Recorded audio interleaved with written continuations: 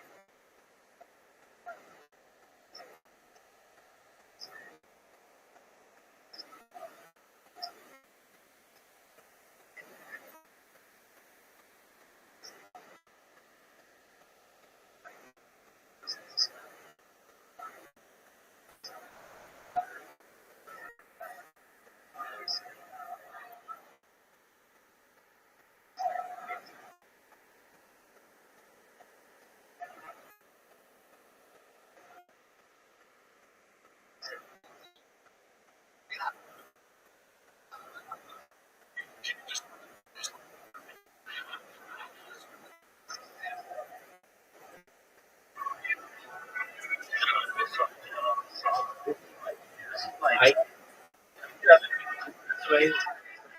when I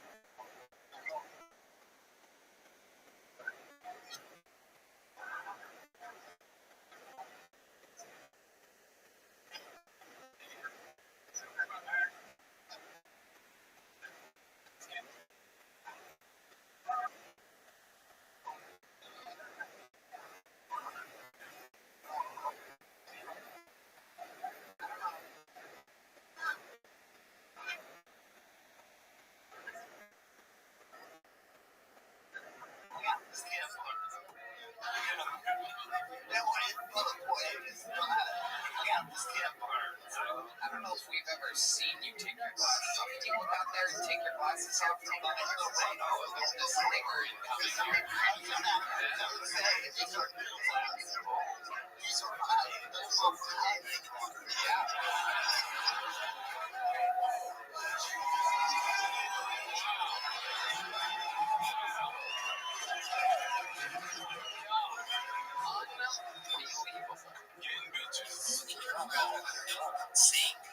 Mark, you've done it again. You got the show started for us. It's not easy opening this show, and you did it yet again. One of the greatest moments of the history of the show.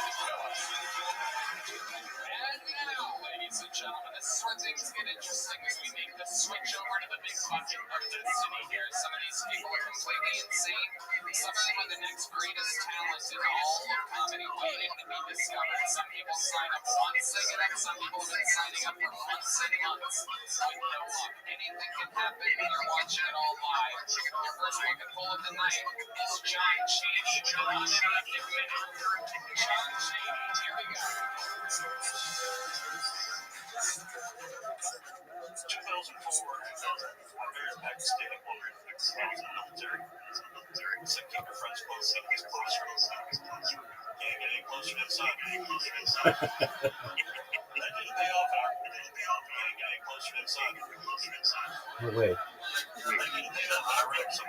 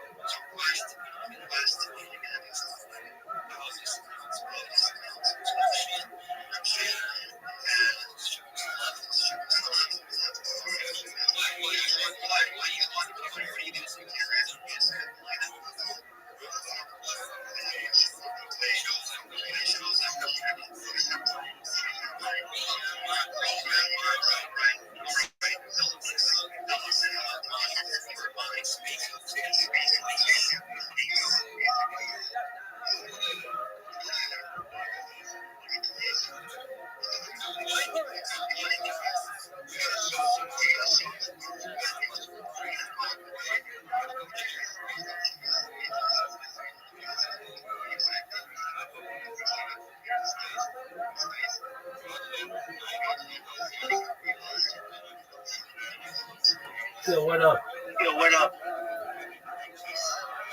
What up, Cyrus? What up, Cyrus? I'm just about to speak on the space, so just bear with me.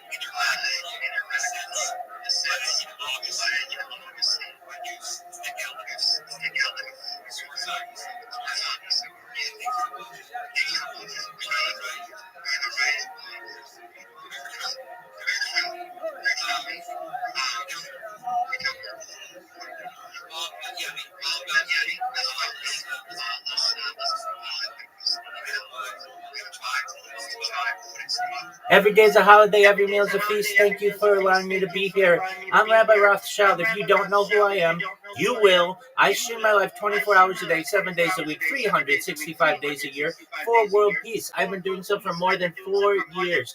My streams go back to the pandemic. We've seen the death of a queen, the birth of AI, the coronation of a king, and everything in between.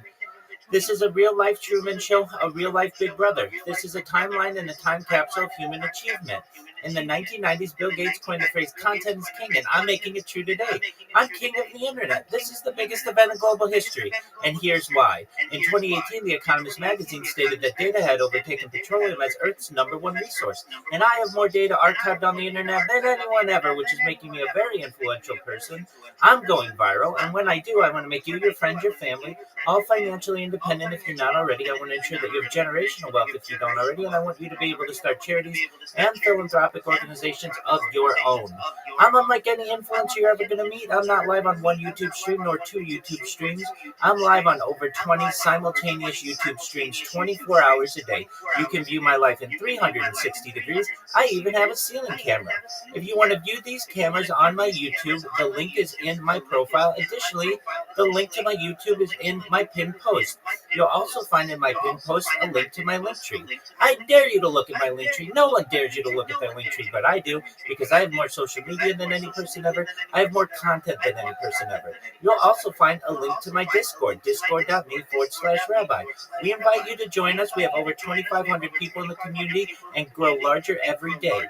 I want you all to know that in addition to making you wealthy and wanting to promote world peace, I want to help end world hunger through the use of technology, such as agricultural drones, floating greenhouses, saltwater greenhouses, hydroponics, vertical farming, cloud seeding. I want to help end world thirst. I'm sponsored by a cryptocurrency that's worth about $100 million, and one of the things that we do is we build wells and water towers in developing nations such as Nigeria for the benefit of the less fortunate. Additionally, I'm an advocate for the Life Straw program, and most importantly, desalination technology, where we pump Earth's seawater onto land to make it drinkable. If you're a reply guy, if you're a Web3 marketer, if you're a raider, you're a shiller, and you want a free mentor, coach, and friend, send me a DM. I will respond. Send me a follow. I will follow you back. I want you all to know that I'm here to support you both personally and professionally. I'm here to be a positive person in your life. I'm here to be optimistic on the future, and most importantly, I want to give people hope. And with that, I sincerely appreciate the opportunity to share. that was crazy, man. Yeah, he was speechless. He's always the most. Yeah, The deliverers and he always shows love. So, honestly, guys, just the revivals right now. And just in, like, Yuki is having amazing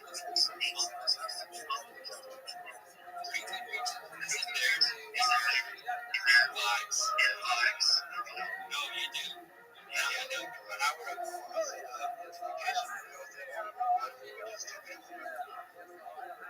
what happens when speaking into existence?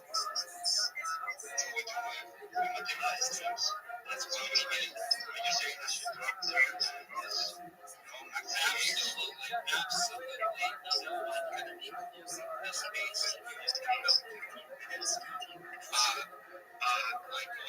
Like, go ahead.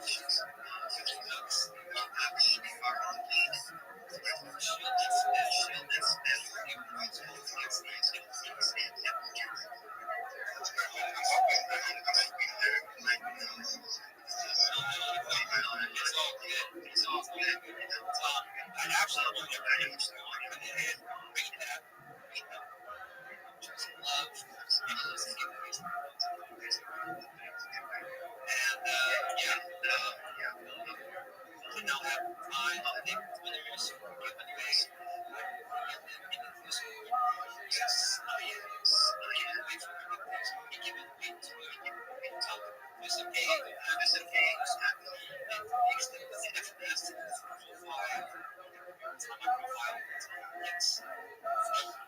There's a link, this is the JG, plus 16 plus, and plus, X, and you see the communities,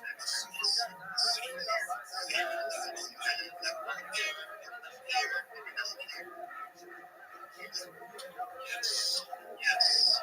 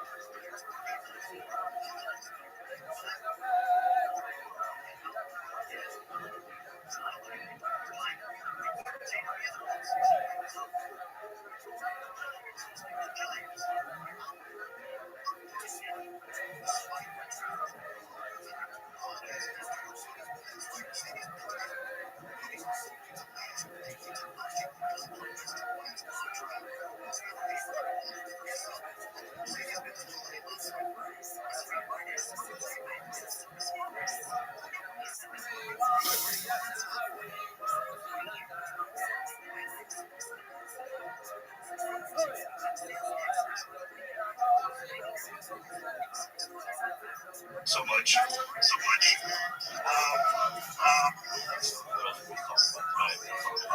nervous to tell you on the medal.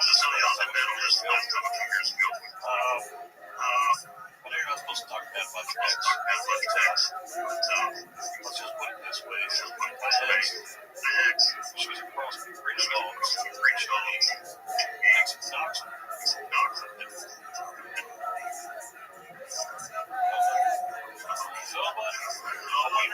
Nobody got that? Okay. Speaking of kids, I got three of them. When my oldest was 4, kids, I got three of them. When my oldest was 4, for Halloween, I dressed up as what's scarier? Not Spider-Man the evening, or a 4-year-old girl standing there in a bed facing a suicide nest. And instead of saying, the trick-or-treat's going,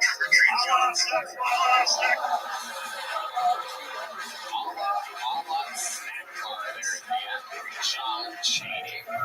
Good punchline. You have 3 kids, John? And there's something of triplets on the way as well. You were on the show a few years ago, you said? And it didn't go good.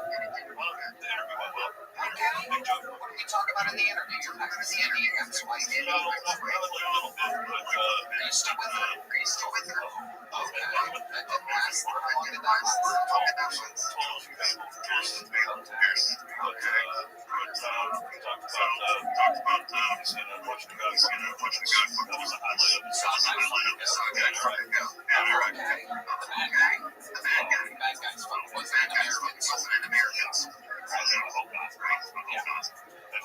So what's been going on since then, John? How long have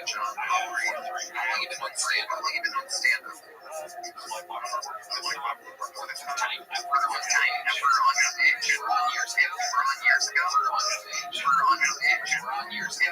Years ago.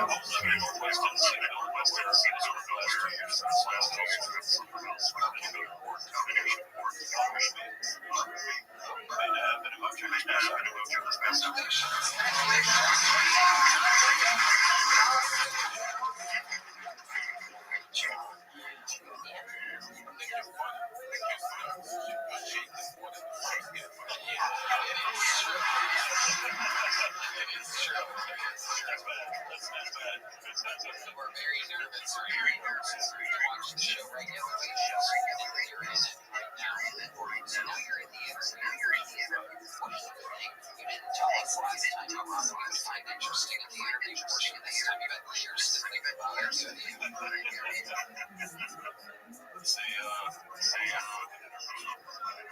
Tom Brady didn't do that. Born in Youngstown.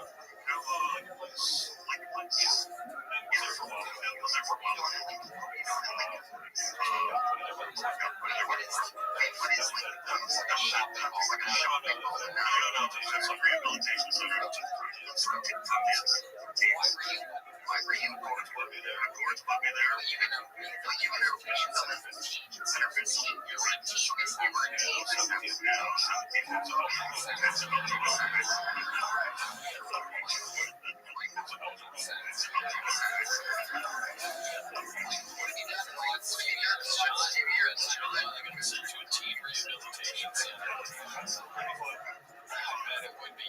this away. Bring this away. Sure, you were the guy before you go. You said you're 43, right? Okay. Two trips down road will do that, Jay. Yeah, for sure. Yeah. Just life is good. Just what you do. Yeah, 3 kids, big parents, yeah. That's it. You're like Bert Kreischer. He was calling it the Steve Apnea machine. That checks out.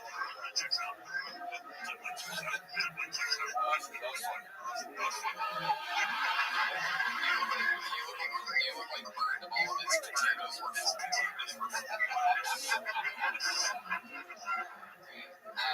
John, now you don't tell us what else did you see in Iraq? What's happening in America here?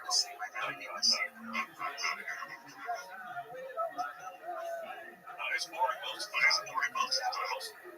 It's not action-related, so. What exactly did you do? I was artillery. Never shoot anybody. Well, I mean, we shoot that. Okay. Shoot anybody. Well, I mean, we shoot that. We shoot that. Kind of shoot. Trying to talk to me like I'm an ass. I'm fucking miss, motherfucker. I shot at people. I fucking sucked. We don't choose where we shoot. They tell us where we shoot. What you shaking like this? We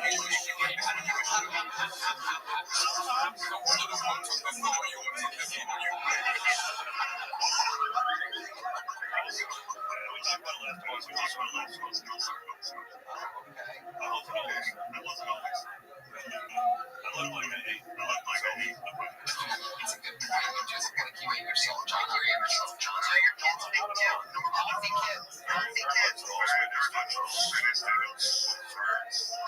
What's so bad? They're the debating Pakistan. So they're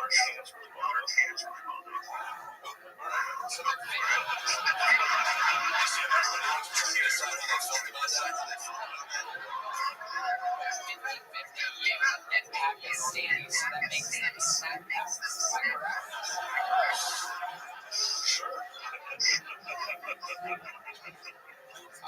John. Well, fun times. Welcome back. You're getting there. You got a little jumbo last time, I'm guessing, right? You got a big one? Getting there. You got a little jumbo last time, I'm guessing, right? You got a big one? This time you're getting a medium one. I was in the giving mode last time, John. John Cheney. Oh my God, this guy was fighting for our country. There he goes. We have John Cheney. Some of these people signed up for a year straight. My God. There she is. The lovely Heidi, ladies and gentlemen. Her show Love on the Line is at HeidiRegina.com. Hi. This podcast is sponsored by Talkspace. Talkspace is the #1 rated online therapy bringing you professional support from licensed therapists and psychiatrists that you can access anytime, anywhere. Talkspace therapy and psychiatry is covered by most insurance and most insured members pay no charge. Certain doctors make a licensed provider that's selected for your needs. Therapy can be cost of therapy. The mission of Talkspace is to mission quality care that is accessible and affordable. Whether insured, Talkspace makes getting the help you need easy, accessible, and affordable.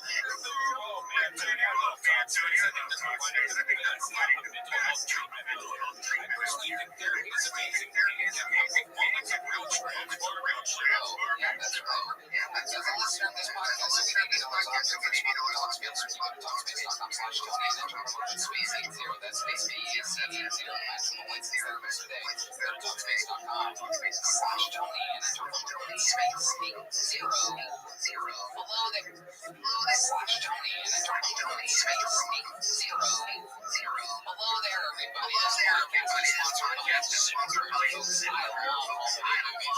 best blogs and offbeat family gathering and challenge worship and holiday people make those holiday favorites and takes the team of talented people from actors to editors to crowd sound when it comes to buildings such as geometry, such as industry, or a wide range of other industries. You need to hire the right people. The way to do that is right now you can try to serve a brand slash technique and cars to hiring sites, there's matching technology which fast the top talent. So you don't waste your time and money. Now you can find out right away how many job seekers are in your area qualified for your role. Recruiters advanced resume database. You can instantly unlock top candidates' contact info. It's amazing. I don't want to be all below this holiday season, that's for sure. So make your hiring a superior report of other employers who goes out to work and quality better than the person years with this exclusive webinar right now. The trace right now. The trace recruiter.com/Coltoni is that recruiter.com/Coltoni. The smartest way to hire. Your second fucking point is like a new name. Let's see if it is. Let's see it's from Michael Hines. Everyone will be cycle all together. It's from Michael Hines. Everyone will be cycle all together.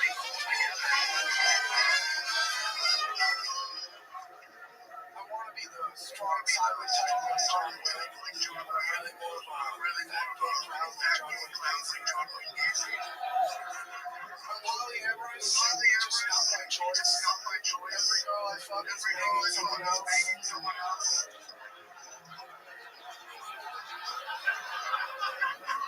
The two things taking jobs in this country are AI and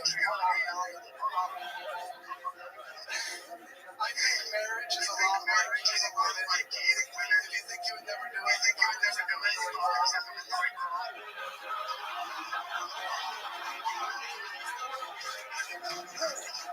opinion on abortion is probably shouldn't. Unless it's mine, because I'm just really not ready to be attached. So, you know, same with every guy. You guys know why Jesus is in such good shape? It's the original CrossFitter. That's hilarious.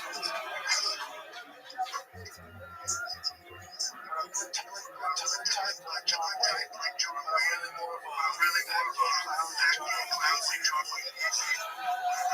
I'm Wally Everest. Just not my choice. Every girl I fuck is banging someone else.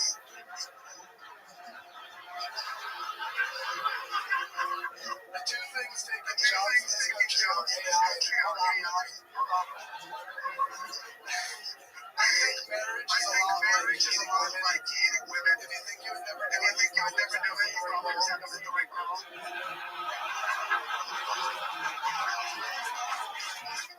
It's a lot like dating women. If you think you would never do it, you're probably accepting the right girl.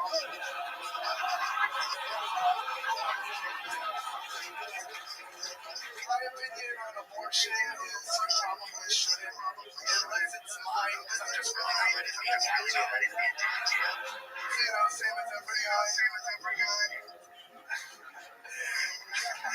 You guys know why Jesus is in such good shape? It's the original CrossFitter. Quick jokes. There you go. Michael Hines. You've been on the show before. Welcome back, Michael. Thank you very much. How did that go compared to last time? Last time went pretty well, too. Good, Michael. Hell yeah. How long you been on stand? How long you been on stand? Just over 2.5 years. 2.5 years. Pre-orders, assistants,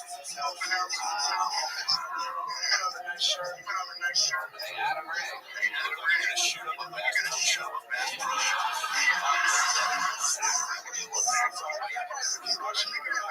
How did you get a concussion?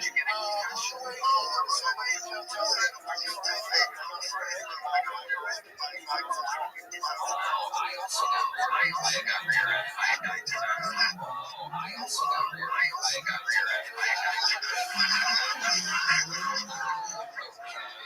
Okay. What ethnicity was the guy that hit you? I'm gonna let you just say it.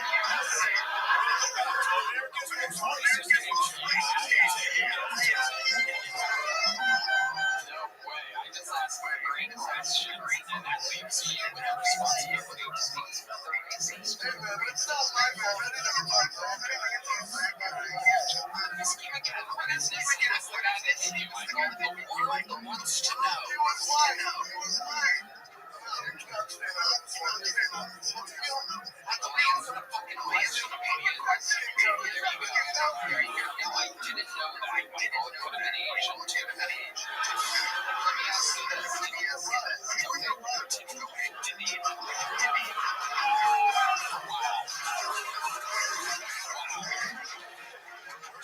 this fucking tranquilizer thing. Dini or Rodney rear-ended you and then you took off? Well, he apologized first, then he got out of the... He got out of his car and apologized. Well, this one guy got out of my car. I said, my bad, bro, I'll get out of there. Damn. Your car damage? Yeah, it's damaged. He's got his damage and all. How do you know it's exactly 50? It's actually 50. Damages got 50 miles an hour. How do you know it's exactly 50? It's actually 50. He gives a little plastic as a sort of Ian Edwards. do the guys. He told me. Yeah, he may have signed up. We're going to find out later. It's been a crazy day. I rear-ended some bitches never before I got here. Interesting. What kind of car was he driving? Silver shit.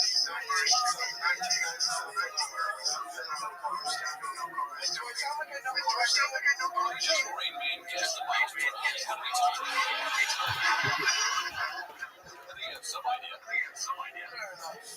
Joke's really funny. Yeah, very funny. Michael, what else is going on? Tell us more about this. She's been trying to break down something, but it makes it big right now. Again, Alaska. I don't want to be compared to the last guy down Hey, Michael. How have you been trying to lose weight?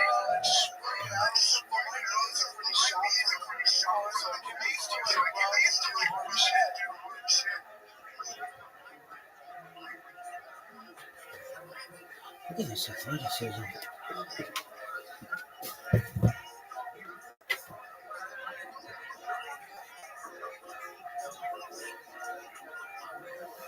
Dog, see if you can do the thing and then work time travel into it. Alright. Thank you for the opportunity.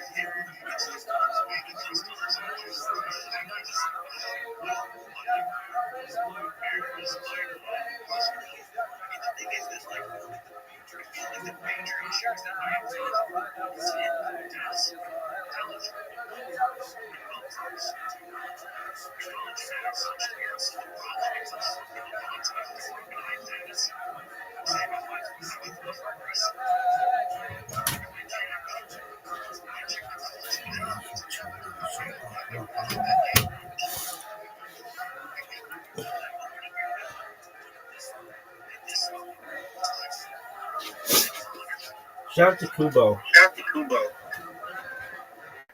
Thank you, man. Thank you, man.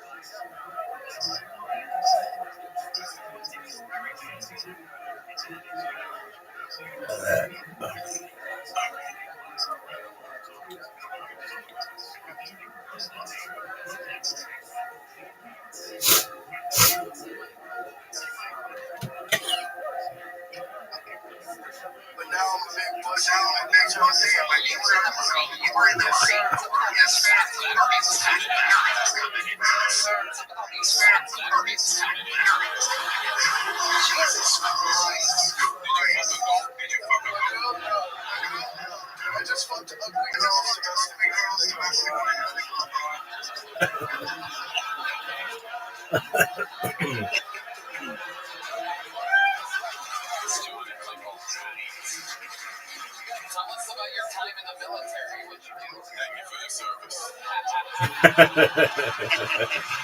It was a tremendous waste of time. Right after boot camp, the pandemic happened. So I ended up spending, I went on to my next training school. There was a 6-week workshop school. I was there for 14 months because the base was just shut down. They hated what I was saying, so they were like, you're gonna leave the base, you're gonna get sick a lot of your work about the training. It was kind of nice. What a big waste of time. Wow. Is that how you hurt the knee? Long runs and long hills and all that shit that we didn't even do. We're trying to get you guys church to get you over concussion.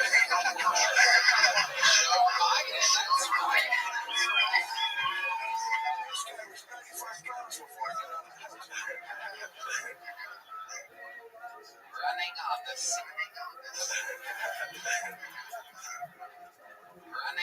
sandy beaches of Florida. What an unbelievable hero you are. Thank you guys, I appreciate it. Tell us about your real personal life before we get you out of here. What's your love life like right now? Please. I got laid like 3 weeks ago. Girls told me to love me, so I like to, so let's go. You're not the guy, you're not the good looking either, so no, that's just what it is. Welcome to another episode of the Sounds Like the Subway Conversation. So this is all breaking story. Show with the show. Okay. So what exactly happened? She came up to you after your set? Yeah, she was actually not too bad. She probably could have used him because when he stepped down, she's a beautiful Latina, and I wrote them. Okay. That's pretty cool. Wow. Where did this take place at? You took it back to your place? I can't tell you. And then so what happened is you go in there and what do you drink or something? Take us through the exact order of events in your events. Is it like getting robbed on Michael High? What's it like getting robbed on Michael High? Getting wants to know. Yeah. Listen, this is amazing music, guys. Wow, Michael, this is such a I guess apartment is that what you said? Yes, I do.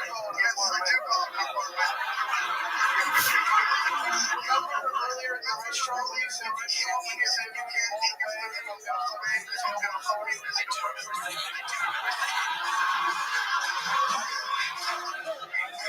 you crushed it in your comedy show. I appreciate it. I'm gonna finish that burger, and then I'm gonna carry it. Okay, but don't record me like you did the whole car ride over here. Well, you can't be your music on camera, so we're here. Yeah, but only after you gave me that code. I mean, I dropped something. Where do you want to go, by the way? Like, do you have a bedroom or just this room? Well, I do have a mattress on the floor. What a weird way to say you have a bed. Girl acknowledges the uninflated posters on the wall. Oh my god. I didn't know there was a Goonies 2. There was a Goonies 2. How did you get that? You must mean business. He tries to distract her from the Goonies 2 poster. Girl, let's get real wild out. We got the downstairs. She's a bitch. That's like language unless you're funny. Actually, you do.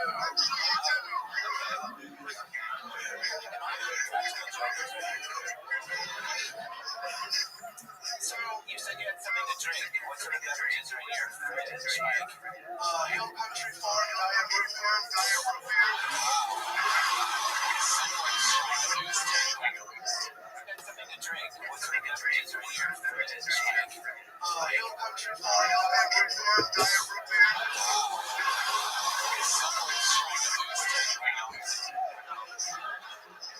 That's just my favorite type of soda. It's a guilty pleasure. Your guilty pleasure. Can I ask you a personal question, Mike? Do you have any condoms? I do not. Yeah, by the poster, I said, Goonies poster that says, I robbed up everything.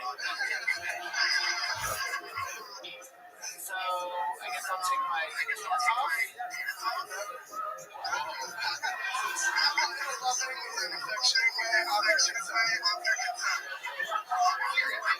Very good job.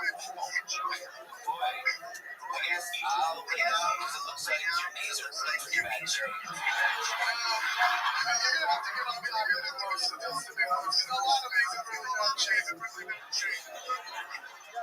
I hope my fupa doesn't bother you.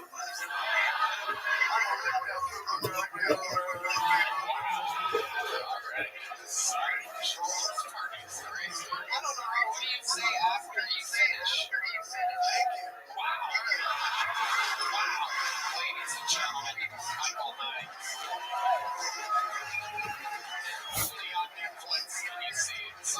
Michael Hines raw dogging a Latina fan from Narvar. Do you mind if I black friend wash this? Do you mind if I black friend wash this? I thought we both knew. I lived halfway through. It's the worst porn I ever heard about. So did you ever spend the night or did she leave that night? Wow, Michael Brax. No, I don't know. Check out for that. Very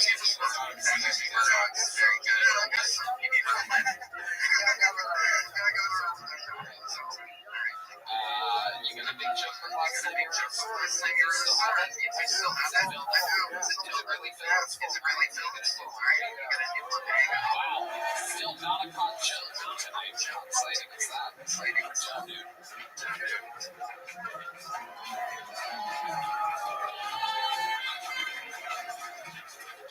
All right, ladies and gentlemen, your third bucket pull of the night goes by the name of Big Stew. Everybody, it's time for a minute from Big Stew.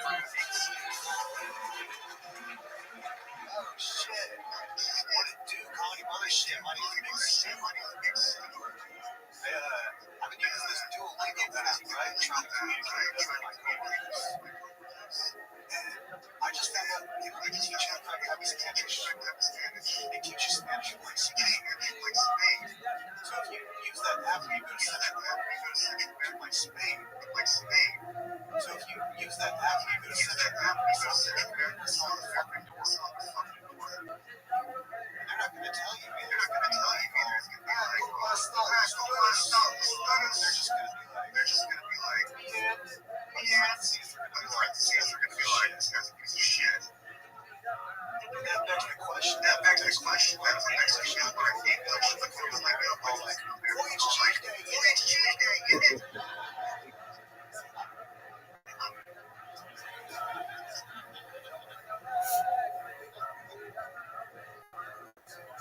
What is Big Stew? What it do?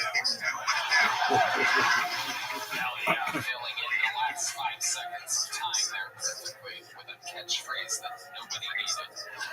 Big Stew, is this your first time on the show? Okay. So how long have you been on stand-up? Well, that was 6 years ago. So how can you be doing all for 5 years? It's just hard to say. Is that where you still live? No, I'm not here. How long's it was? 2 years. Almost 2 years ago. So between a year and a half. You were on in 2019. 2 years ago. 2 years ago. So we've been doing it a year and a half. I'm saying all together. So why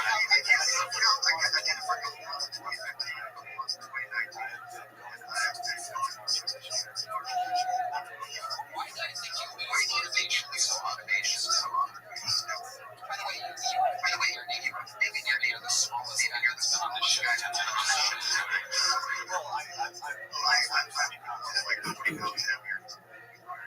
Okay. How'd you lose the weight? The last 4 comedians want to know.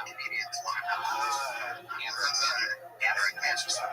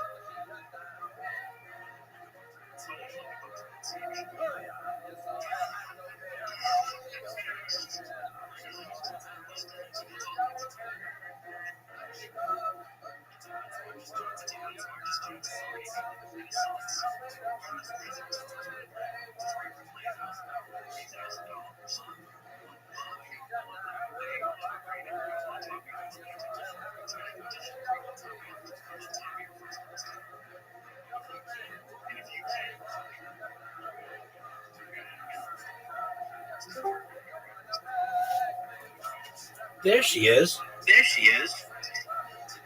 Yeah. Hi, here. How you doing? How you doing? I'm good. How are you? I'm lovely, Miss Aquarius. My hours are reversed My though. hours are reversed though. So. Oh, you're tired. Okay. No, I just awoke.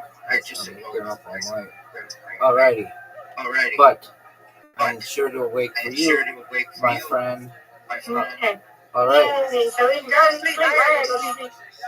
Yes, ma'am. Yes, ma'am. Alright.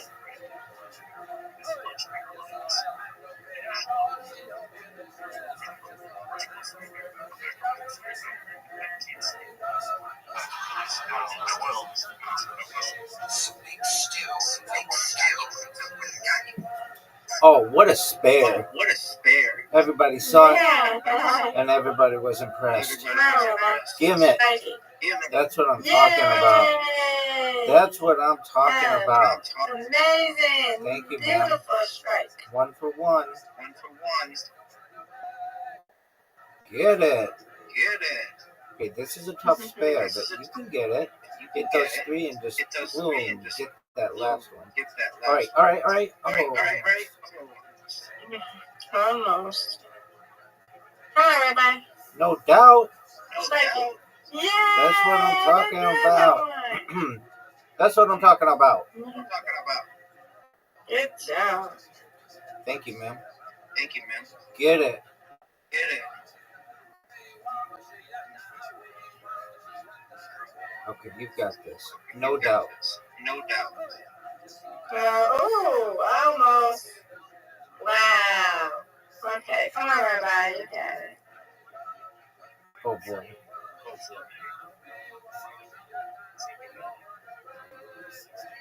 Get it. Get it. Yay.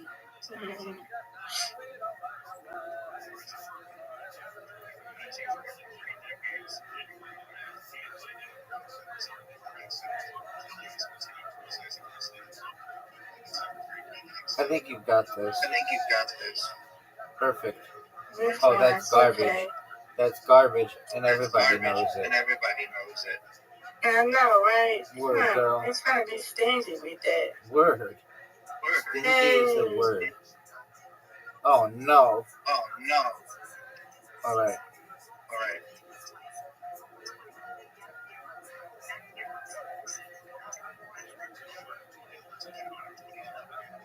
That was good. That was good. Mm-hmm. Not gonna beat you, but I still win.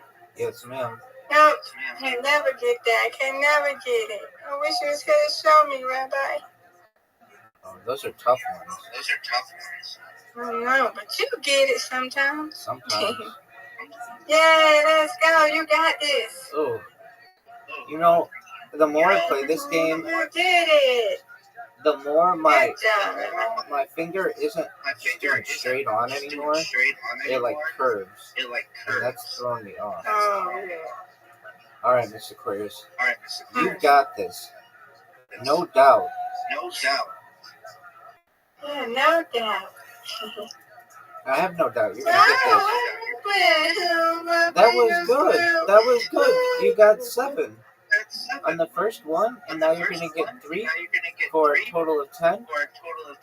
No. What happened? That thing. Man, I wish I could videotape it. A glitch on you? I wish I could videotape it, Rabbi.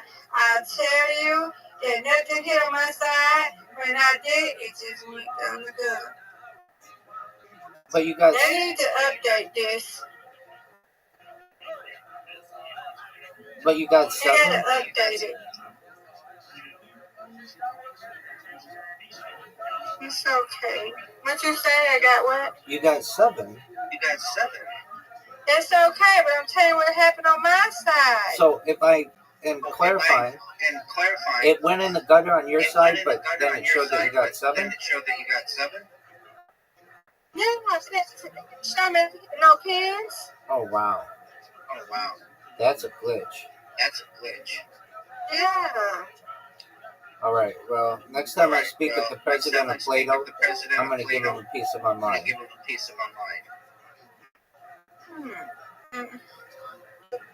Very bird.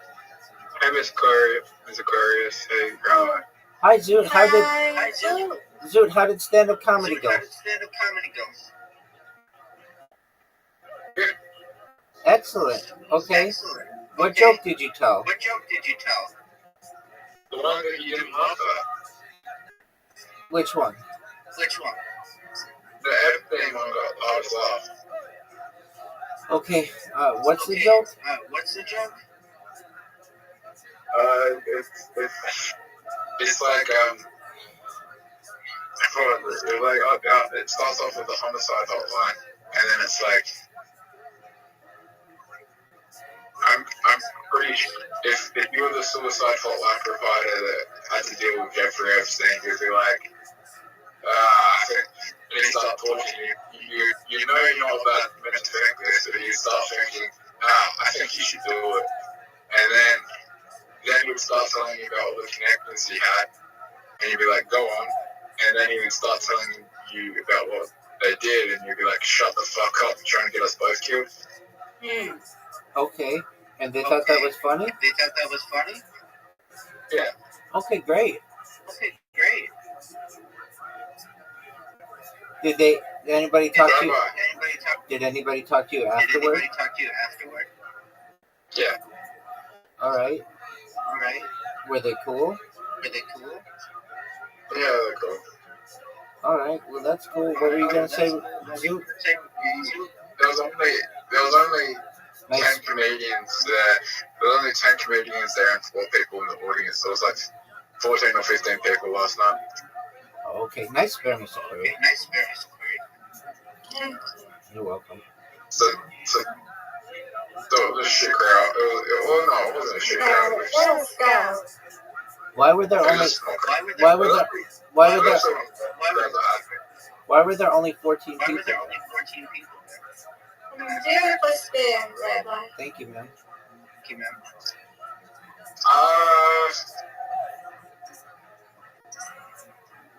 Good job. You win, I win. You win, I win, Miss Aquarius. And I win, Undefeated in Aquarius. bowling, undefeated in friendship. Great job. Friendship. Great Good job. See you in the morning, guys. Women. God willing. Sweet dreams. Oh, because there was a big event. There was a big event on. That's why. There was another. Yeah. Hey, hang on. There was a Canadian from interstate touring, and they had a lot of the people.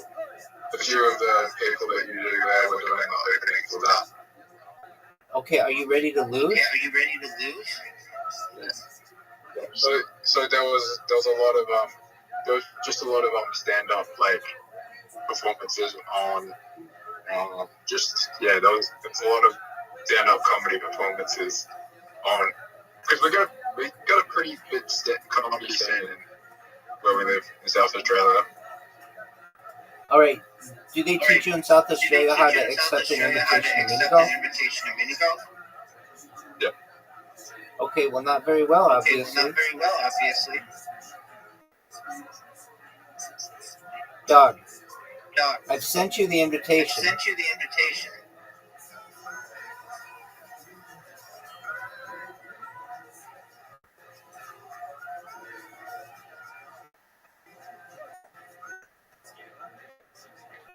All right, Zoot, did you know that James McCann, the pride of South Australia, is the number one contender for Kill Tony Guest of the Year? Oh, really? Oh, for sure. He's been on 5 fucking times this year. That's like more than anybody in a year.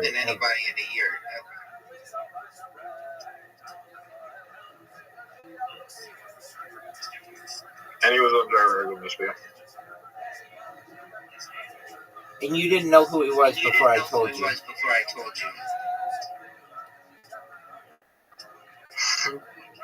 No, I'm pretty sure I've met him. I just can't fucking remember. You never met him. He would remember. He'd be like, I met Zoot. And everybody would be like, no way. And he'd be like, yep, I met the Zoot.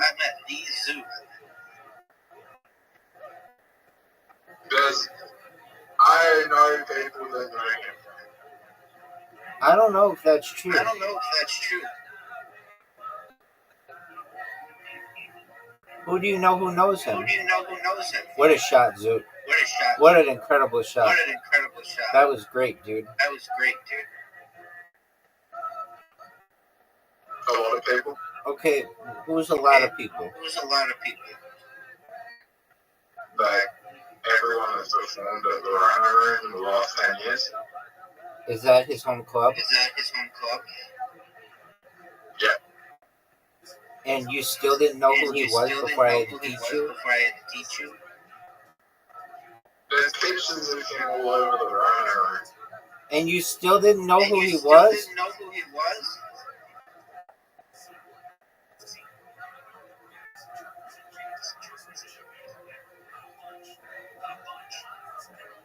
And I hadn't been to the Rhino Room in like 8 years before you started going recently? Yeah, I went to the old Rhino Room. Okay.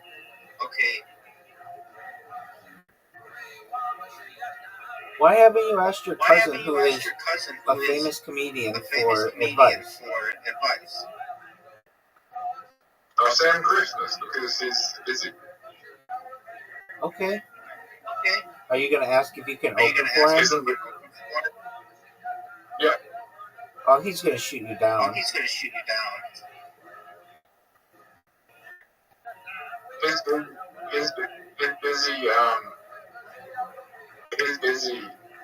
doing a podcast with Jim Jeffrey. That's pretty big. This is your first You know who Jim Jeffrey is? Yeah, I think so. This is your first cousin? No, step-cousin. Oh, okay. And you think your step cousin's going to let you open for him?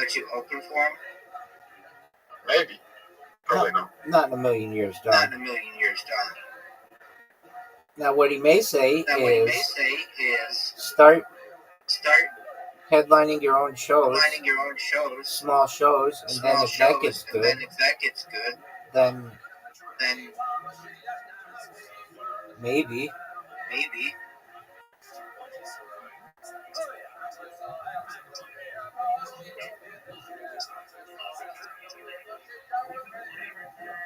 I got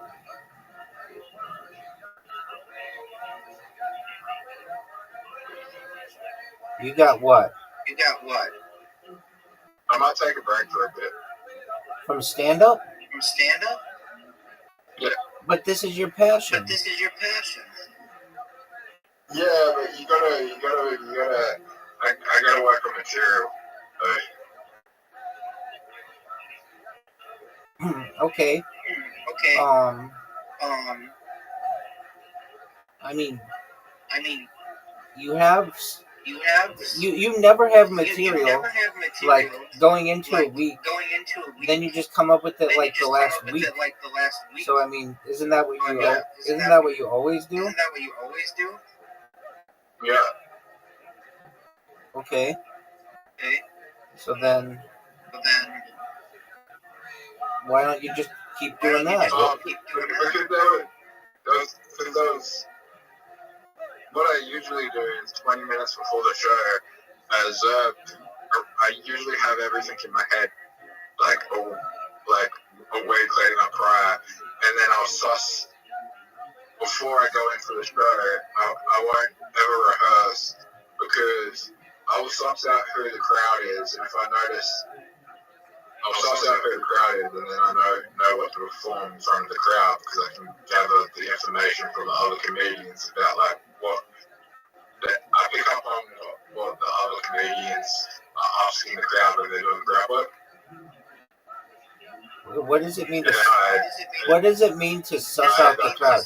What does it mean to suss out the crowd? What do you mean? You just said I'll suss the crowd out. I will say what their like personalities are like. If they're gay, I'll start trying to relate by saying gay shit. I don't know. You think that's how it works? Yep. So you can just tell if a crowd is gay by looking at it? No. You just said that. No, I'll listen to the other comedians that perform before me, and if they ask the crowd if they're like gay, I'll start adapting to that. What are the odds that a comedian beforehand is going to ask a very personal question, are you gay, to a big group of people? Like, what are the odds of that? Like every fucking performance. So Like they every just, fucking time. so the stand-up comedians commonly ask the crowd if they're gay? Yes. Okay. Have you ever done that?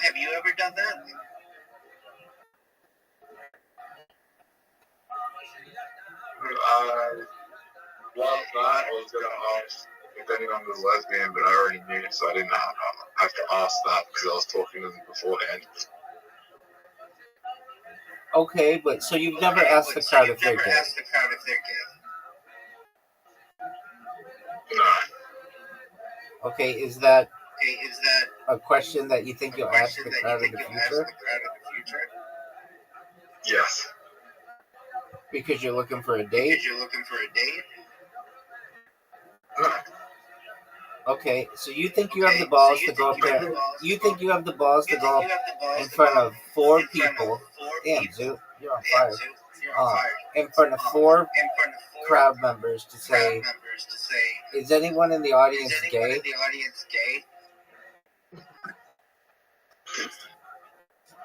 Yes. And you don't think that's awkward? No. Perfect game, Zoot. Maybe if Zoot, perfect game. maybe if Zoot, perfect game. maybe Zoot, perfect maybe game. if Zoot, it's 2025. Zoot, perfect game, man. Aren't you going to say that was amazing? It's 2025. No one gives a fuck if anyone's gay. Zoot, perfect game. Zoot, aren't you going to say that was amazing? Yeah. Was. I scored 69. It's 2025, Rabbi. No one's offended. If you're asking adults if they're gay, different if you're asking children if they're gay. But if you're asking adults if they're gay, no one gives a fuck. All right. Would you ask people if they're transsexual or transgender? I mean, you can usually tell. But what about those ones that you can't? Oh, that's not binary. Not necessarily.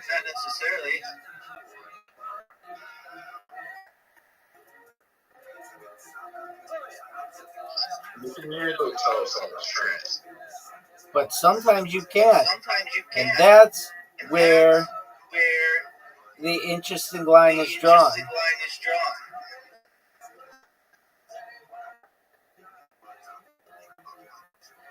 Yeah, if you can't tell that someone's trans, then they must have a lot of money for the cosmetic surgery because you can usually tell. That could be. But not necessarily. It could be like a small framed individual.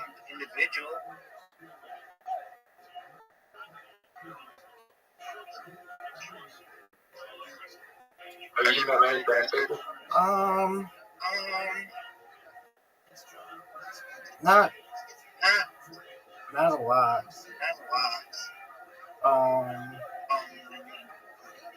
And I don't know, like, I'm trying to think if I've met cross-dressers.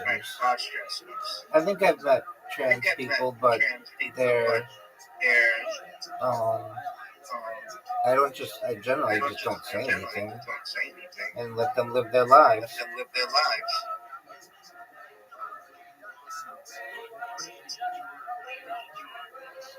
I haven't met a lot of gay people in general. Some, but like I would say, at least to my knowledge, like 95% of every person I've met in real life is straight. Now, in online, I meet all kinds of people. And it's totally different than those people who I meet in real life. Like, they're far more diagnosed with stuff, or they're queer, or non-binary, or femboys, or everybody's got something online.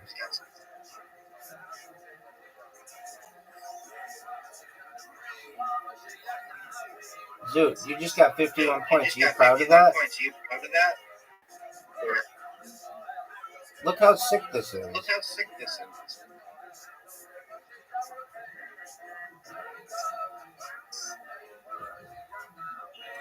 Zoot, are you going to go on Twitter anytime soon? Get this. Everybody's waiting for you to be on Twitter. Everybody's waiting for you to be on Twitter. I was in a space today, and they're like, "Where's Zoot?" And I was like, "Oh, he's doing stand-up." And they were like, "Oh, no way. Does he know James McCann?"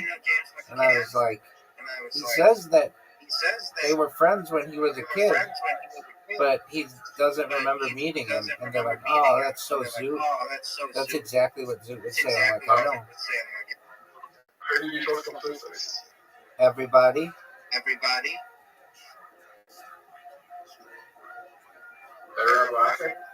think being gay comes to choice. All right, maybe to some people it is. I think it's about how bored are you. Yeah, that too. But like, think about like.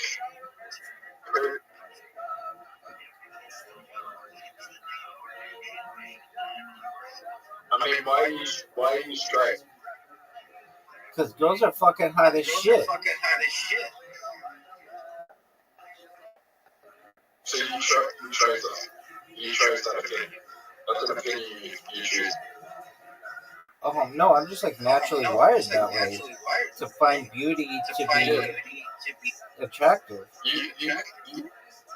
You can choose to not have that opinion. Yeah, definitely. I could choose to not have that opinion. I could choose to have any opinion. That's like what makes it an opinion. Yeah, so it's the same. That's why I think being gay is embracing gay for is important. You know? All right, you really want to know what it comes down to, Zoot? But when you touch the other person, do you want there to be muscle or a little bit of fat? If you want muscle, then you're gay. If you like a little bit of fat, then you're straight. At least as a man. As a woman, it's the opposite. If you like a little bit of muscle, then you're straight. And if you like a little bit of fat before the muscle, then you're gay. Because women have a little bit more fat than men do. So that's what it's about.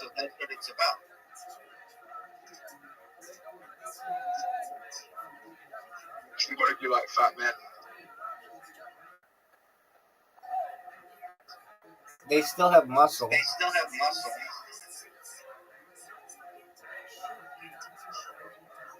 Dude, I'm gonna get my 300th. I'm gonna get my 300th win against you, and then I'm taking a break. What if you like men with no muscle? What if you like men with no muscle? All men I think biologically have muscle.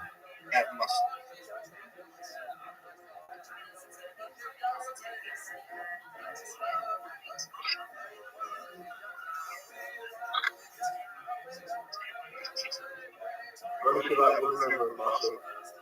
They still have a little bit of fat in between the muscle and the skin. It's why they're better long-distance swimmers. Because they're more buoyant.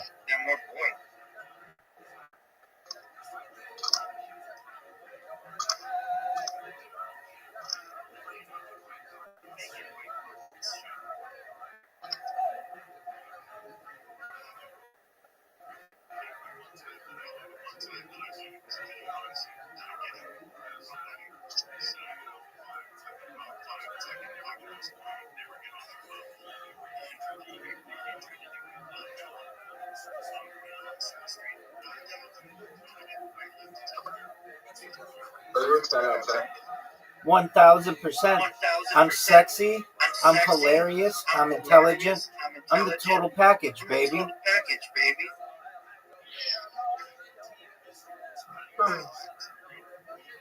That's how women feel. Zoot, are you ready to lose? I'm waiting on you. Rabbi, What up, there's baby? someone you would give a second chance. Oh, I believe everybody needs a second chance. Really? Yep. So what do you think of cancel culture? That people deserve a second chance. So you're not a fan of cancel? They can be canceled, but that doesn't mean 20 years down the line they can't be given another chance if they're sorry for what they did. Fair enough. Do you feel like people would be more apologetic in opening for people would be more apologetic in the future? Yes, I do. It's an excellent question. All right, $2.99. This could be our last game for the time being. You don't come in the middle of the night. You don't come in the middle of the night anymore. And I miss that.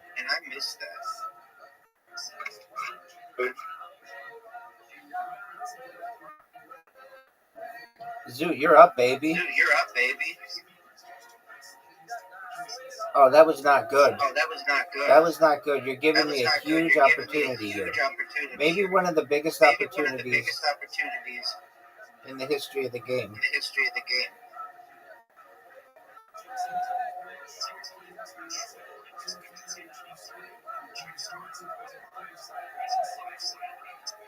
Zoot, when you blow up and you get really famous and your step cousin wants to open for you, would you reject them because they won't let you open for them? You'll let them open for you? Yeah. Would you let James McCann open for you? You know what's crazy about that? What's that, Zoot? I've met someone that opens to James McCann. Cool. Were they good at darts? Nah. I got you, Zoot. Champion. Hold on, we gotta play Moncala. But yeah, like when people, I kind of think everybody's on the most comfortable places to do stand up. Dude, it's perfect weather. No, it's just that there's always a mentor. There's always 2 or 3 events on every week that you can get into, and there's at least one open mic every week. Have you ever had a... Zoot, are you gonna go or are you just gonna ask me questions?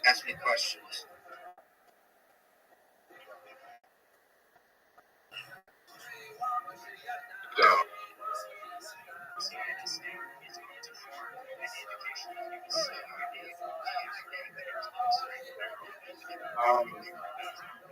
I think I'm doing this shit.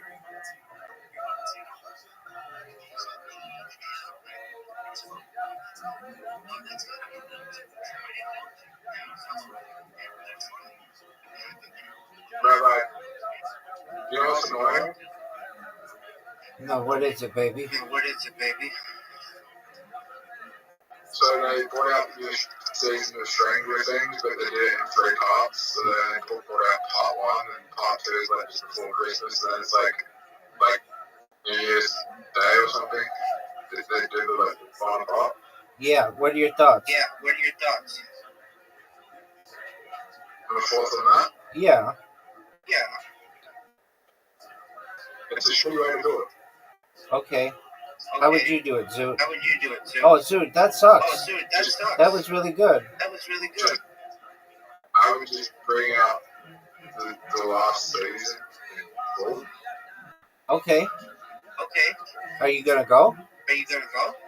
Oh, Zoot. I get why they do because people have so that people they're doing it 2 months apart, so people just don't subscribe to Netflix just to watch the last season of Stranger Things, so they want to do it in 2-3 parts so they can avoid that, so people will have to give a subscription for longer. Word. That's why they're doing it. Word, dog. Word, dog. Do you think you're gonna go? Do you think you're gonna go? What do you say?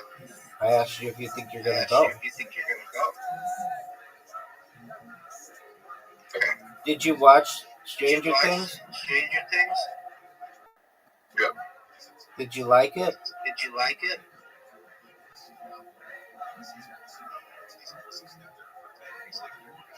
Oh, you won. Oh, for sure, Oh, dog. for sure, dog. No doubt, baby. No doubt, baby. It's over. Yeah, I do like the premise of it, but I am annoyed that I have to wait another, month, 2 months, whatever, to see the last, what's been going on for 10 nearly, years. 8 years. 10 years. Leading up to this. 10 years. Dude, this bitch has been going for This 10 bitch has been years. going for 10 years. No, Okay, whatever. Okay, whatever. it's funny. It started It started in 2016. mid 2017, and it's going to No, end January 2016. 2026. So Dude, that's it was 2016, my it's man. nearly not. It was 2016. It was 2016. No, it wasn't. Yeah, dog, I watched it Yeah, in dog, I watched 2016. it in 2016. It was on while Narcos was on. Which was on. It was on when Narcos It was was on on. when Narcos was on. Hang on, what was 2016? It was 2016, It was dog. 2016, dog. Look it up, son. Look it up, son. Nah, because they're not Maybe in Australia it was Maybe in Australia 2017. it was In the 2017. United In States, the United it was States, it was fall of 2016. That bitch was 2016, available. That bitch was available. Oh, yeah. So, yes, it's nearly 10 years that this thing going on. What'd I tell you, baby? What I told you, baby. So, yeah, it's been 9 years. So, it's been leading up to 9 years. All right. All right. F you for doing that. That was a good For shot. doing that. That was a good shot. You're up, baby. Yeah, You're up, baby. You're fucked. You're fucked. It's over for you, son. It's over for you, son. It's over for you, son. It's over for you, son.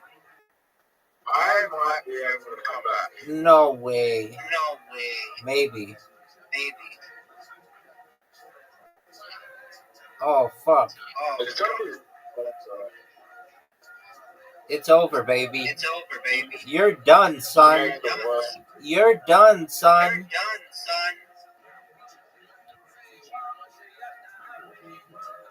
All right, our last game, Our baby. last game, baby. Zoot. Dude. So, You're- yeah. Stranger Things done for 9 years. Okay. Okay.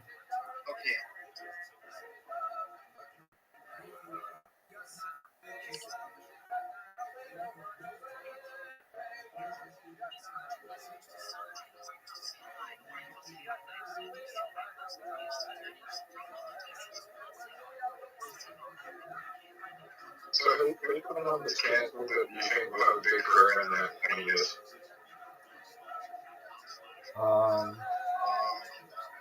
Aziz Ansari. Aziz, I'm sorry. Who? Did you ever watch Parks and Did you ever Recreation? watch Parks and Recreation? Why didn't you watch Parks and Why didn't you watch Recreation? Parks and Recreation? Because I didn't. Why not? Why not? Because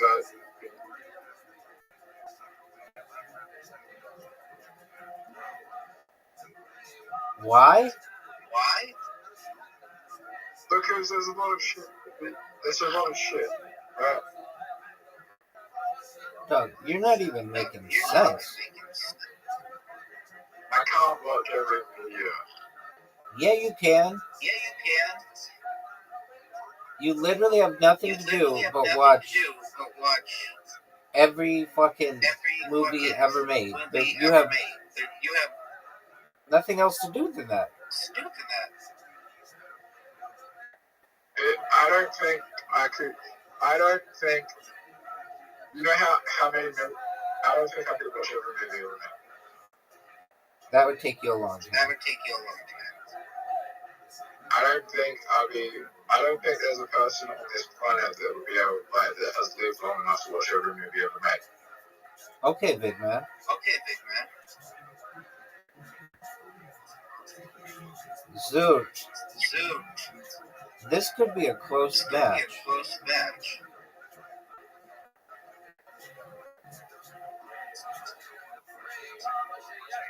You're up, big dog. You're up, big dog. I don't think you would want to watch every movie ever made. All right, big man. Whatever Alright, floats big your boat, my Whatever man. floats your boat, my man.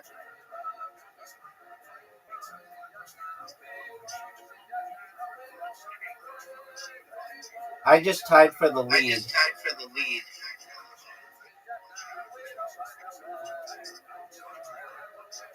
Oh, Zoot.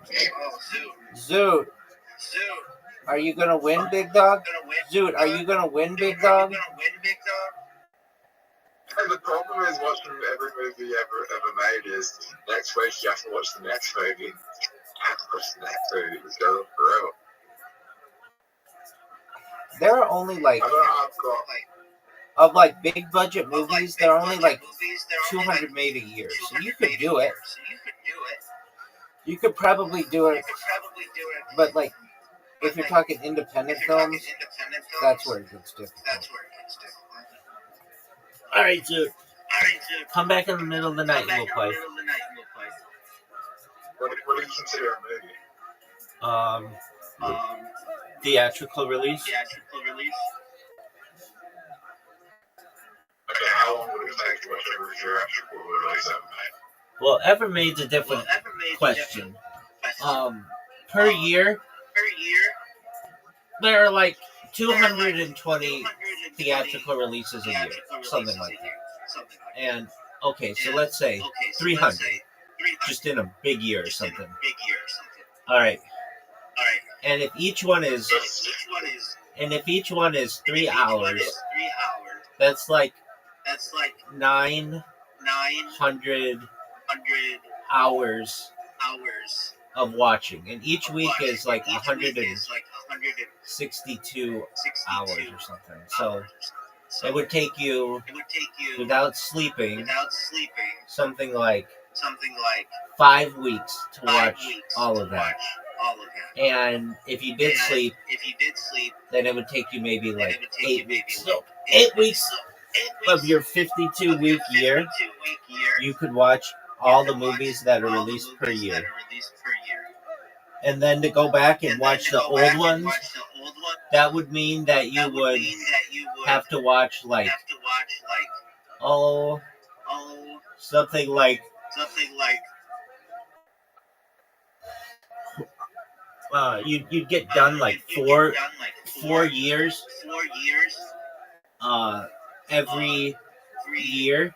So year. you'd watch the So current you'd year's watch the movies current plus year's 4 years movies back, plus 4 years back, and then and then so you're asking so like, you're asking, but they didn't like, always but they release didn't that many always release that theatrical many movies. This is like movies. This is like way back in the day, way like back in the 50, day, like 70 years 50, ago, 70 years they would ago, only release they maybe would like only release maybe like 60. 6. So So You want to know something, Rabbi? hold on, it would probably take but you it would like probably take you like 10 or 15 10 years. or 15 years. Now, you know how long it would take to watch every theatrical movie ever made? How long, baby? 24/7, non-stop. As of right now, in the year 2025, it would take 110 years to watch 555,000 movies. That's how many there been. Well, wait. Are we just talking? Are we talking globally? Yeah. Oh, that's a lot more. I was just talking in the United States. But this is theatrical movies released. It would take 110 years. Yeah, that's a lot. 24/7. Okay. Non-stop. Well, start then. 8 hours a day, every day, no days off, 330 years. 4 hours a day, every day, 660 hours, 660 years. 2 hours a day, like a normal person, 1,320 years. All right. What do you want me to do about it, baby? I mean, maybe when mind uploading technology it happens and you have nothing else to do for 1,000 years, you can do it. That's tight, big dog. Humanity. But in the future, the mind uploading technology could get so advanced that you could probably watch every movie and have all the knowledge in about 3 seconds. Probably less. Probably less. Oh, for sure, dog. You're way underestimating transfer speeds. Humanity as a species would need roughly 150,000 simultaneous.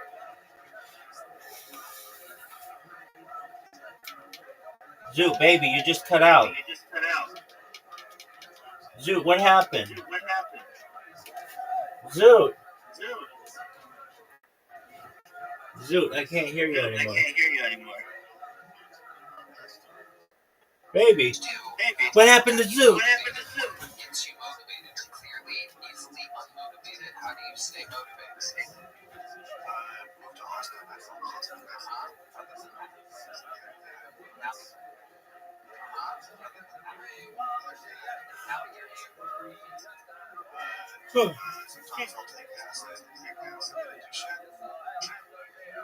Okay, big Stu. What do you do for a living? Right now, I'm going to go to What is that? I make flags. Okay, what kind of flags? What kind of a tramp? I disconnected. All right. Have you made a tramp? 800,000 people. Look at that. You need 150,000 people working 8 hours a day to finish the whole thing in a year. If you had 150,000 people watching 8 hours a day, you could get it done in a year. All right, Zoot, why don't you watch Kill Tony? Definitely need to see this. It's starting to all make sense, ladies and gentlemen. That is how you end up. I have watched Kill Tony before, so the only reason I don't like watching videos of other people doing stand-up because it can influence my performance too much. To make you better? No, it can influence my performance where I'm thinking about content. And, you know though, like I have watched Dave Chappelle, and some of my work is influenced by Dave Chappelle. All right. Have you ever seen the Chappelle Show? Yeah, I don't think the Chappelle Show is his best content.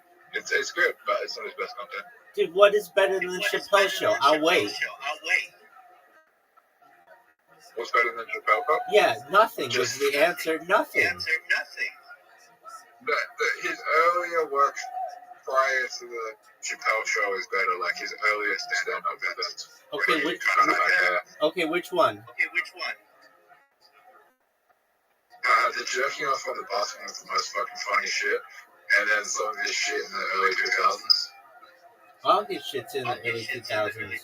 If it's before, shouldn't say that. What comedy stand-up special? What stand-up special of his is your favorite? Last one. Which one? Whatever one that has the jerking off at a bus. I don't know. I don't remember which one. I know the bit. I get the bit where he holds up the whole bus like a hostage situation. Yeah. Yeah. Killing him softly is the answer.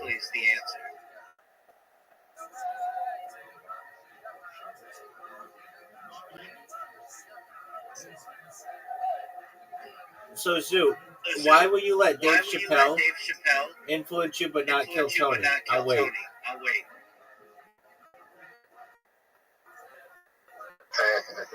Why? Yeah, why?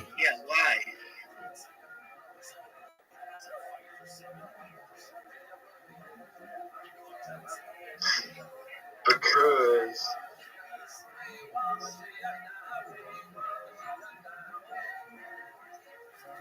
Dave Chappelle's content is more battle tested than the people on Kill Tony. Okay, but I mean, doesn't that mean it still influences you?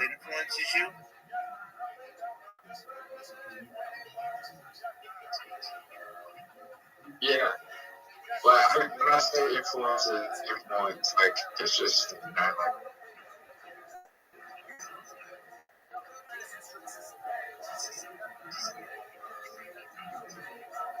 you know what my relationship is? I'm a really bad storyteller. I thought you said that was like what you were great at. I'm a really bad storyteller. Okay, I'm why? a really bad storyteller. Okay, then why is all your stand-up comedy stories? It's not. That's true, but a lot of it is. Because I'm trying to get hurt. So, All right, Big Dog, you're starting to cut out. I said I'm trying to get better at telling stories. So you start off your week and you wait until you can do better. All right. Did you know I'm the greatest storyteller in the history of humankind? I mean, your whole life is being documented. There you go, Zoot! That's what I'm talking about, Zoot! Zoot gets it. Zoot gets it. And you cannot lie about what you've done in the last 4 5 years because someone will hold you like, oh, you can say that you've been fucking women for the last 4 or 5 years, and then people will be like, I've never seen a woman on stream for the last 4 or 5 years, or I'm like, Yeah, no, I mean, I'm not saying that absolutely everything I've said on stream is 100% truth. I've had to tell white lies in them for given reasons. Like, for instance, if I got asked one the other day, or I like have to insinuate, like somebody will be like, where do you masturbate on stream?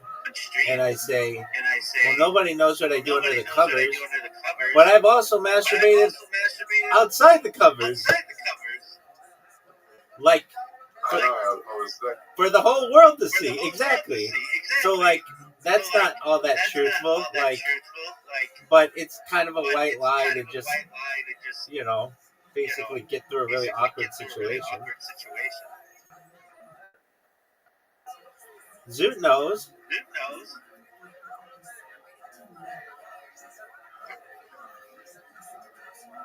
I had a chick ask me that yesterday. What do you have to do when you have to, how did she put it? Crank the hog. And I said, well, nobody knows what I do under the covers. But if I were being completely honest, I would say I even do it on top of the covers.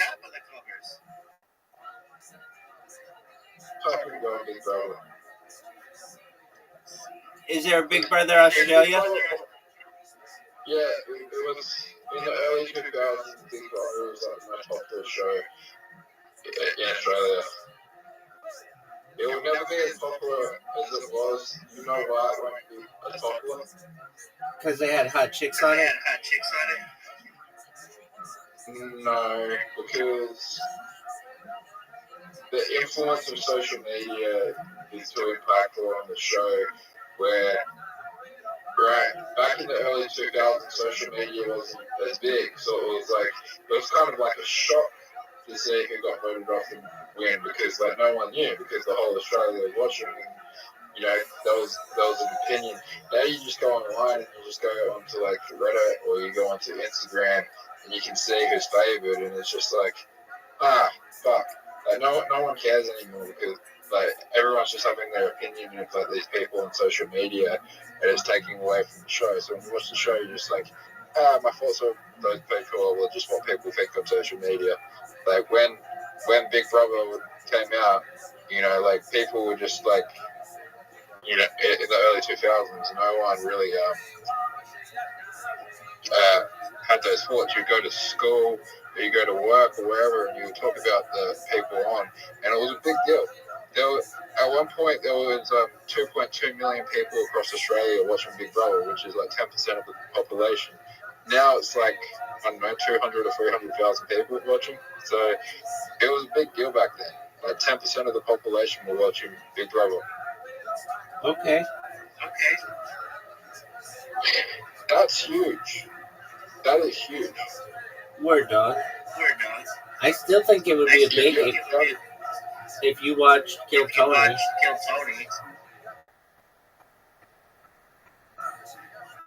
Was Big Brother popular in America? Yeah, at one time it was like the second biggest reality television show. Number one was Survivor. Big Brother was like the second one. And then, like, Did it start in America? I believe it started in England, but I could be wrong. Yeah, I think Big Brother was really popular in England as well. Word. Let's look it up. I'm looking it up, big dog. Sorry? I'm gonna look it up, big dog. But in Australia, Big Brother, Big Brother was the biggest show in Australia. Maybe Australian Idol was up there as well.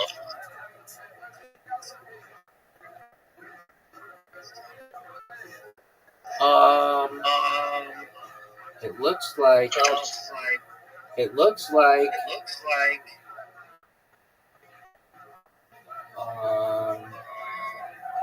Big Brother franchise. Okay. It looks like it was started in the Netherlands.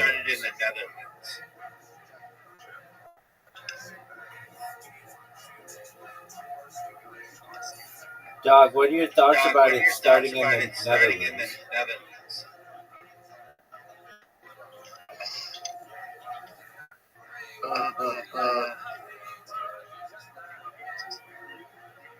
Dog, there are so many versions of it. Hey, Rabbi. What up, baby? You know all the major television networks in Australia? Okay, I can name some of them. There's ABC. There's ABC, which is Australian Broadcasting Corporation. That's the only one I know. Is Sky one? It's not one of the major ones, but yeah. Okay, so that still counts, but not one of the five. Okay. So there's ABC. That's about the only one I can. ABC is the There's two government ones and there's three commercial ones. Okay, wait. Is hold on. Does it count if I say the one that would be owned by Rupert Murdoch? So you don't have they're all owned by Murdoch. Okay, so what are they? Well, they're not all owned by Murdoch. He owns Sky and Fox. But they're SBS, ABC, which are the government ones, and then it's 7, 9, and 10. Oh, that doesn't count. Okay, fine. What's SBS? What's SBS?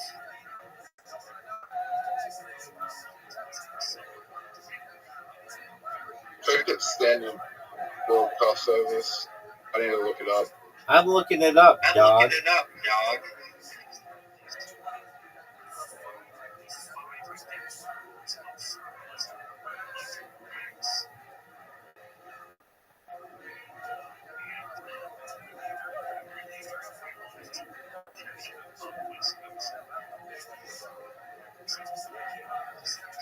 Special Broadcasting Service.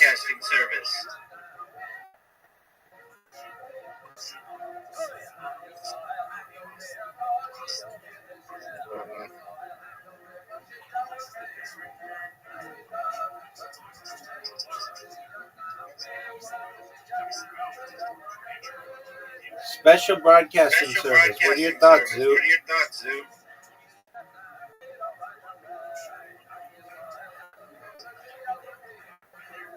That one? Yeah. That was like the least watched channel. All right. Is ABC the most watched channel? No.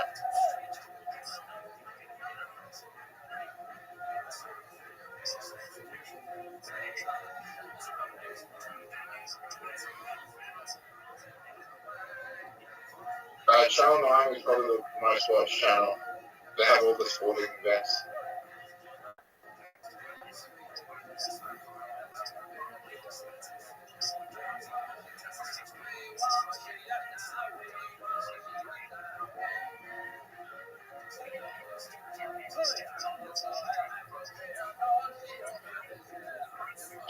Oh no, Channel 7 is the most on Channel 9.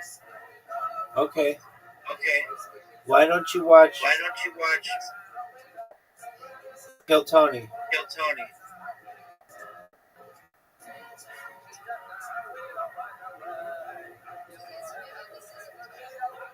What's the least watched channel? In the United States? No, what's the most watched channel in the United States? Sorry. It changes. Usually, the least watch is ABC, but that even changes. They fight for the top one. CBS is watched a lot. NBC's watched a lot. Even Fox, but that's because of the NFL. The NFL helps them to dominate ratings. Do people watch public television or more cable? The people who watch public television are as follows. Bleeding Heart liberals, who I love, but like super liberal people who like don't do any, they are just really, really, really liberal people. Children, because they have children's programming during the day that's educational, and really, really old people. Those are the only people who watch PBS. And like intellectuals. I love PBS, so if you're watching this in the future and you're like, oh, Rabbi doesn't like PBS, fuck you, man. I love PBS. I love NPR, which is National Public Radio. I love them both, so I think they're great. But in general, PBS is not very highly watched, and it's lost its funding recently, which has really hurt it. And then when it comes to like cable channels, ESPN's the biggest, and at least it costs the most amount of money. And then from there, like your news stations are pretty big. But those fluctuate, which one dominates the ratings, depending on who the president is. If it's a really conservative president, Fox News usually dominates. If it's a more liberal president, CNN usually dominates. It's basically how that works. Basically how that works. But I mean, they're dead. Those stations are dead. Those Like stations are dead. Like they're, I should say cable. Like should say cable. I can watch everything that I fucking ever wanted on the internet. Why do I need cable? Why do I need cable? Like even if there's a really good show, like I don't know, something that was on cable, like Breaking Bad. I can watch all the Breaking Bad episodes I want, and I don't ever have to have the cable channel. Like you can just, there's so many options that the internet basically killed cable television.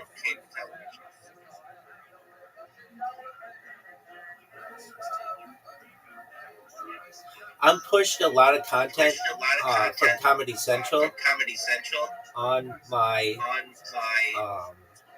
like my YouTube feed. It's like there's no reason for me to watch Comedy Central, because if I wanted to, I could just watch all their shit on YouTube for free.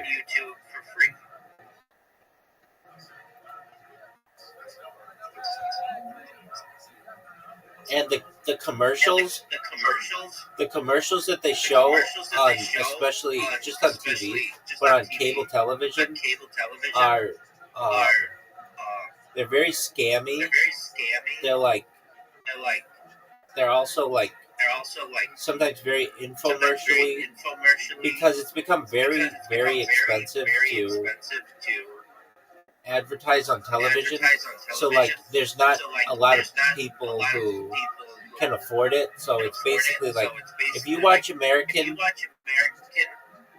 news, 80% of all of the commercials are from pharmaceutical companies. And I know it's illegal in Australia, but not in the United States. If you watch American television, you're like, no wonder all these people are on all these drugs. And it's true. Since like 1996, they made it legal. And also in New Zealand, it's legal. Everywhere else, it's illegal.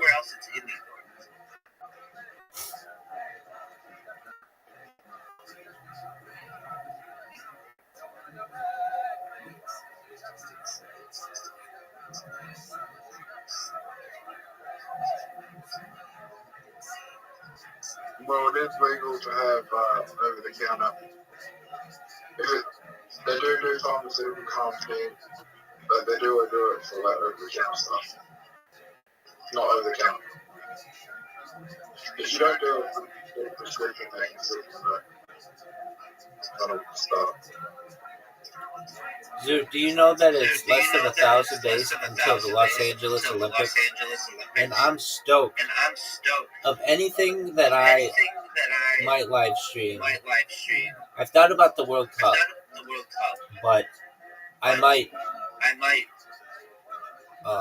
I would like to do the Olympics. I would like to go to at least if.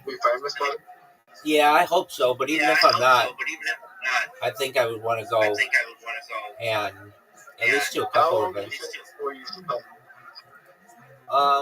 Less than 6 months. I think it'll happen in the spring.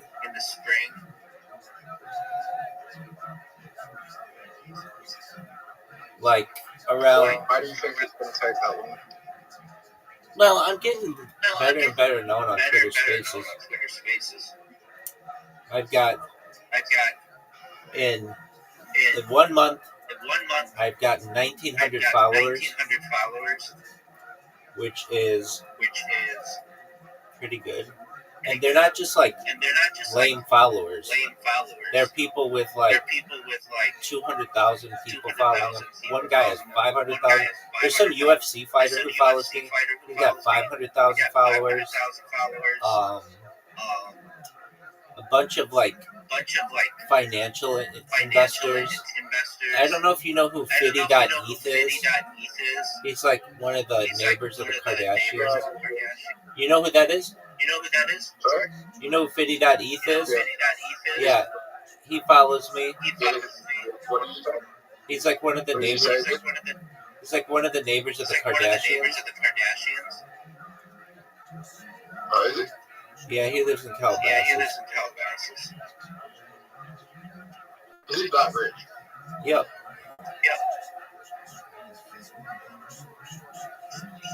I knew it was rich, but I didn't know it was that rich. Word. Well, that's not the nicest part of Los Angeles. That's like new money, but it's not even like crazy money. Like crazy money is Beverly Hills and Brentwood and Bel Air, the three B's. Calabasas is new money, but it's still not overwhelmingly impressive. Like, if you live in Calabasas, if you want to impress people with where you live, you don't live in Calabasas. It's cool and it's really wealthy, 100%, but you live in Beverly Hills, you live in Brentwood, you live in Bel Air. Those are the places where you live. That's the most exclusive, or Malibu. Those are the most exclusive places in, LA, but really Southern California. Now, Calabasas is nice. There's no doubt. I have friends in Calabasas. There's nothing wrong with it, but it's like, where's the poorest part of it? Los Angeles. Yeah, so it's known as Watts. Usually, it's considered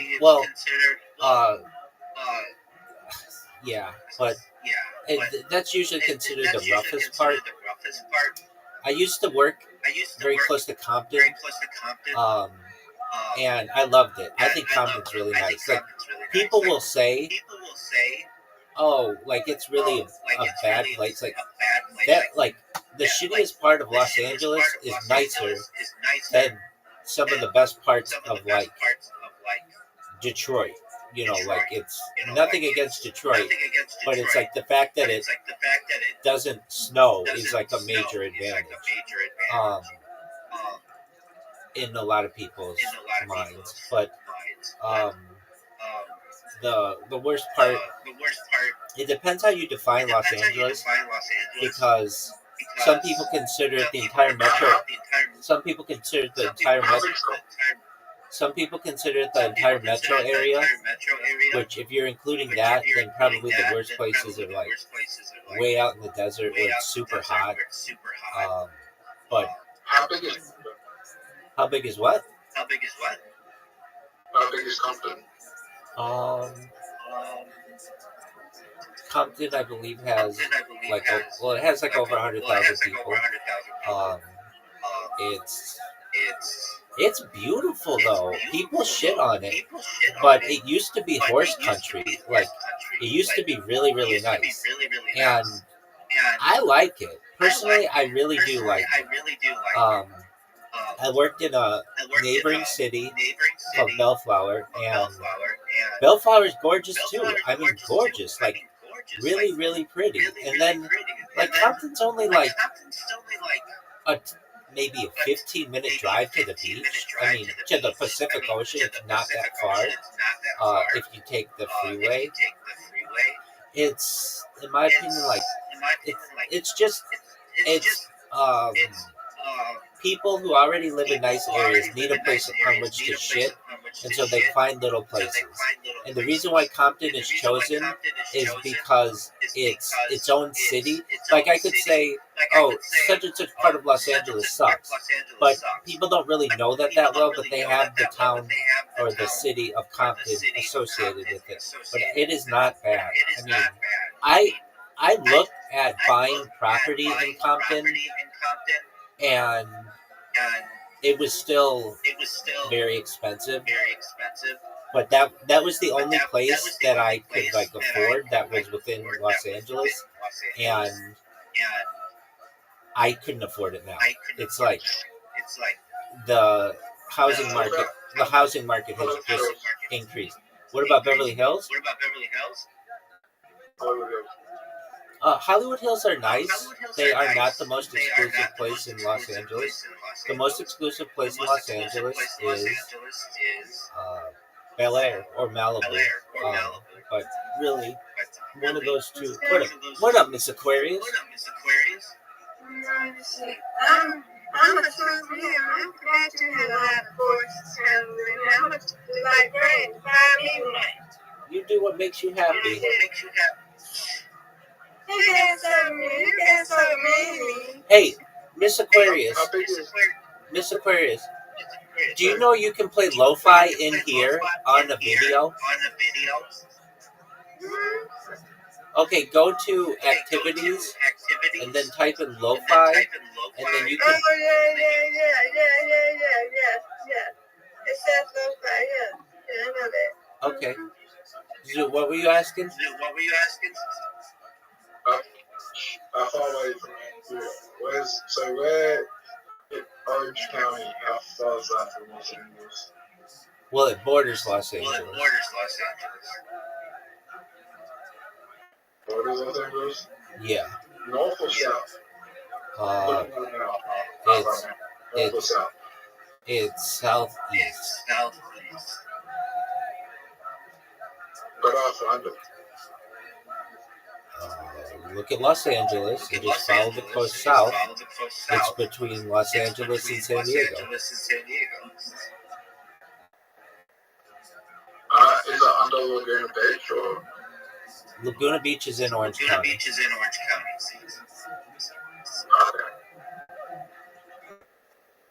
Well, I can't find Orange County. Laguna Beach is Orange County. Okay.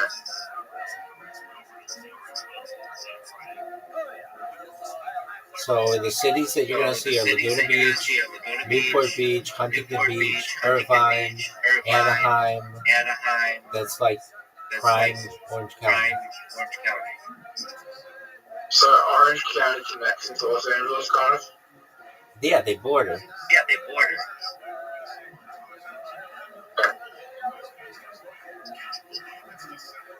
What's bigger, Los Angeles or Orange County? Los Angeles. Los Angeles is giant. Los Angeles County is bigger than some states.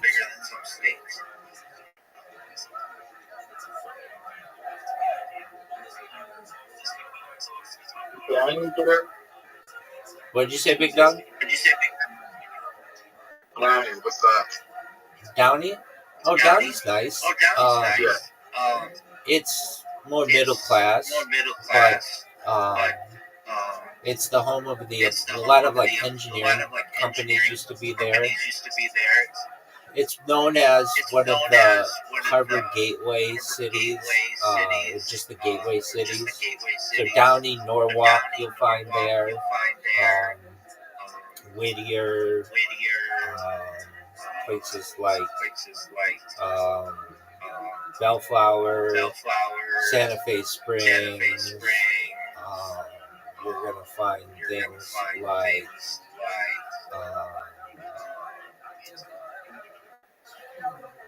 like that's all like eastern Los Angeles, and then you hit Orange County, which is like La Habra, Fullerton, Anaheim, Buena Park, Seal Beach.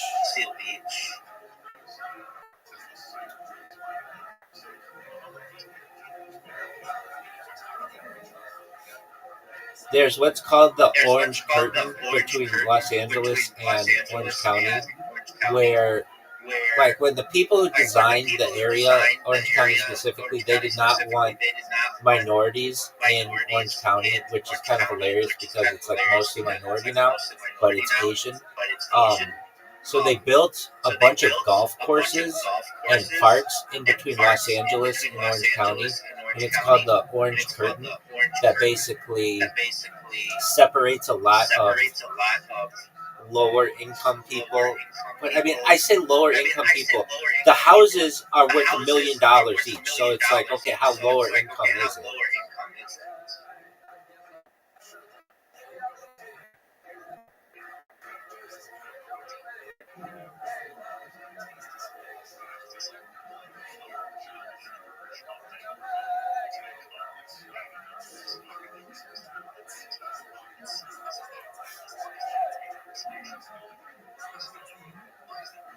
Why don't you watch Kill? Yo, look who it is. Are you ready, Traceway?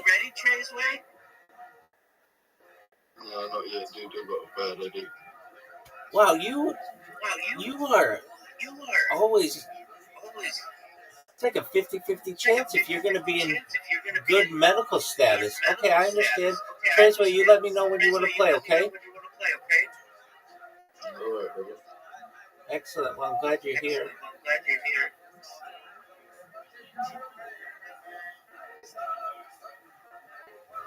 All right, so I'm gonna watch. What up, baby? I've got an idea, right? What's your idea, Zoo? When I was watching Wicked, right, I was thinking, that would be cool.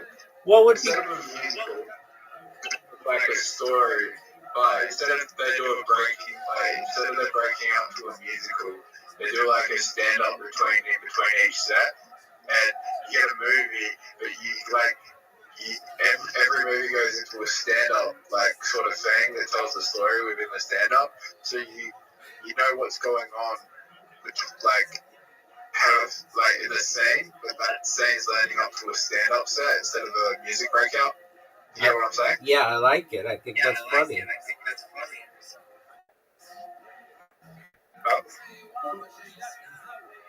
What do you mean that's funny? I think it's a funny idea. You've got good content. So instead of you going into a music, you get into a stand-up bit that goes into the story as well. You know, so you're telling the story for the stand-up. I get it. I like it. And then you have duets, like for the stand-up as well, that goes into the story, and then you have 18 3 or 5 minute sets between, and then you have the movie story. So it tells you, it's a movie, a story.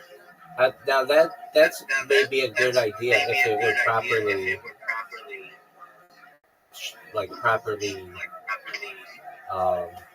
organized.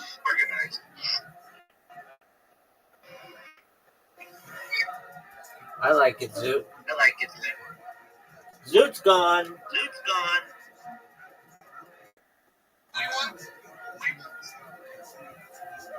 put the mic in the mic stand, but definitely get to see this. It's starting to all make sense, ladies and gentlemen. That is how you end up on. Oh my God, it counts. That is not how I expected that to go. It's a true sidekick to the head, direct to the forehead. I kind of thought your foot was going to go up high, but no, you lean your head down and kind of just sidekick yourself. I think we can all do that, by the way. Just get it. How many of you want to see Red Man try that right now? You can do it. He's here to make kill Tony history right now. We once saw him try to suck his own dick.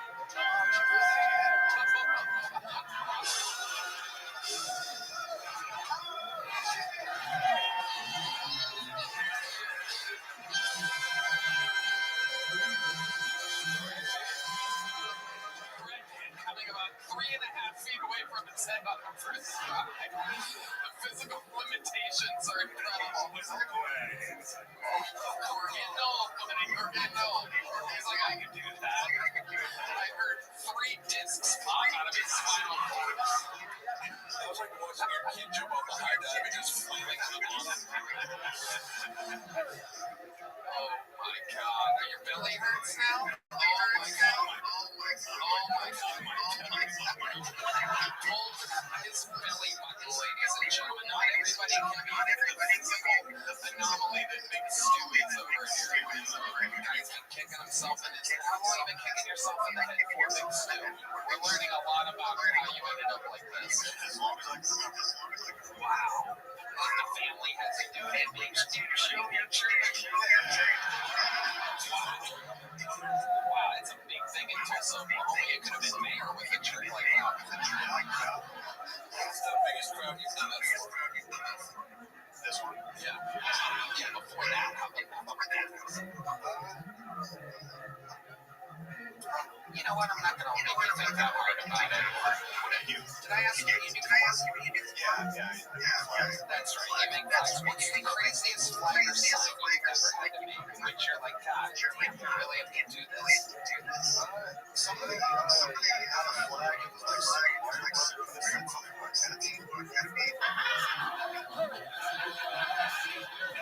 very good. Very quick on those Mario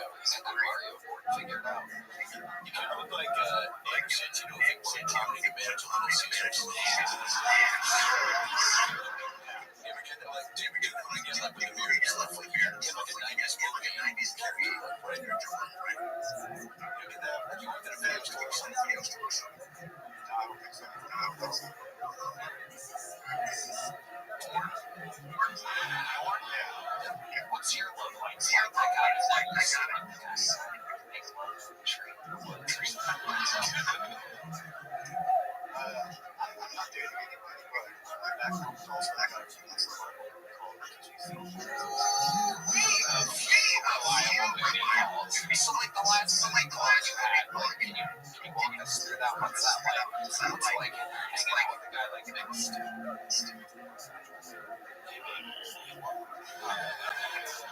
Crickets for no reason. It's a frog in your house. Go ahead, Mixed. Just a hotel. That's all. Why do you get a hotel? Take us through the process of getting a hotel. You didn't like your place. That was the kind of thought.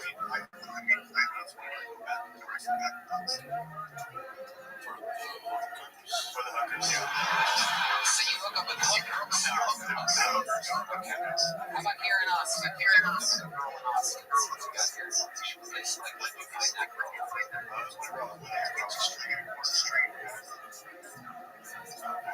You adore that. It's all here. So how did this happen with this happen? Let me guess, you did a show at Starbucks. I think when Tina comes up to you, clearly she will fuck anything. I'd seen her around.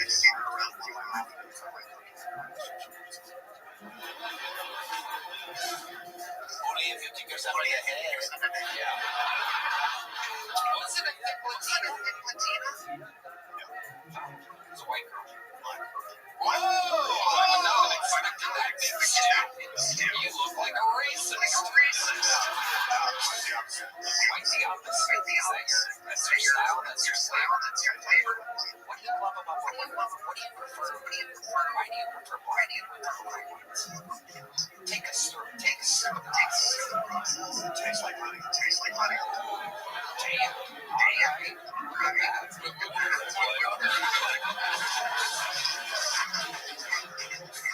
Ian Edwards, what do you think about this analysis? This analysis tastes like honey.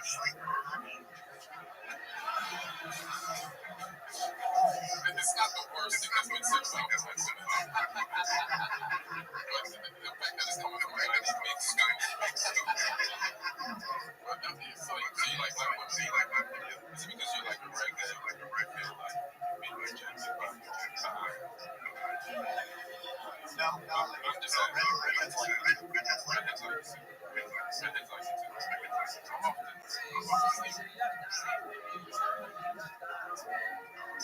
Once a week.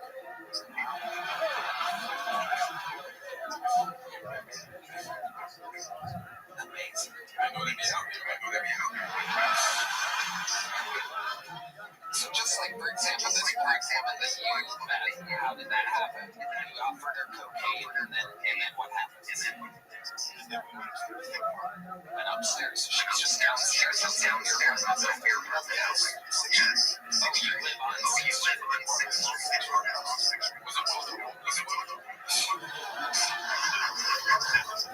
And so you take her up to your place. Let's get out of black woman. Yeah.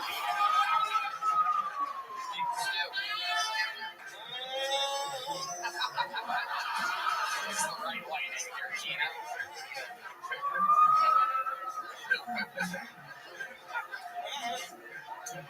I didn't know Big Stu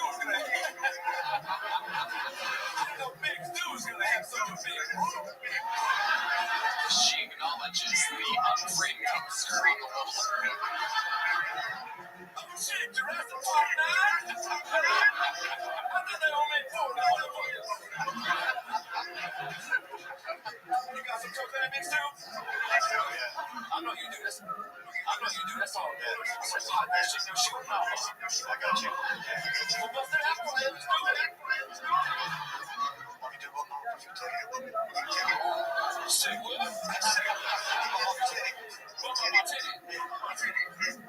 Let me take my titty back.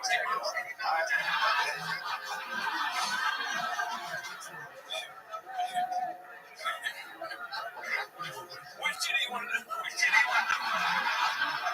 had surgery, so the left one's small. That's the left right one. Hey, which one you pointing to? It's infinity, motherfucker. This is mine. This side. There's a room, you know. That's fine. That's fine. We ain't motherfuckers stand on my titties.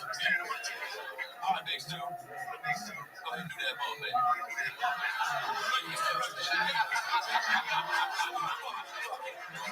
Oh, shit.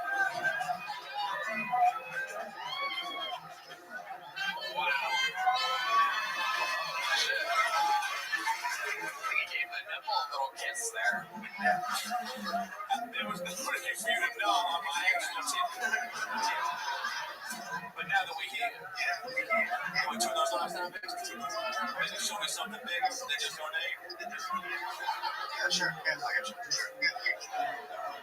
Why are you so intimidated? You got cocaine. Oh, shit. Why are you so intimidated? You got cocaine. Oh, shit, I thought you did. No.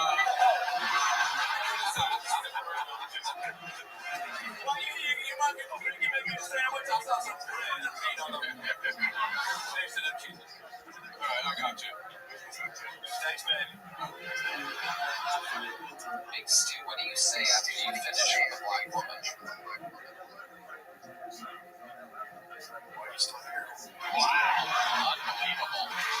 Yeah, that post-nut clarity kicks in hard for Big Stu. And did she spend the night, or did you get her in car? I passed out drunk and Wow. You nailed it, Big Stu. Good job. You checked your house, make sure everything was there still. Does he look like he got something to steal?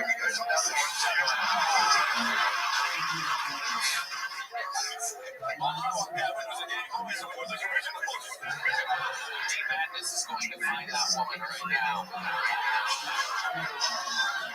This guy can get money, and I'm gonna have a find that bitch too. Alright, Big Stu. Alright, here's a medium-sized joke. Good job. There you go. This podcast is sponsored by Jacob. We're calling it We're Bringing Good News. That's why you need to find your air with Jacob.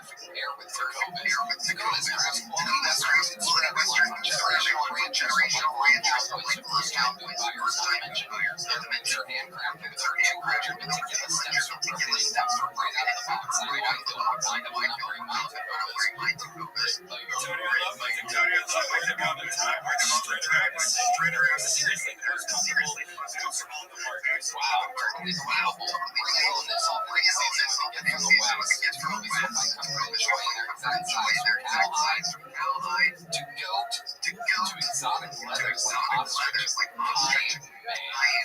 whether it's their first pair, it's their first pair, this is all fair to know. Plenty of stars, plenty of the tree, and beyond. And the also all the white socks, the white apparel, bags, leather goods, wallets, like right now, get 10%, right now, get 10% off. Even you sign up for email, you sign up for email, sometimes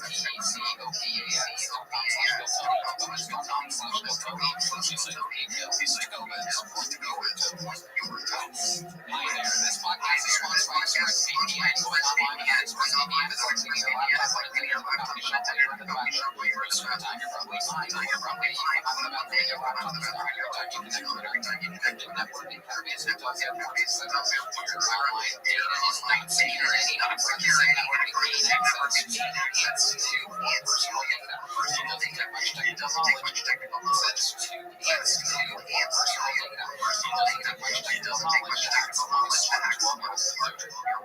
ExpressVPN stops hackers from stealing your data, creating a secure between your device and the internet. I love ExpressVPN.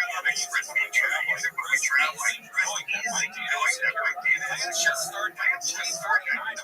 Just fire the app, fire the button, and you're protected. Protect phones, laptops, tablets, and more, so you can stay secure on the go. Secure your online data today by visiting expressvpn.com/SBES.com/GoTony to find out how you'll Tony to find out how you want extra months. We have a friend here, ladies and gentlemen, who's going to know a minute. A good friend of the show from the comedy store. One of our old pals just swinging into town. We're giving him a minute. And he's a good friend of ours for many years. Ladies and gentlemen, make some noise for Taylor Boss.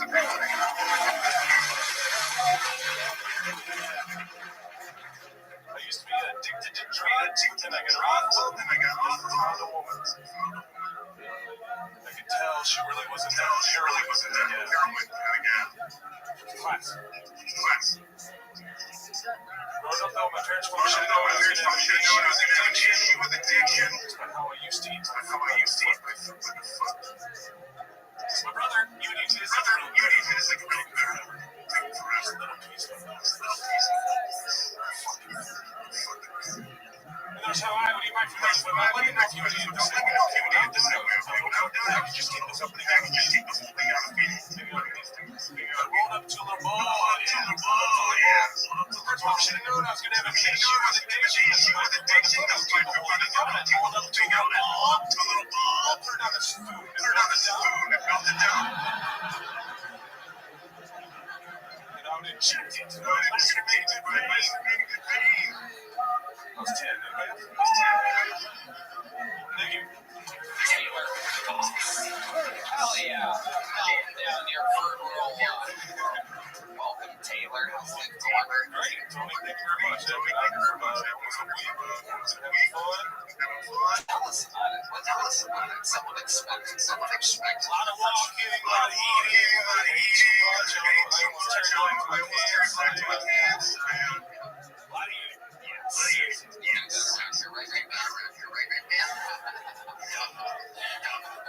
Great man's recovering from a tour. Does it really hurt? We were just talking about pulling shit because we're getting old. We were just talking about pulling shit because we're getting old. Taylor, it's good to see you doing comedy. You used to do Taylor in LA. You were really doing comedy. Not at the time. I've been doing it for a while. I've been doing it for 17 years. But in the middle, I took like 5 years off. He is one of the great painters. You can see his art all over Rogan Studio, background of Rogan Studio, other places. What else is going on, too? Tell us something crazy about your life. About 13 years ago, I got admitted against my will. I was using my studio. I was having grandiose thoughts. Telling people that I'm God. In fact, Tony, I'm not good. Oh, I know. Because I am God. No, I'm kidding. I've been huffing Sharpies for 12 hours. Anyway, what was the mental hospital went to? It was like bigger thing with like a crazy person with stereo and bad implants. And after I started scaring the shit out of that guy,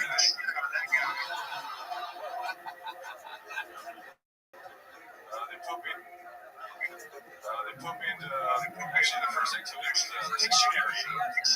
I don't know if anybody here has ever played dictionary before. Participation. It's just me and this guy Peter. Just met him. But I didn't know about Peter. I didn't know about Peter. For a year and a half. Memorize all the dictionary words. So we put on a show. Nobody ever wanted. It's crazy. They had some karaoke. Then I tried to escape. We made it to the parking lot. And they put me back in a room. And this time I did not have anyone else. Yeah, but I was in there for about a month. Did they give you medication? They did. Yeah, terrible. Terrible. I got off of it. I got out. And also did Thank you. Yeah, so flat, I'm killing myself. Thanks. Adam Ray. Tim's hilarious. Looking for me a few times recently. What's the beach? What's in San Diego? What's really cool is shows up there, certain where it's just anywhere. It's always put me in a position of phones and somebody questions. Hilarious. hilarious just now. So you're getting more comfy in your own skin. I'm just like second this smoke. You're getting more comfy in your own skin. I'm just like second this smoke. What I used to see, now I used to see. Get back on stage. He does. I'm a little disappointed. You can go up. Value skyrockets when they die. I like them a lot. I'll take the loss. Some people said they can find your work. Where can they find your art? Just on Instagram. BOS. That is right. Taylor's right. Times Taylor Ross, ladies and gentlemen. Here's a proof by the foot. I have an actual proof by the foot somehow. I was just handed this. You got it. Go count it down. Eat it. Out of a spoon. There goes Taylor Ross. Check out his art. He is unbelievable. All right. Back to the bucket we go. This looks like a fun new game. Make some noise for Mohammed Ewald. Mohammed Ewald. On Kiltony.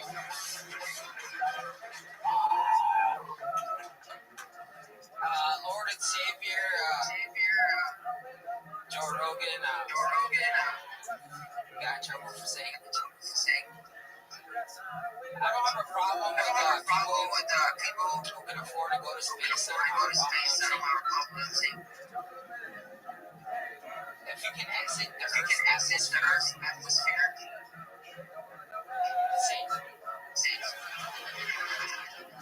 if you can exit troposphere,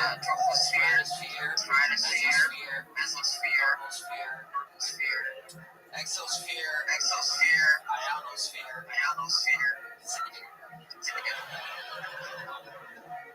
You're the nigga sphere, nobody cares.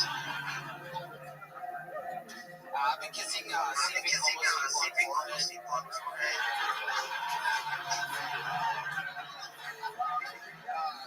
it's my way of giving back. Guys, next time you see us sleeping, go ahead, I want to know this guy. Next time you see us sleeping, homeless person, Mohammed Ewald making his Kiltony debut. I mean, wow. I gotta tell you, we are going to be weeping those N-words. YouTube has only figured out all the modern rules, even though they're always changing with YouTube. We had the actual executives here a few weeks ago. We asked them every question possible. There's a limit to how many times, even on black person can say the N-word. And I asked, what if they're really black? What if they're like, you're black? Can they say the N-word? And they said, no, you have to know. You're black. Can they say the N-word? And they said, no, you have to know.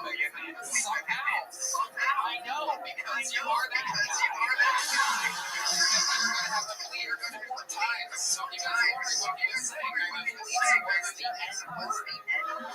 And it is true that the N-word is like no joke, like a clear joke.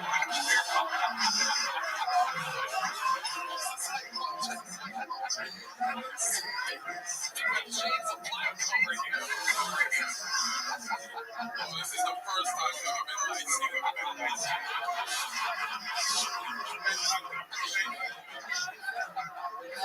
He's white to me. Oh, I know. It's a girl like D-Man. This is like D-Man. That's what I say. You're the only guy. D-Man is a D-Man.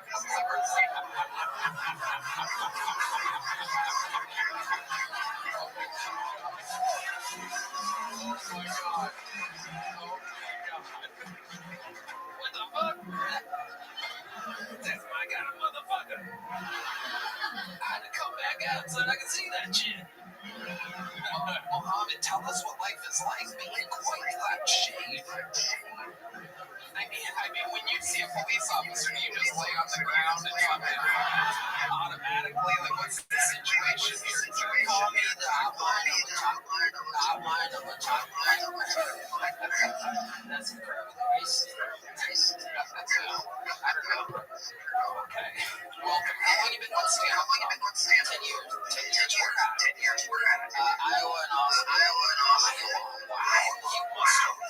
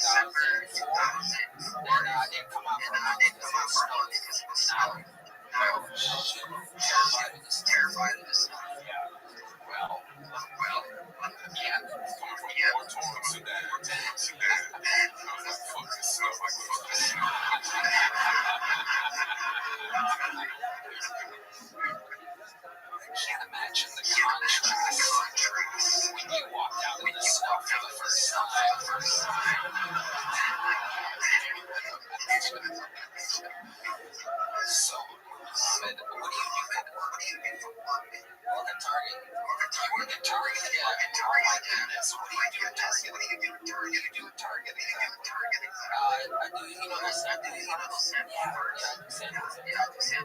Shit.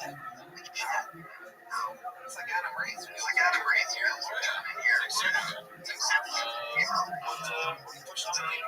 all the people. It could be it's anything like mine. What's kind of like the hot? What's kind of like the hot? Why do you have to say banana?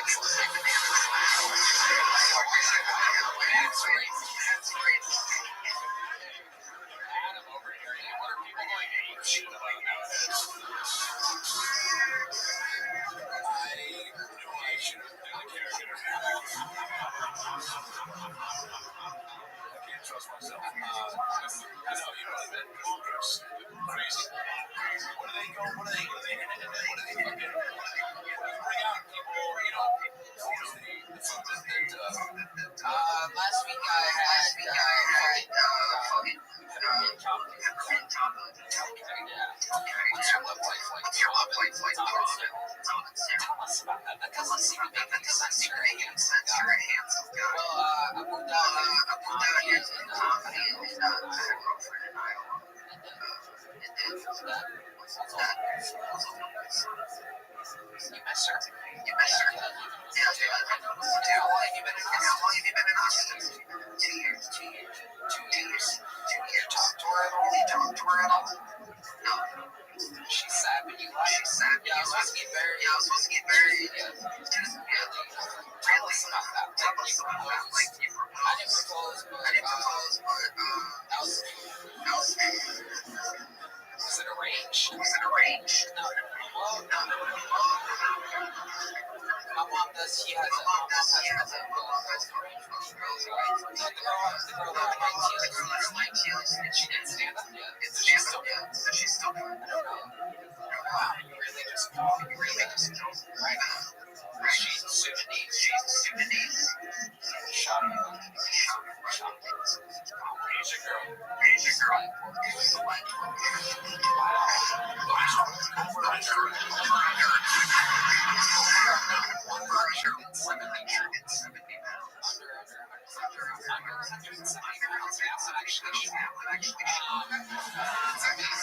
amazing. And have you been with anyone in Austin? No, I haven't. So what is it? Genital. Wow. Amazing. Tell us about it. Do you remember when you got that? I got it in Cairo, Egypt. Wow. So where in Cairo did you find a balcony? I was 10 years old, 16. You were 10? Yeah.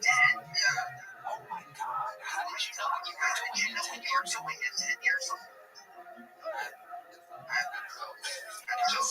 It just felt right. We have to put this there. Yeah. That's crazy. Wow. So, do you just have those all the time? That's the thing. You have it your whole life. Take it up. You can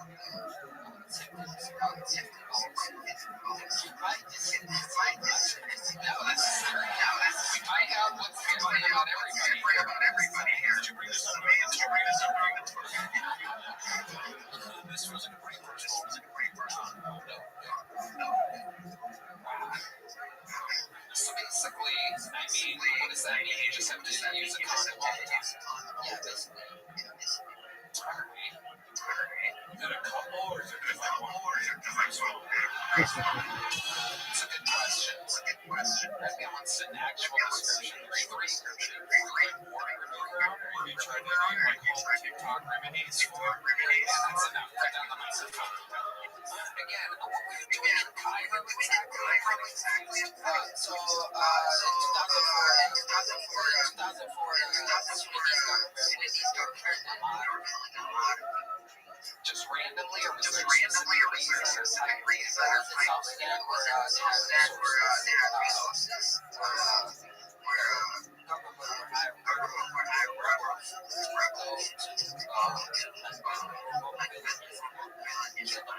Kill the population. And my mom wanted to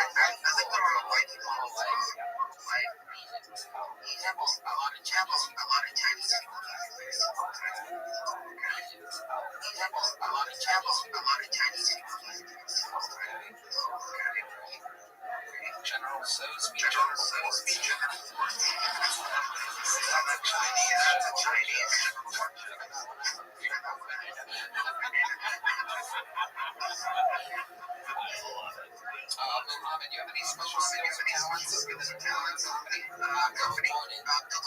Can you show us a trick? Wow!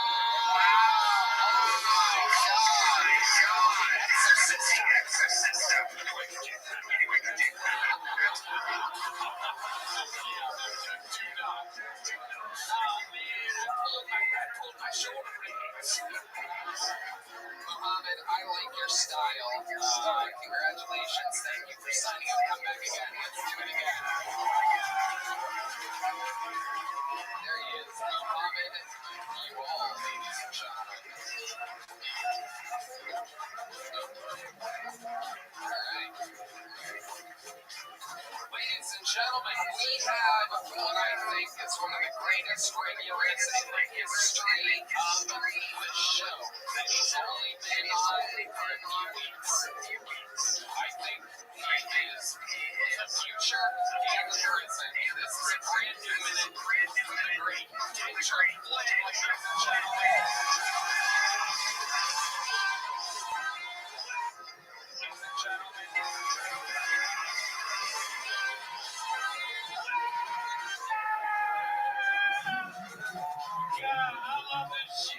Honestly, Austin, Texas, I owe y'all apologies.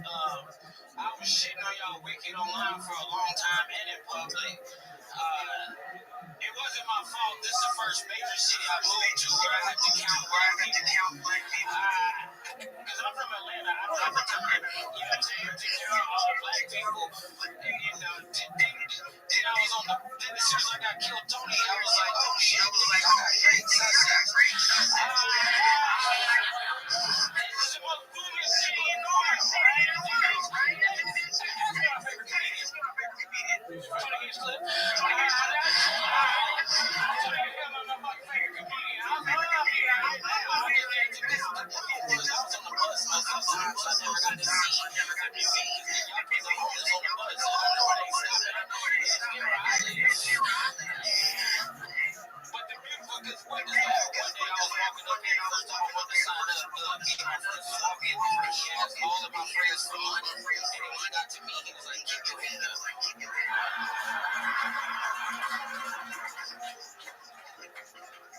I got killed on the regular when I brought my girlfriend here because I got that much money. When you stopped over here, you know when to go clean your window. I got that much money. When you stopped over here, you know when to go clean your window. And when she's trying to give up my distance, trying to give up some shit on your hands.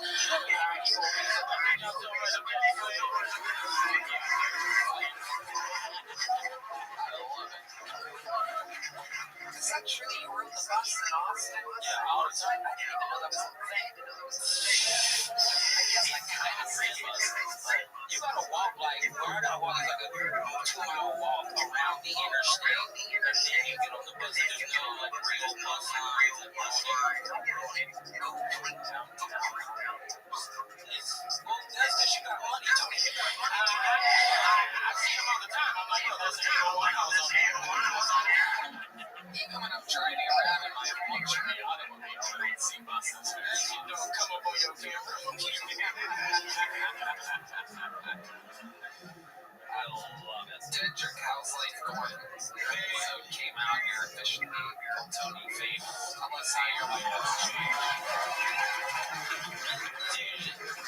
Everything's changed. You know how like when you get a new haircut and you got hair, you know what I'm saying? Like then you gotta see how cute. Like that's how I feel right now. I got new shoes and shit. My shit popping. My shit I've been taking longer shit in public. Niggas gotta see these sometimes. I don't take shit. I just lay down and then I scream so that way when you come outside, you like, hey yo, some nigga we heat on this shit. And then I scream so that way when you come outside, you like, hey yo, some nigga we heat on this shit. So you run the ball right now. It's an amazing way to show off my shit. I just slide on the top and get baseball.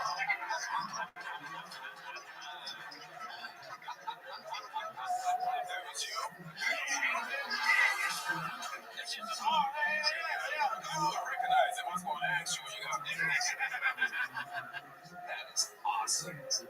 Other than new shoes, what else? Financially secure now for the first time in your life. Yeah, man, this shit is crazy. My phone, I don't need the Wi-Fi no more. Shit, like I gotta go back to this week to do killers and click on me at the box here in Atlanta. I just need to go home. I don't even know how I feel all the way yet because I haven't seen my mom, I haven't seen my brothers, I haven't seen my sister, I haven't seen like all of my friends that have been there since day one. Like all I know is like the phone calls, but like I haven't got like the knowledge from it. So it's I'm probably gonna come back and fucking mom's here crying all fucking time. I can't wait to cry for this game straight. I love it. Ian Edwards. How does it feel to be Rob?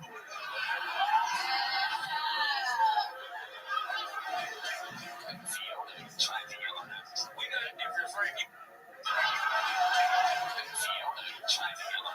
We got a different frame. You bald.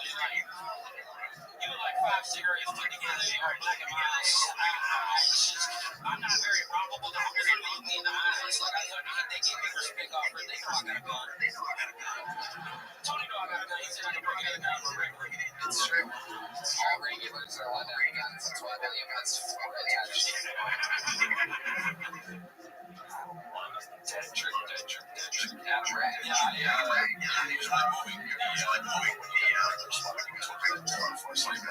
What did you do after this? So many. Like, because if you got a witness, they all heard my name calls on my phone was like blowing up. And then after I got the regular, I ran out of here. With the bags of boxes, because you go crazy when you get called. So we're flying, walking back to the Shakespeare's and shit. They were screaming on the top of my lungs. Crowd went crazy. It was like shit as fuck. And then I just, I don't know, like, I'm not even in privacy right now. Everything's happening that I want to happen. All I did was follow your fucking dreams. I follow your fucking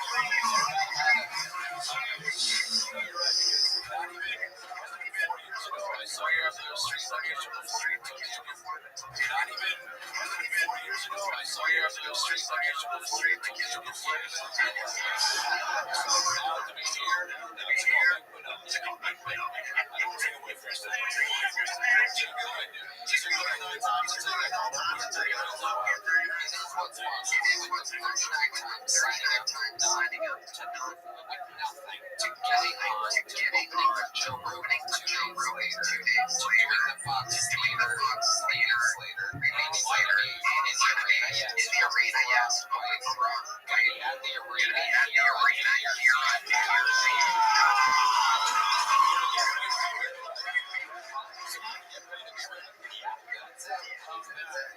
It's hilarious. We've seen his longer sets. They are incredible.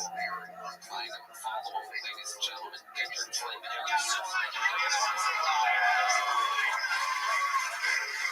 And on to the next one we go. I gotta tell you, this scene is amazing, and I mean, it is anything like it seems to be. No doubt, the first time for this fucking role. Let's see if the carpets match the drinks. We got the drinks in the best. Stevie One-Leg Wonder. Stevie One-Leg Wonder. Okay, indeed. It is Stevie One-Leg Wonder. Austin. It is Stevie One-Leg Wonder. Hey, Austin. I did a 23andMe the other day. Found out I'm Chinese. Yeah, I'm from China. Yeah.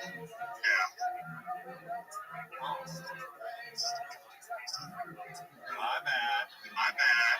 I didn't realize. I was outside. One day I signed out and I was looking at the homeless guy in the street. He had a vacuum cleaner sort of back and forth on the line. It's like, wow. Austin started with their homeless dog clean up these streets. Super awesome. What do you guys call a black guy that flies a plane? Call him a pilot, you fucking racist. That's all I was prepared for. There you go, Stevie One-Leg Wonder. Welcome to the show, Stevie. How are you? Nervous? You're good. It's fine, Stevie. I want to get on stand. I just moved to Austin. Your first time ever doing stand-up. Wow. How old are you? 4 years old. What made you want to start now? One of the starts since I was 13.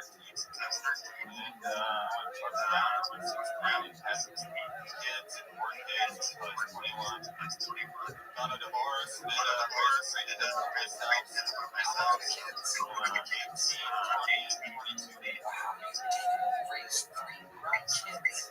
It's amazing. No felonies, all driver's licenses, no felonies, all driver's licenses, clean records.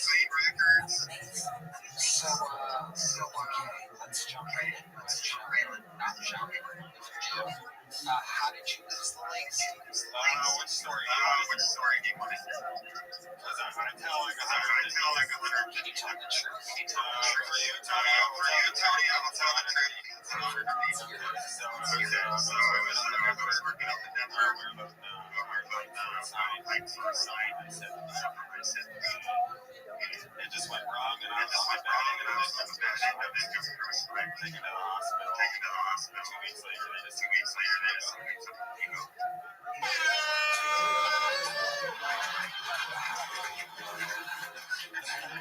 That's right, man. How old were you when that happened? That was almost 4 years ago. Oh, okay. So that was recent. Yes. Take us through what are some things we'd be surprised by? Fun facts about having one leg. You get to tell a lot of one-leg jokes. You get a leg up on the competition. Put your best foot forward.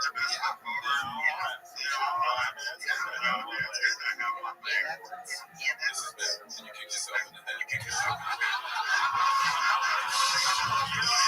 You don't even know. He can beat himself in the head with that one thing. Oh my god. Wow. Fucking odds. What are the odds? And he didn't tear his belly button. Absolutely incredible. I don't know what it says about me, but I was genuinely very excited when he did that. Yeah. I don't think I've ever seen anything. Did you unscrew part of it? No, I just got to tickle my knee and then it works. Just tickle it with this button right here. I just got this. This is a new leg. It was, I think it's about 5 feet long. Virgin. The store. Is there a thing? So where you get it? Amazon? Evergreen Prosthetics, North Carolina. Mom wasn't giving up legs. He wasn't giving up legs.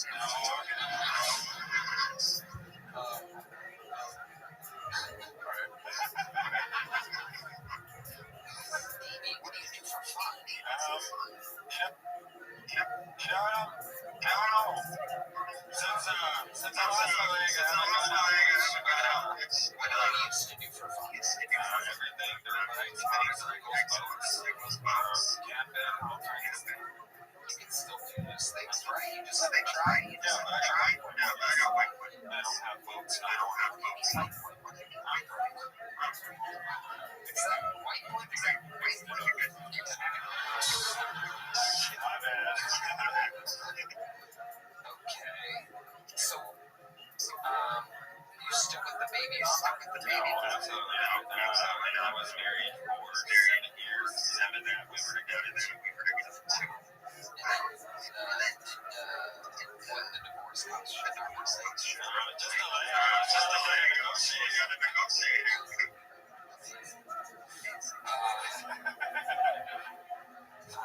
Okay. So what's dating like? Here and there. I get around. Sometimes I get my wheelchair. Wheelchair. I got a wheelchair.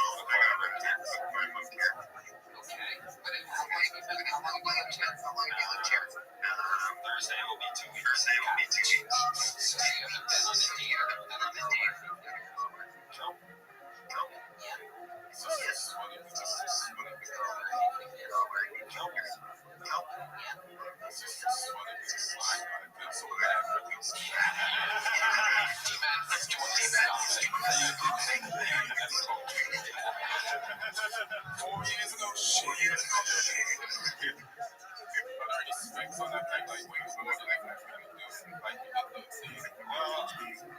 Yes and no. That's the reason versus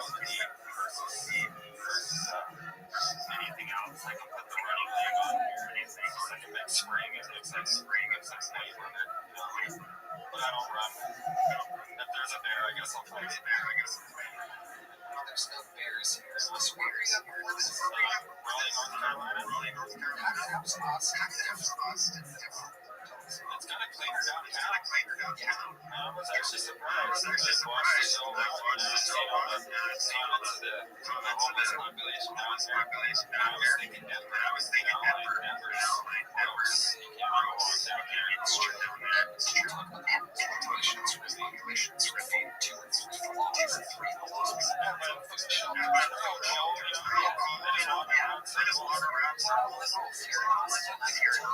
can tell you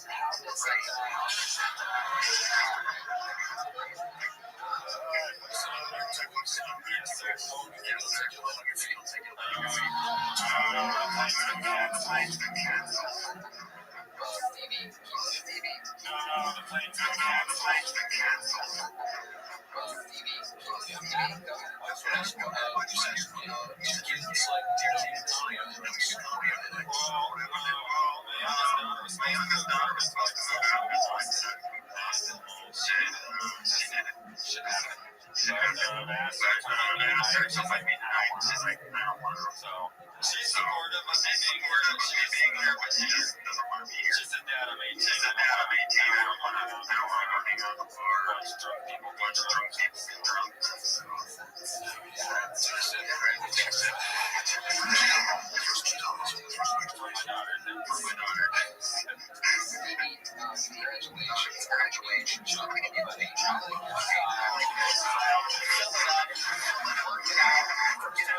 You're living your dreams. Hopefully one minute this made his debut here on Kill Tony. Come back, sign up again. Bring the link. Don't do me. What does that mean, Red Band? What do you mean? That's a big job.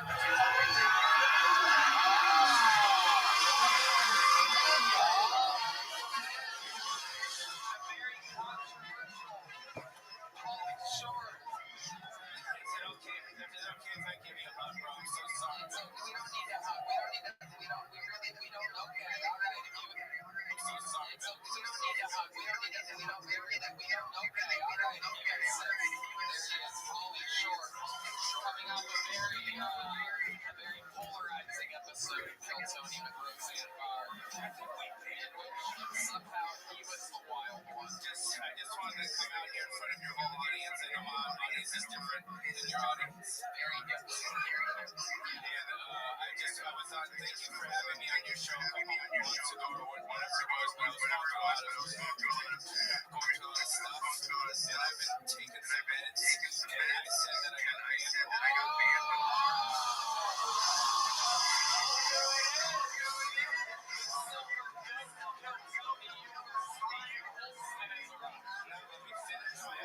She's taking accepted back here with the Kill Tony camp, you cocksucker. Wally, let Brian talk for a second. Let's see what Boltzmann has to say. I'm taking care of watching over him all the time. I'm sorry about this. I turned around. I had to use my microphone. I just want to say I never got banned from the show. I was just saying that because I was upset. It's now okay now. So thank you. I love you guys. I love you guys. It's a good hands. It's your caretaker, Brian Holtzman. It's a good hands. It's your caretaker, Brian Holtzman. What a moment. A double character cameo by the great one more time for Pauly Shore, Brian Holtzman. Brian. Anthony, what are you doing?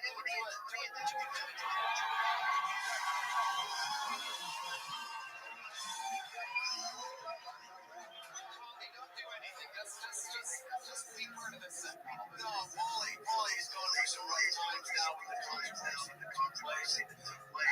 They kind of want to, his family wants me to keep an eye on him, and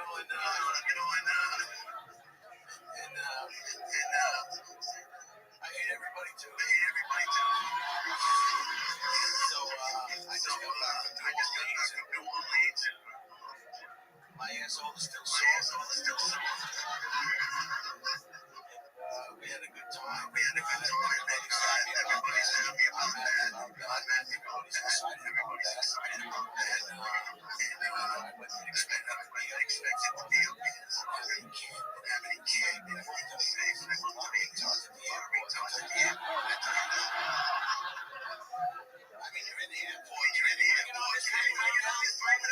Is there anybody that gets on the fucking plane out there? Get on the fucking plane out there. Family traveling with children. They need extra time. Get on the plane. You reach on your family. Go.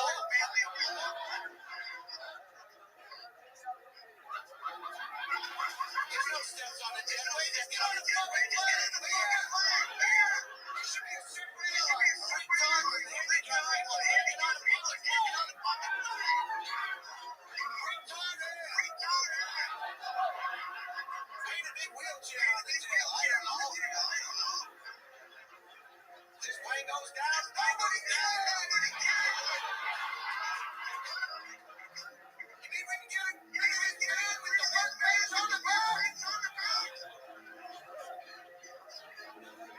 You mean we can get this morning down off the front of the house?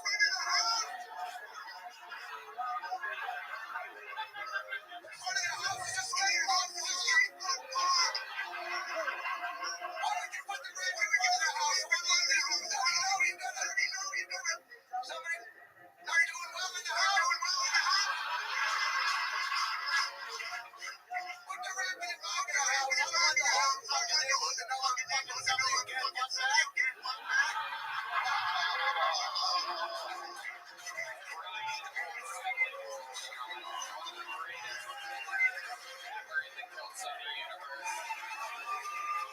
How about one more time for Pauly Shore? How about one more time for Pauly Shore?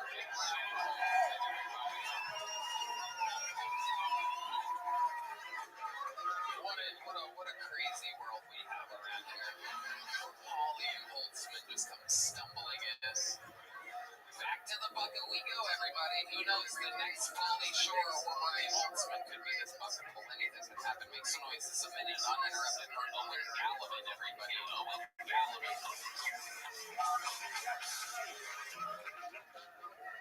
I'm a first generation American, you guys. Both of my parents are from Ireland, but my grandma, she's from like a small island off the west coast of like 40 people.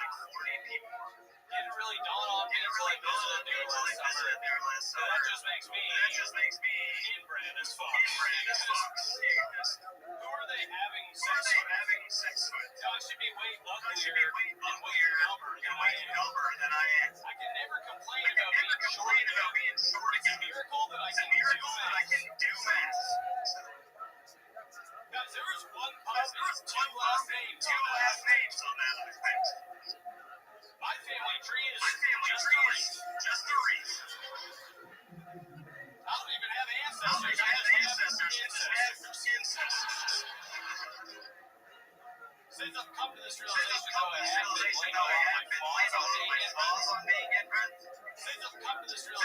People tell me I talk too much. Dude, you're lucky I'm not screaming wheels on the bus right now. That's what I thought. Is your first time on the show, right? No, I've been on a few times. When was the last time? A while ago, was that crazy rapid fire bucket pull up start? No interview. Okay. We found Martin Phillips, Hurricane Aaron Delisle. What was that? That was No. It was okay. Gotcha. Oh, when you see it, not great. Not great. Welcome back. It seems to be getting better for you. Congratulations. Congratulations. How long have you been on stand-up? 6 years. I'm an engineer. What kind of engineer? Mechanical, right now working in industrial. Making it money. You live by yourself? Nice. One bedroom? What's in your refrigerator right now that would surprise us? Right now, I actually just went to the shop yesterday, so I have kind of full. A bunch of chicken Alfredo I made yesterday. And some lamb chops. Maybe You gonna broil those? What are you gonna do? You're gonna bake lamb chops? I'm gonna be honest with you. I'm gonna look at YouTube and I'm gonna do it. I'm gonna be honest when I look at YouTube and I'm gonna do it. Okay, what's your work life like? It's relatively normal. I was here for a couple of years ago. And since then, Why'd you break up a couple? I broke up with her. She was real nice, but it just, and I figured break it off now. You say it wasn't it. What do you say it was? Exactly what she is. It was just a feel. I couldn't feel it like deep down. Alright. She didn't feel related to you. Yeah.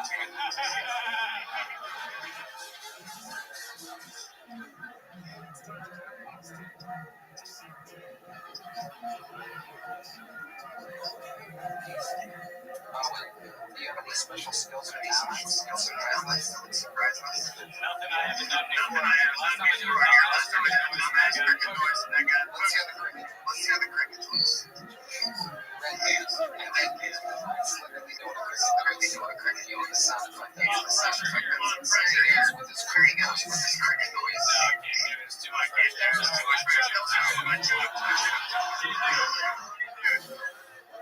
Tried it. One more time.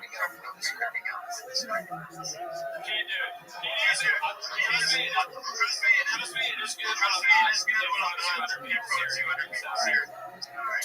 I see why you're Alright. Okay. You're leaving the medium theory. There you go. I'm gonna keep it moving here. Some of these people are really struggling at the interview part of the show. It's very interesting. So for It's tough. for the to just talk about yourself, For some, yeah. Really try to help me. There's no questions. I do my best. Ladies and gentlemen, your next bucket. Well, you're still having fun out there. Make some noise for Sebastian Santa Maria. Sebastian Santa Maria. Yo, how's it going, Austin? Everybody looks absolutely beautiful tonight. Unbelievable. So lately I've been having some crazy. And I mean, I guess everybody has their days. And mine have been at night. You know, it has honestly been like whether I want to jerk off or not. And whenever I jerk off, man, I have terrible fucking dreams. I think about, like world life, like getting stabbed at the thing out, strikes for me, it's absolutely horrible. And if I don't jerk off, it's, I have epic dreams, like smashing Fiona, awesome, dude, it's awesome, and I'm not talking about, like, strong,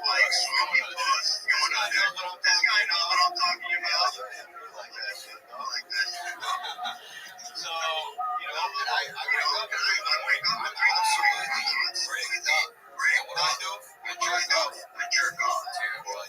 Because guess what happens, dude? Guess what happened? Back with Shrek. And he knows that I just smashed it. Depending on what Jesus Christ almighty, Sebastian Sebastian, what's the agree with? Oh God, man. Holy shit. How long have you been on stand-up? I've been doing all the sport for the last like 6 months. I really got the hand for it. I like the handle. I might know the name of the craft. Yeah, I know the craft.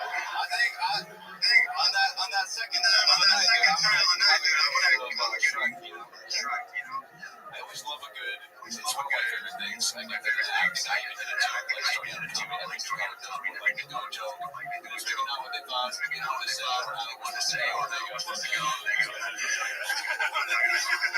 I used to suck this guy in his Shrek and Shrek was my joke, and he was like, I don't know what I'm saying. I know because I don't want you to do it. I can see what exactly like. He's a pass. Yes, sir. How old are you? I'm 26. What made you want to start stand-up? No, man. I'm in the oil field. I can't do any drugs anymore. So I figured, I have to get a bus now.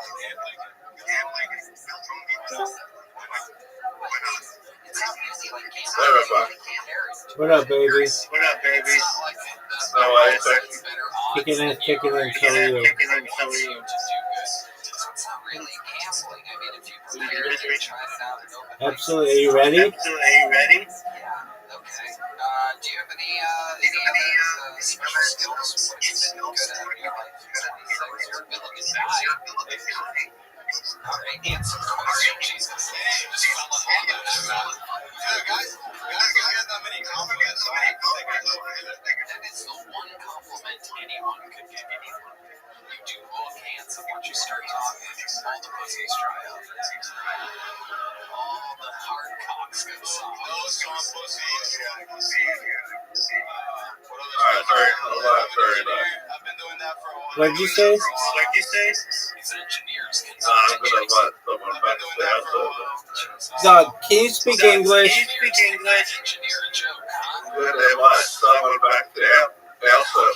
Hold on a second, because Soccer ball up in the air for a while. I don't know. I'm out here with the Are you ready? Canadian, so number one. What does that mean? Yeah.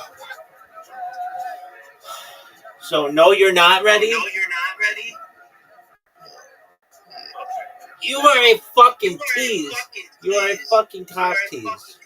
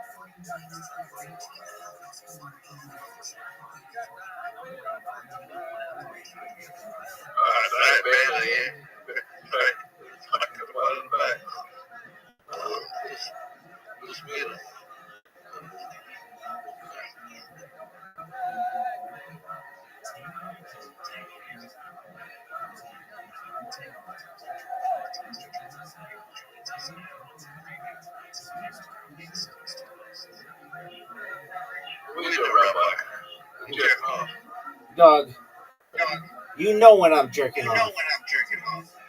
This place floods with chicks.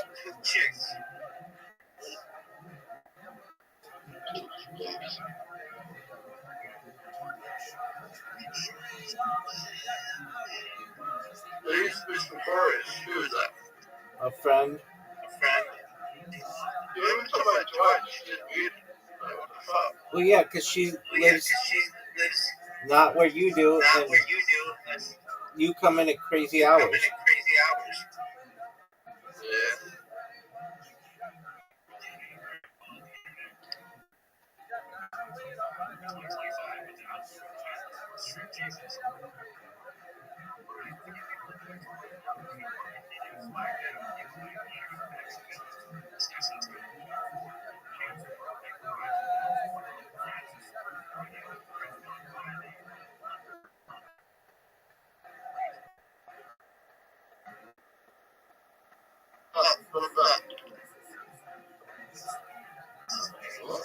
Baby, what did you do to Trey's weight?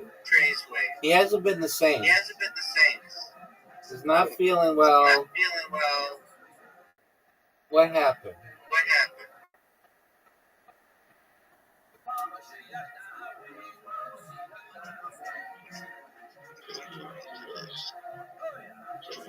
Trey's weight, are you ready?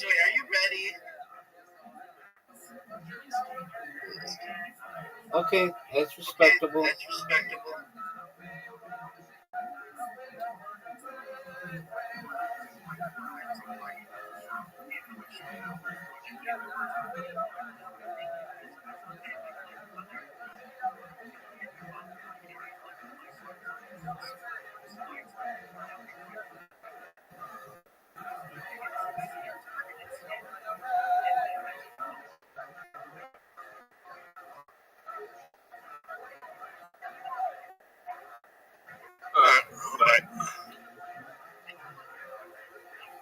We were worried.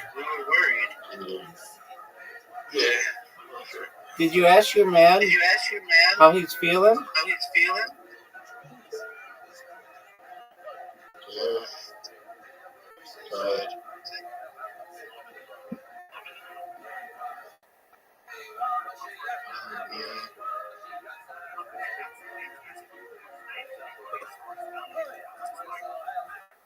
Have you guys ever played wiffle ball? I asked you a question. Have you ever played wiffle ball? no. All right.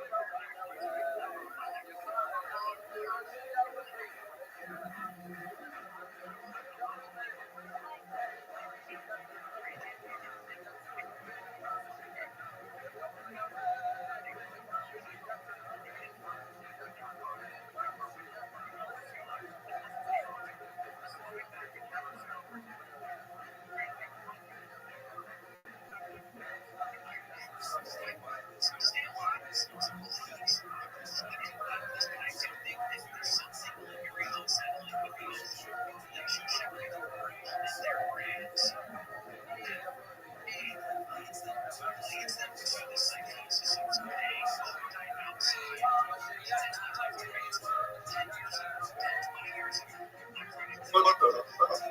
That's crazy.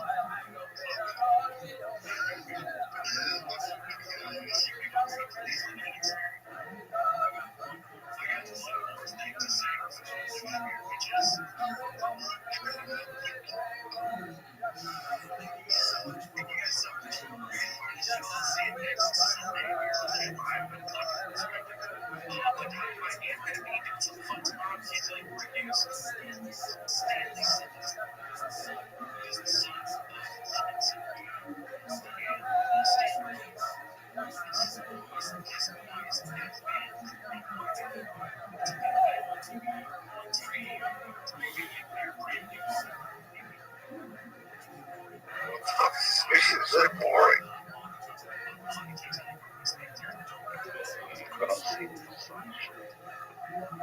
Yeah.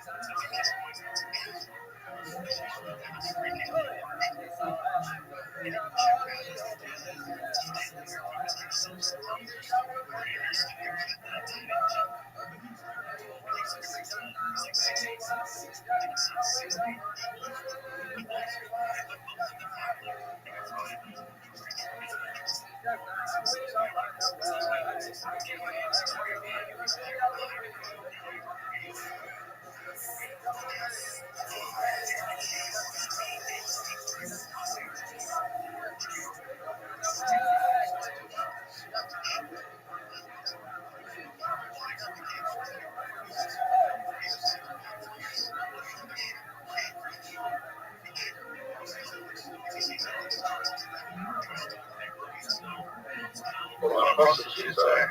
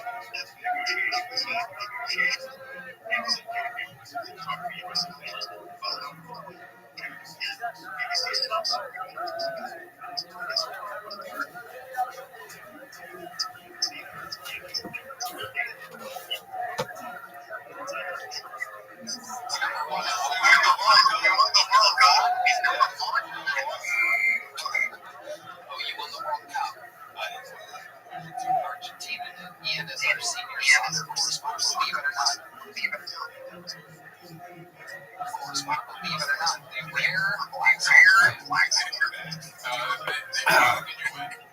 They 2022, our double senior soccer coordinator over there. Amazing. You see the kid do drugs anymore. Smartest and most roasted. I went to Texas Tech. They quite a bit of them.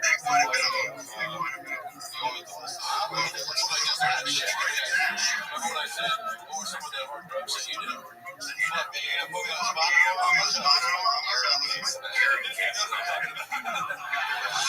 Sebastian, here's a little joke book. There he goes, Sebastian Santa Maria, ladies and gentlemen.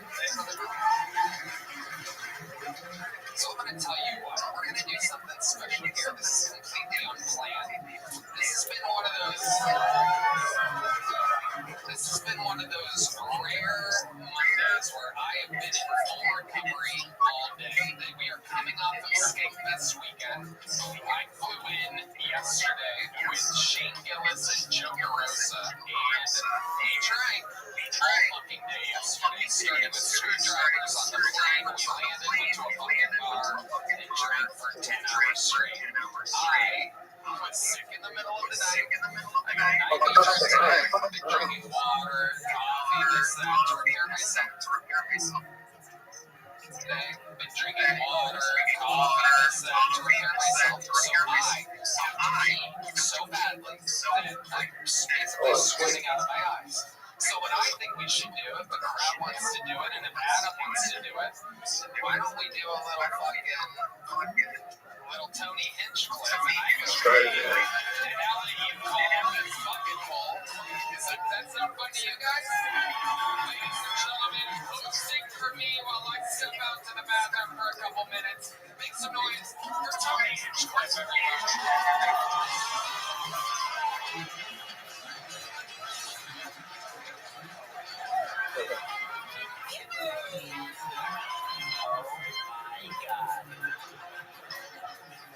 One more time. Thanks. We're really doing it, man. Oh my God. Who's having the best fucking night of their lives right now? Unbelievable. Don't play that monkey noise anymore, Red Man. Your next fucking ball. I don't believe he's been on the show before. He goes, he has a name, and I'm gonna read it right now here on Kill Tony. He goes by the name of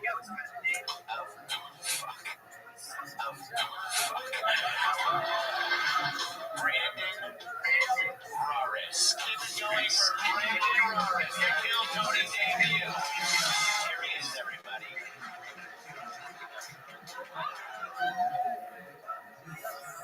Just leave it all to my right.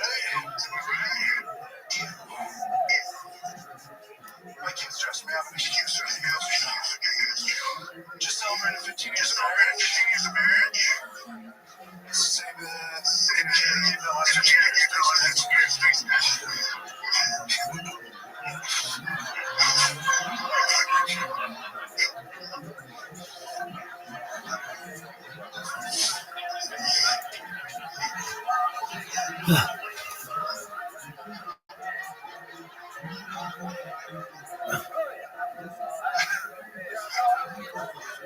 We've been trying this new thing. My wife's lovely, just quality time. We like trap in a room, kind of skate. An argument in the car. That's right. Just one argument away from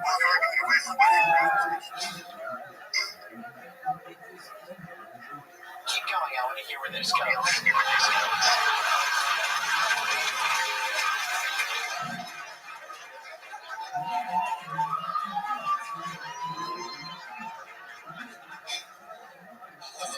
We'll be right back.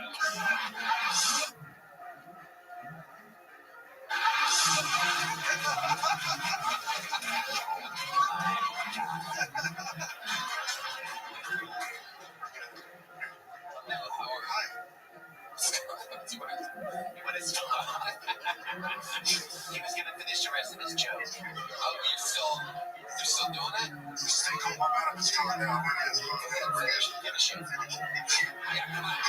Finish it. Come on. Let's hear it. Finish it. Come on, finish it. Pretend it's a plate of pancakes. Finish it. Finish it. Or if French toast guy, but I'll still do it. Okay.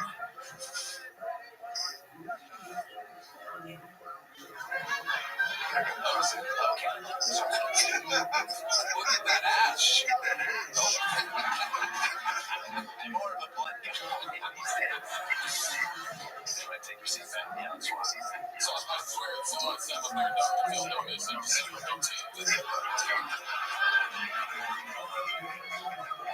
Summer 16. Oh, I love being back to me. Okay, how did that go? I'll tell ya, I was just out back peeing. Didn't hear a lot. I feel like they're laughing at me. I feel like they're laughing at me with me right now. But that was good. Were you once the catcher in the Sandlot? Now you're all grown up. Sight. Movie The Sandlot. Now you're all grown up. Saw you ended up. Waking up the boss journey. I've gained 30 pounds, 90 pounds. Brandon, right? Brandon, you've been on the show once before. Yeah. And you cried. You got a little emotional once. Yeah, I lost it. No, it's fine. It's good. You show your feeling. Yeah, I'm holding together now. How has life changed since you were a kid? Go ahead, Brandon. Answer the question, I Brandon. don't want to be known as a crying guy, but it's been great. I'm a huge fan of the show. I love the show. Been hitting mics and shows and trying to get out of the craft.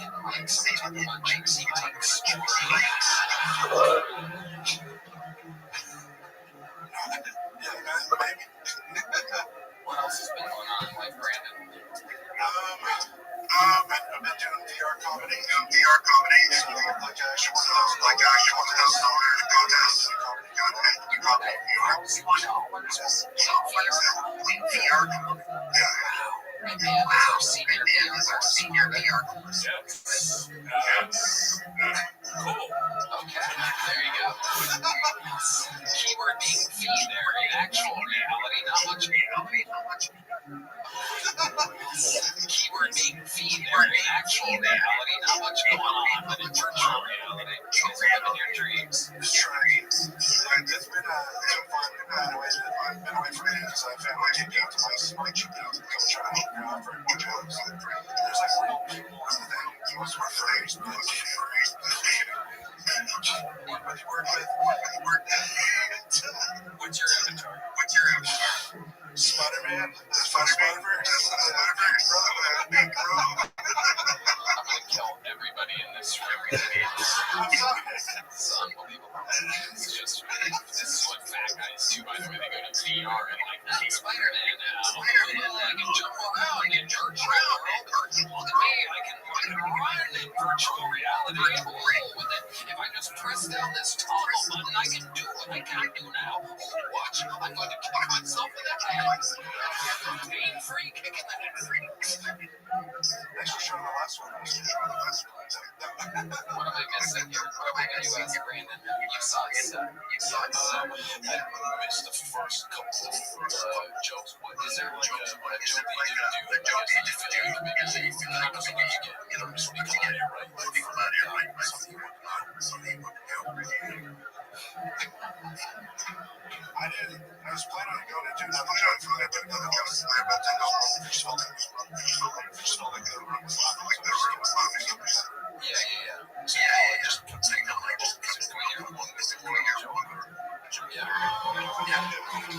Is there one more joke from Brandon?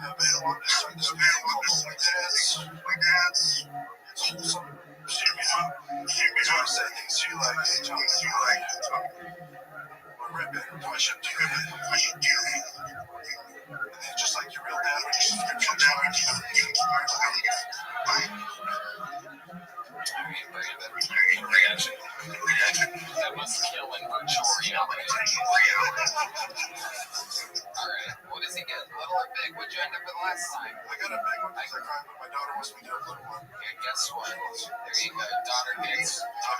daughter once. That was Brandon Ferris, everybody. My daughter's been doing comedy on What are you talking about? Who's your daughter? She's being We're not allowed to have people on. Not at this venue because it's so much alcohol. It's a secret show. Oh, Red Man. Yeah.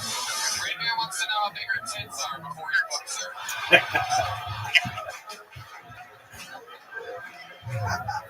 Is it still flat or is there a little something there? She might get the spot. What's her avatar? There you go. There you go. It's Brandon Ferris. I was just kidding. We don't really want to know.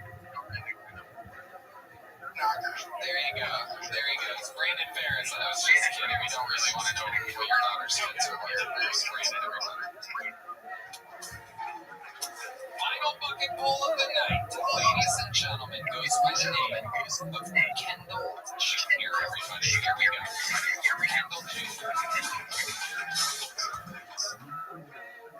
So I got a violent hand job from an Indian lady named Shiva.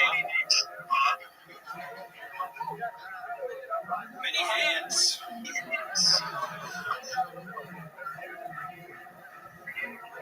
So I love watching scenes of my parents. It's nothing too crazy, just something where I might perhaps have cock out. That's mainly for my mom's reaction, though. She'll be looking for my dad, like, honey, is that real? Is that real?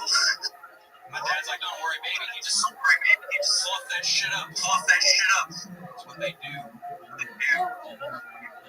My dad is a small penis. Apparently. Which means I got mine from my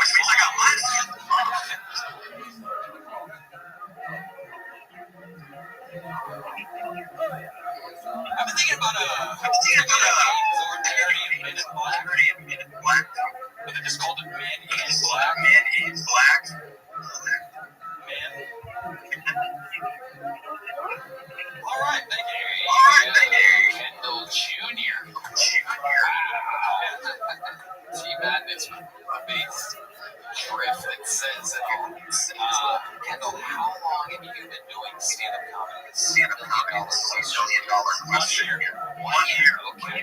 Last October. Okay, you work hard at it. Do you do it like 2 times a week? Yeah, like every day, like 2 to. How many times have you signed up for shows? 5 is my favorite. Your first time on the show. Yes. What do you do for work? I'm disabled. What's disabled about it? I have a Why? What's wrong with your I life? had kyphosis. I do the spinal fusion. Top to bottom. He has a little. Okay. Yeah. It gives me a unique opportunity. I had What do you mean? like in comedy, I feel like there's a lot of material. Like a fat kid. Not because of it, but everyone was sort of so like a lot of. Sure. How did you?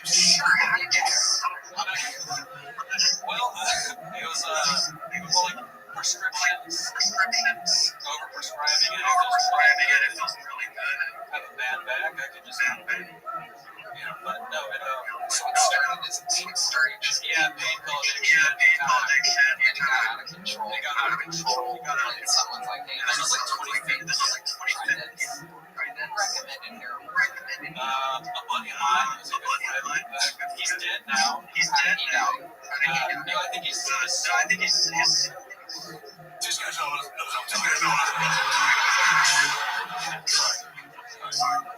No, he's still out there. I don't know, man. There are a couple people had died. Yeah, but neither here nor there. I got out. I'm 7 years. That felt better than heroin. When the doctor put you out for your back surgery, was he like, pointing to your back? Pointing to the back. You see what I'm trying to? Alright, so It's not easy doing back chugs. You'll be right. Well, it kind of was like 4 hours later. I had to do emergency. Your arms are big. Is that from because you used to be fat? It's like A little bit of both. I like exercise. Like, diet and exercise. you're like Popeye or something like that. Interesting build. You like a small head for your big frame. Yeah, it's Okay. we're working on it slowly. It used to be around. Where are you from? I'm getting like West Virginia vibes. Somewhere around there. Oh yeah, the West Virginia. Okay, perfect. Okay, so disability all the way. You don't make money anyway. You don't make money. No, I try to stay away from it. This is only adrenaline type of, you know. How old are you? 30. What's your love life like? I have a girlfriend. She's kind. Yeah. Wow. Nothing gets me quite as excited as kindness. Yeah, she's, yeah, I have a, on a scale of 1 to 10, how kind is she?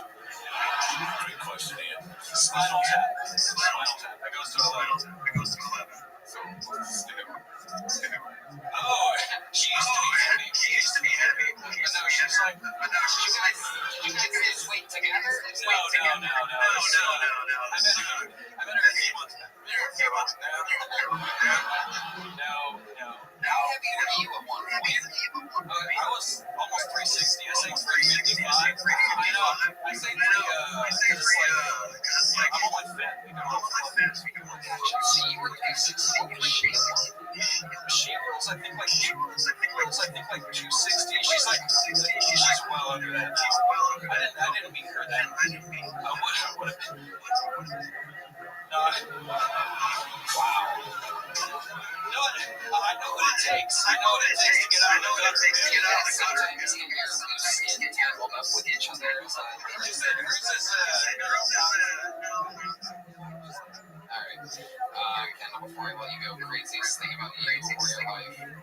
Craziest thing, how much I saw how much shit I used to be able to drop off prescriptions. And then I had to continue dropping it off. Yeah, I had boots on jeans. So Now, was it because you were like opiates? I had excited. It was a hard opiate. It was a hard opiate. It was like just like a lead meter. So it's like relaxed here. And that's why you can say that. You can say that. I mean, I could say that. I could say that. But I have to say it. Was it because of the prescription or prescription or diarrhea plus your but they got like uptight. Sounds like a red band bit on a Thursday night on the secret shit diarrhea mixed with what was the secret shit diarrhea mixed with what was the heroin is like when you do it it's like when you do it it's like you do heroin and like what's the go-to activity? I've cleaned before, you know, it's like one of those things where it's like after a while you see it makes you cool, but at first you're just like put on a I used to too. No, I used to like a Rushmore. You look like me if I started doing it.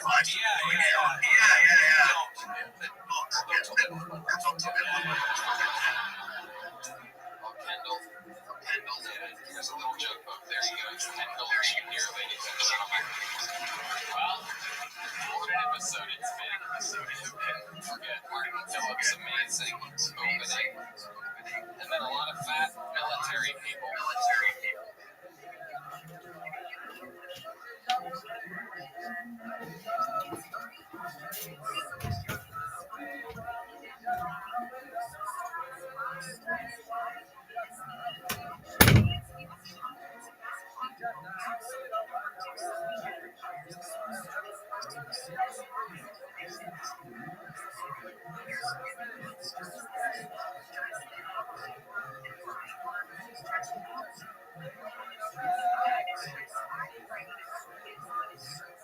And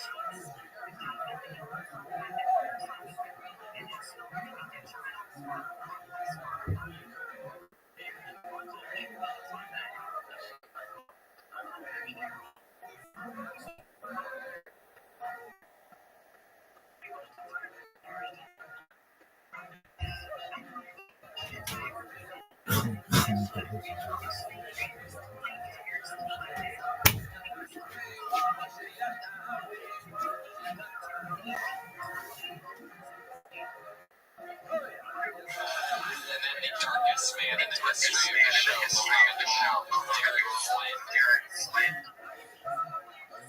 History of the show, Derek Flynn, Stevie Wonder, so much happened. There's only one way to end an episode like this, ladies and gentlemen, and it is with the Hall of Fame with the record for most appearances ever on this show, most interviews ever on this show, the reigning, defending, super regular, Kill Tony. Some people call him the Vanilla Gorilla, the Memphis Strangler, the Prince of Pancakes, the Big Red Machine. It's William Montgomery.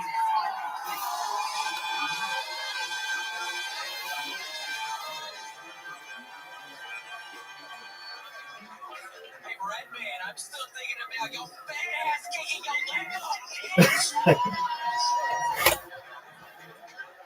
Just in case anybody was wondering, I still haven't heard back from medical school yet.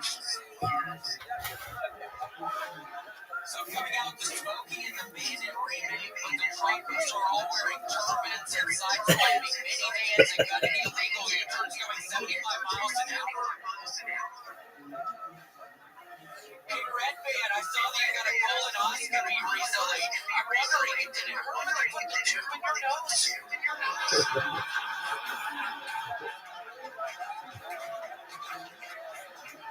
What if instead of Planet Earth, we watched Planet Jupiter?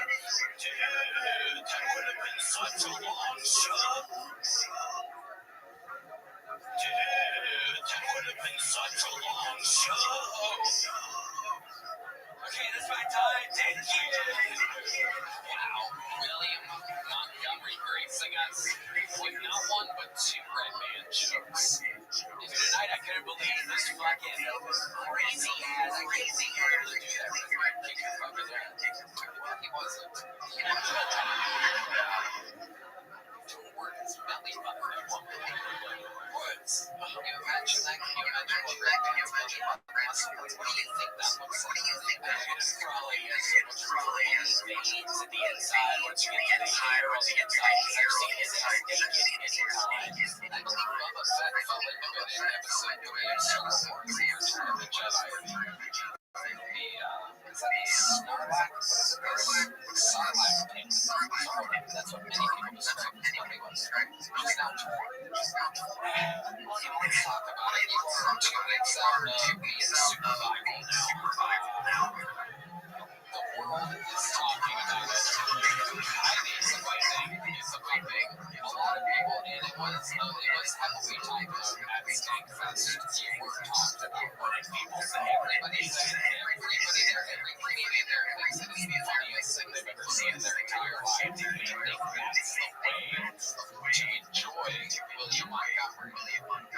They think that's the way to enjoy William Montgomery. People are saying comedians are like, that's brilliant, special, too much short stuff in front of a audience that's only there to see something else. I heard it compared to somebody there said that it was like a window for pain. Somebody said something like that. And it makes perfect sense. Because you're totally different. You're a different type of thing. Right? Yeah, at the beginning, there was but I don't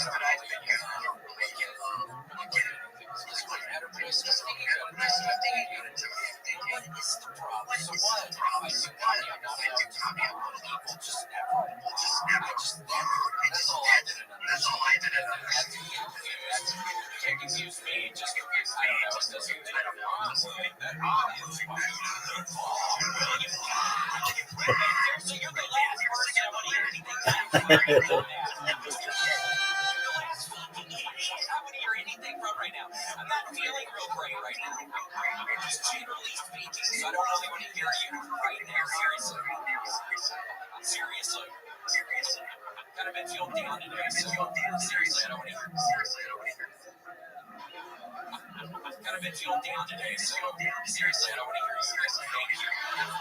Thank you, though. Thank you. It's very great. I think you mean well. Wow. I love it. But yeah, Tony, I ended up doing that show in Jackson, Mississippi on Thursday. Thank God it felt good. As I was putting together set up, and then I ended up going to the Oxford on Saturday and on Florida. And I was wearing Florida stuff, and Tony, I walked down the walk of champions, and it felt like I was back in the show. Everybody was doing me so bad. It was so cool. All the fraternity people. We're just chilling, big dog. Okay, enjoy yourself. Enjoy yourself. My mom, that was spending money on the for some reason. They were just screaming at me. Then this one guy, and we shook hands in the midst of all of this chaos. And then I asked him, he also goes into shake my hand, and then he pulls his hand up, and he'll laugh, and this guy keep moving forward to this fucking horrible situation. I felt literally like the Jewish was going to say it. But no, I mean, it's really what I was thinking. It's like the one buddy I see in the crowd. He's like helping me kind of, and then he can't because everybody else hates. Wow. Just gonna know what I'm talking about Fuck that, dude. First of all, I saw that clip. It made me so happy because I adore you. And you stay in the pocket, you stay in the committed, you don't get better when you crush all the time. But you know, just look at that audience. It's the audience it's there for. Yeah, fuck that. Yeah, you bring joy to me all the time.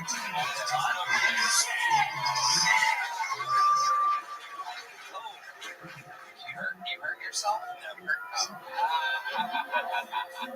So what else you been doing this week? You wrote a new Smokey and the Bandit joke in between two Red Band jokes. Yes, Dad. What makes you write a Smokey and the Bandit joke? Well, I Smokey and the Bandit this past week down in Mississippi. And then I'm thinking, okay, let's make it. Let's for the people. Let's think turbans, just same people with turbans. I think it's funny. And then it's like, okay, was this something dangerous? Did you have to sideswipe people 75 miles an hour? Stuff like that. So that's the process. I'm gonna watch a weed. Is there anything that you like to snap on? Right now, snap on the drinks. I've been able to do the road machine and everything. That's why today I was feeling a little bit. Red man, don't shake your head. Yes, and yes. Don't even look at me right now. Seriously, don't even look at me right now. I've been feeling down today. I'm not even kidding. Now, seriously, don't even look at me right now. I've been feeling down today. I'm not even kidding. Don't look at me right now. But yeah, I've been able to do the road machine and 30 ways, so I gotta get back on that. He's eating his glasses. It's got edible. Oh, Jesus, Red Man. It's kind of like my tank and his mom's cat. This guy thought he's so old, so I'm just gonna slop at her. Wow. What else does his mom do when you're with her? I'm kidding, that was mean. No. All right. Red Man's gonna go to be crying after them. I thought I'd get off on him on that one. He's gonna cry about that one. You think so? Damn, you're so funny. Oh my God. I love it. I just love it. Do you have any other big crazy gigs planned? Perhaps opening up for a church choir at some point? Any big paydays coming up? Opening up for perhaps for some Oklahoma City. I mean, Oklahoma City. They're gonna figure old stuff from Mexico. Oh my god, it's just different stuff. What kind of stuff is more stress? I'm not talking about it right now. Oh boy, really? Stress. I'm not talking about it right now. Oh boy, really? Yeah, no way. No way. No way. Just no way. I'm not a big thing. You're great. Thank you so much for taking a shirt like eBay. Yeah, you got a lot of stuff on eBay. Yeah, recently I've been getting a bunch of Oriental ones. What else have you been getting off eBay? Mainly just Oriental rugs. Wow. How many Oriental rugs have you got? 15. Wow. What are you doing with all of these rugs? Yeah, I'm going through it right now. Going through it. Yeah, just getting fucking Oriental rugs. Like really cool looking. It's like they look very cool. Like I'm proud of that. I feel good about it. But every now and again they'll smell. I fucking open them up and like and they fucking smell like mildew or something. And I just think, God, I should choke on the wow, so this is a sign. Explain to the audience what the difference between a regular rug and an Oriental rug is. Do they come? Do they perhaps come with a little seasoning? Like ramen noodles? What's the difference between a regular rug and an Oriental rug? What's the difference between a regular rug and an Oriental rug? You're a master of it. You bought 15 of them according to you. It should be pretty easy.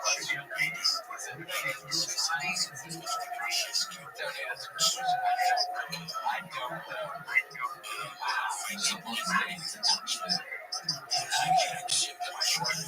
By the way, just recently, this little thing I want to get off my chest. Whoever's a piece of shit who's working at FedEx refuses to log on my steps. You have to log up to get to my fucking apartment. You're a dumbass. Literally today, I was getting something delivered to the apartment. And the person just took a picture of the outside. Somebody fucked me. That's what I had to get around for a long time. Oh, you see my name on here. They're talking about the horrible stuff. Oh, they refuse to take my packages up to my place. I swear to God, that's where I'm at right now. Have you thought about getting another escalator? No. Wow, you don't fight so hard. Oh, they do? Yeah, that's a thing. Not a break. You said you had 15 orders. Yes, but I'm figuring it out. I'm figuring out what to do. They add to do they how does that not everything's gonna cost tonight. Did you buy that party for specific cost tonight? Did you buy that party for specific reason? Oh, it's just some idea I'm working with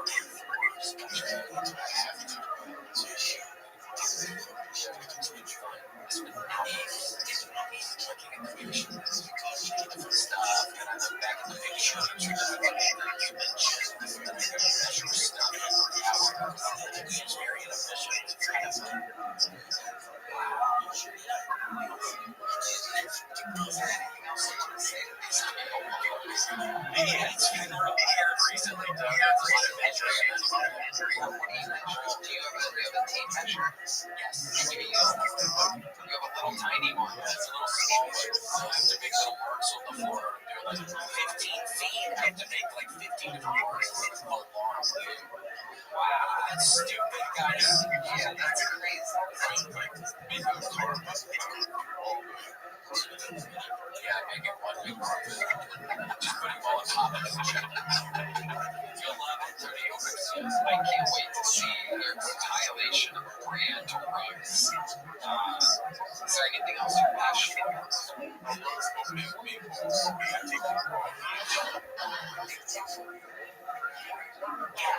they are Oriental rugs.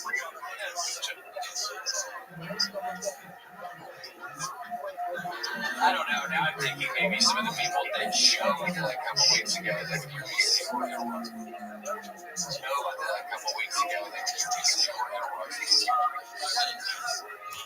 Yo, Fall 3 info. Can you hear me, big man? Is there any way you could perhaps, when you're not speaking, mute your microphone? Yeah. I appreciate it. Thank you. I normally don't mind, but I can hear the TV in the background. I'm trying to hear what these guys are saying on Twitter Spaces. Thank you. Yeah.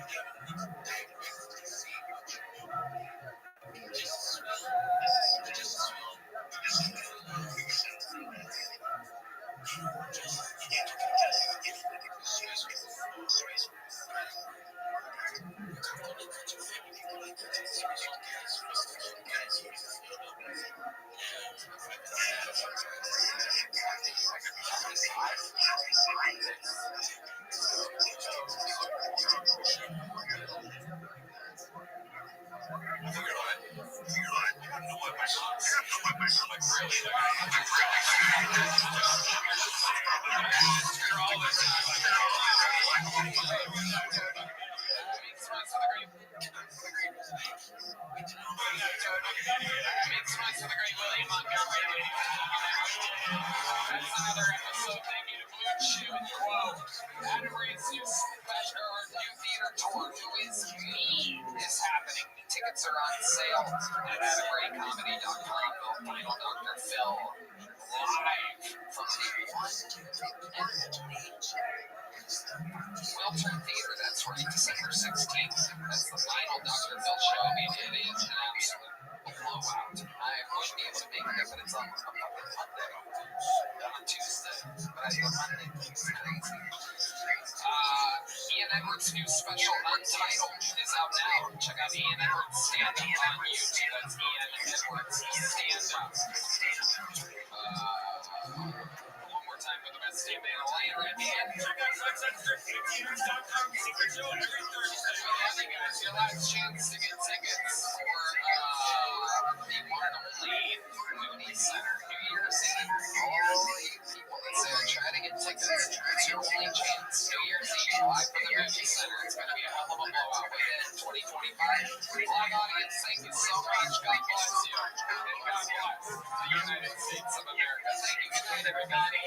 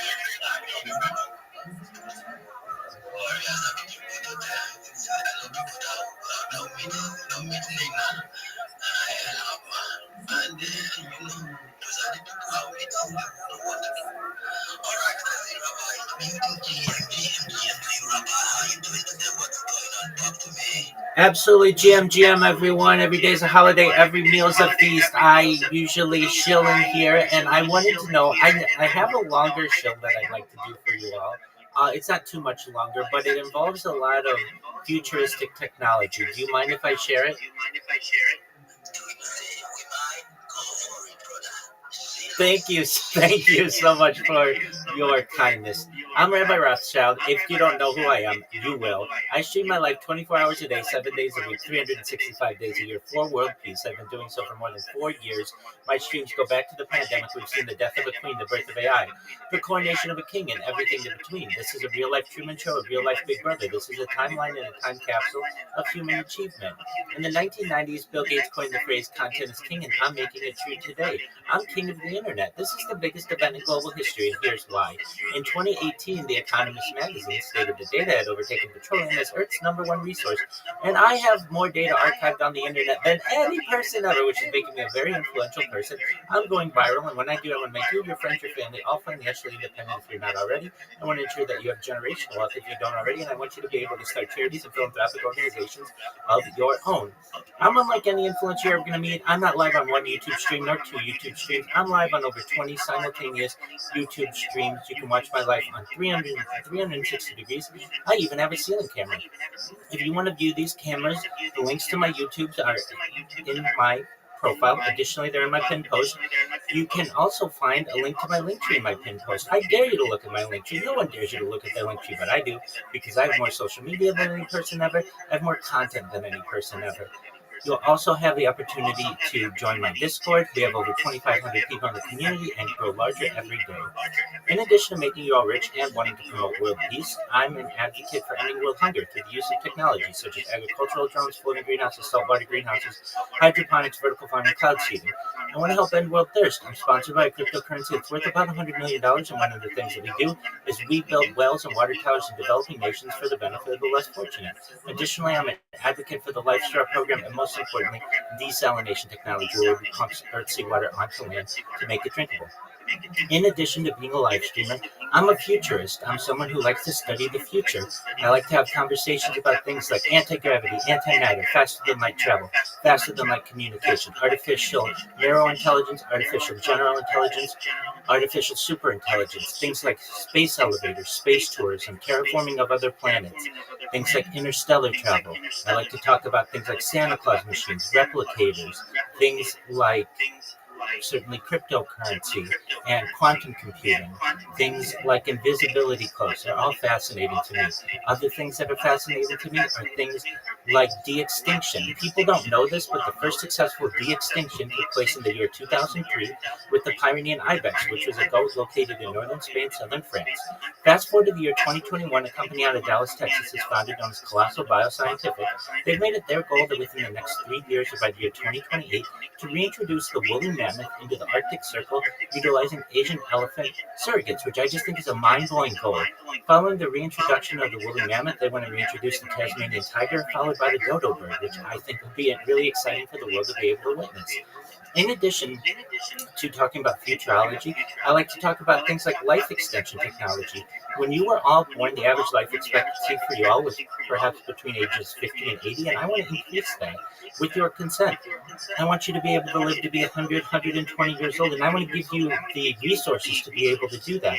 I want you to be able to utilize types of technology like oxygen therapy, human growth hormone, stem cells, cryonics, cryogenics, things like nootropics, cold shock therapy, things like testosterone replacement therapy, red light therapy, ambrosia therapy, to get you to be 100, 120 years old. But at 120 years old, you may say, Rabbi, my body's starting to break down. What's the next plan? And again, this is with your consent. Only if you want, you may be able to utilize a type of technology known as mind uploading technology, where with your consent, we scan your brain into a computer like a CAT scan or an MRI, knowing where every atom is in your central nervous system and your peripheral nervous system, for later download as an android, an avatar, a cyborg, a cybernetic being, a clone of yourself, a robot, an ethereal being, whatever you want to be. But essentially what I'm saying to you is there may be a future where you may be able to utilize digital immortality. If you are a reply guy, if you are a shiller, if you're a Web3 marketer or a raider, and you want a free mentor, coach, and friend, send me a DM. I will respond. Send me a follow. I will follow you back. I want you all to know that I'm here to support you both personally and professionally. I'm here to be a positive person in your life. I'm here to have an optimistic view on the future, and most importantly, I want to give people hope. And with that, I sincerely appreciate the ability to share. Amazing, amazing, amazing. So here you go, give Rabbi Full, please do so. And then I'll be here with some fun over again, and trust me, I love it. I love it. Alright, please support Rabbi for tuning in. And then, if you ever heard of this thing, Rabbi, it's not long, it's the city. Have you heard it before? I love it. Yes, I have. Okay, so I'll be saying something in your DMs. Yeah, I'll be saying something in your DMs. Do you want to check your DMs? Alright, let's go for it. My DMs are always open to you, King AB, and to anyone else. I'm here to support you in any way that I can. So feel free to send me a DM, not only if your name starts with King, but anyone else's.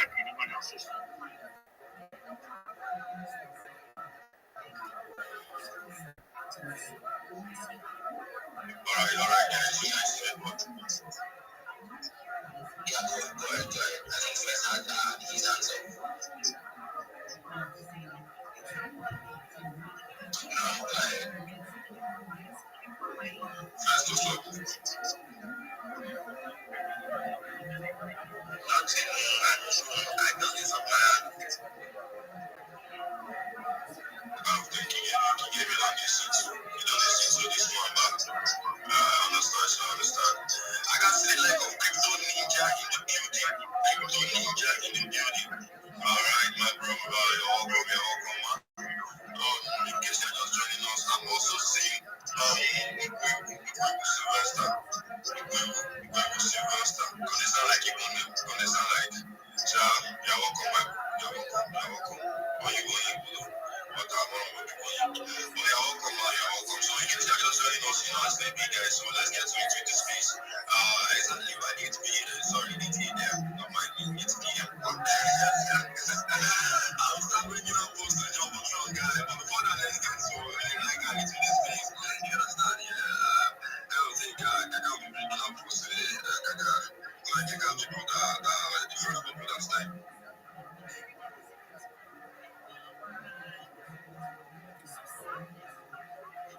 Send it to me, and I will review it and tell you if it is good.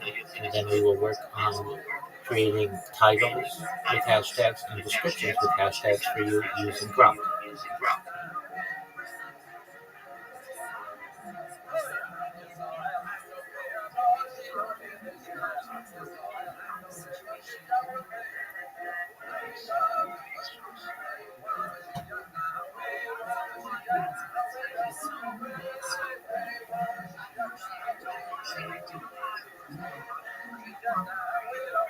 My name is Susak.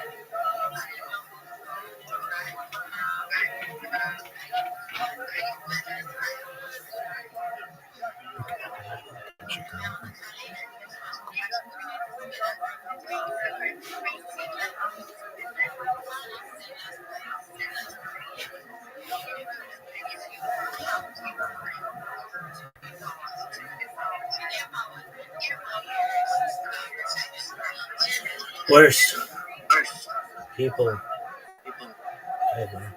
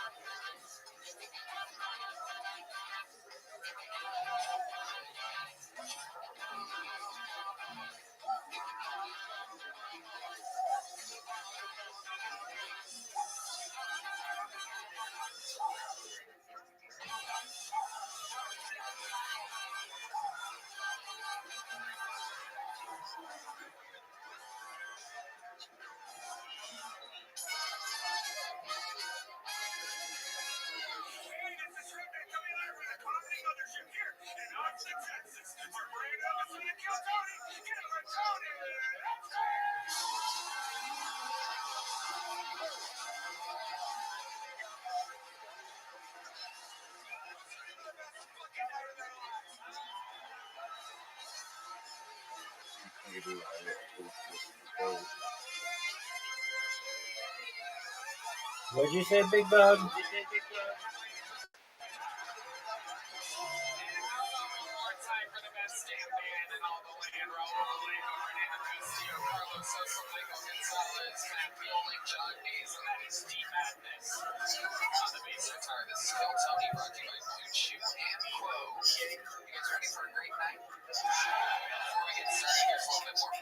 Sponsors that made it all possible.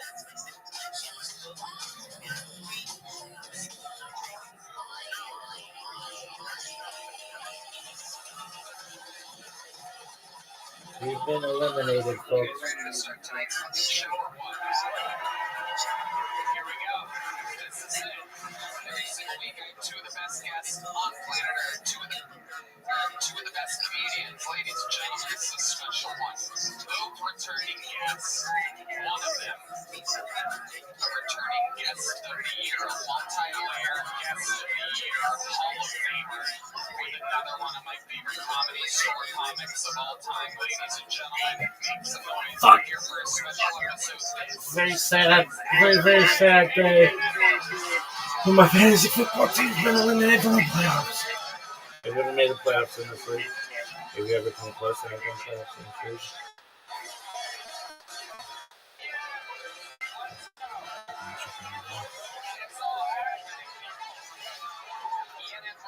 Special Untitled is now on YouTube under Ian Edwards stand-up. You must check it out. Ian is a legend, comedy store super regular, and I mean, him and I have been doing the thing goddamn forever. The old and the new bookers at the comedy store used to have us side by side all the time, 10:15, 10:30, 10:45, 11, 9, 45, 10. So we are brothers in this world. I love that channel. Make sure you check this out. What can I say? This guy reminds me of Dr. Phil. He reminds me of Elaine. He reminds me of Jeremy. He reminds me of me.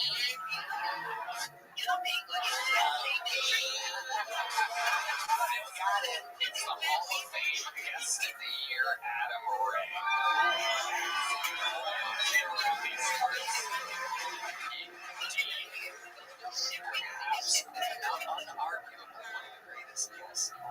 Love the show. Thanks for the intro. Got it today.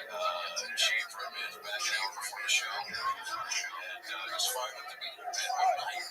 It is going down the Who Is Me Theater Tour. Adam Ray's first giant theater tour, January through April. Get your tickets at AdamRayComedy.com. And then the final setting. The last ever Dr. Phil Live is happening December 16th. That's a real way to do it.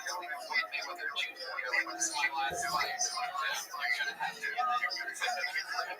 Yeah, Mayweather's never coming back in with this. You're gonna be putting on that fucking ball cap fucking serum.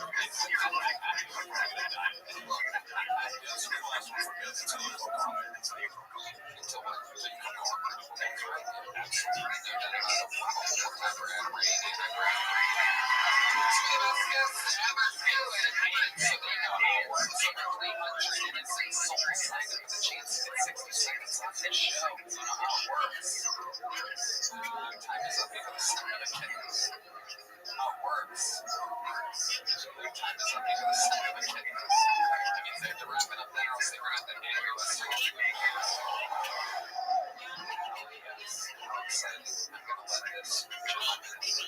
Drawn on hairline.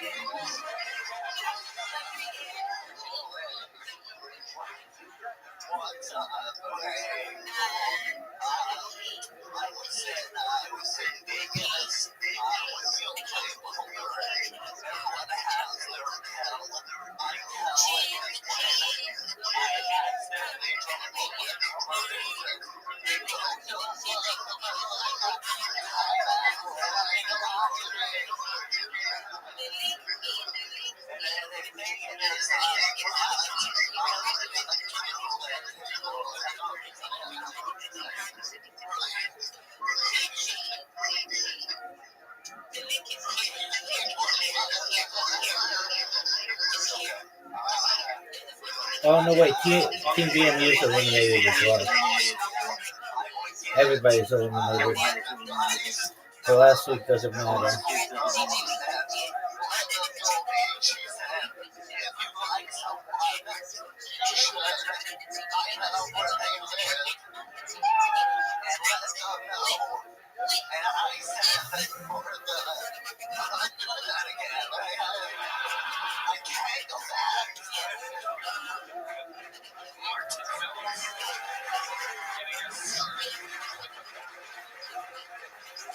Is that true, Martin? Do you play poker sometimes?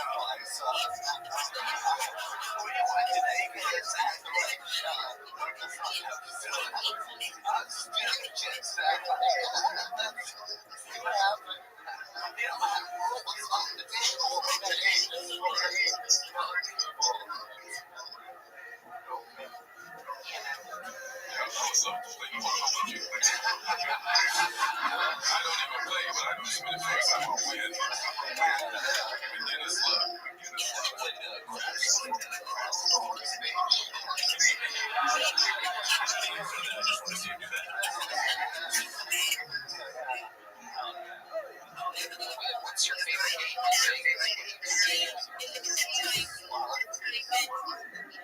Vegas, what do you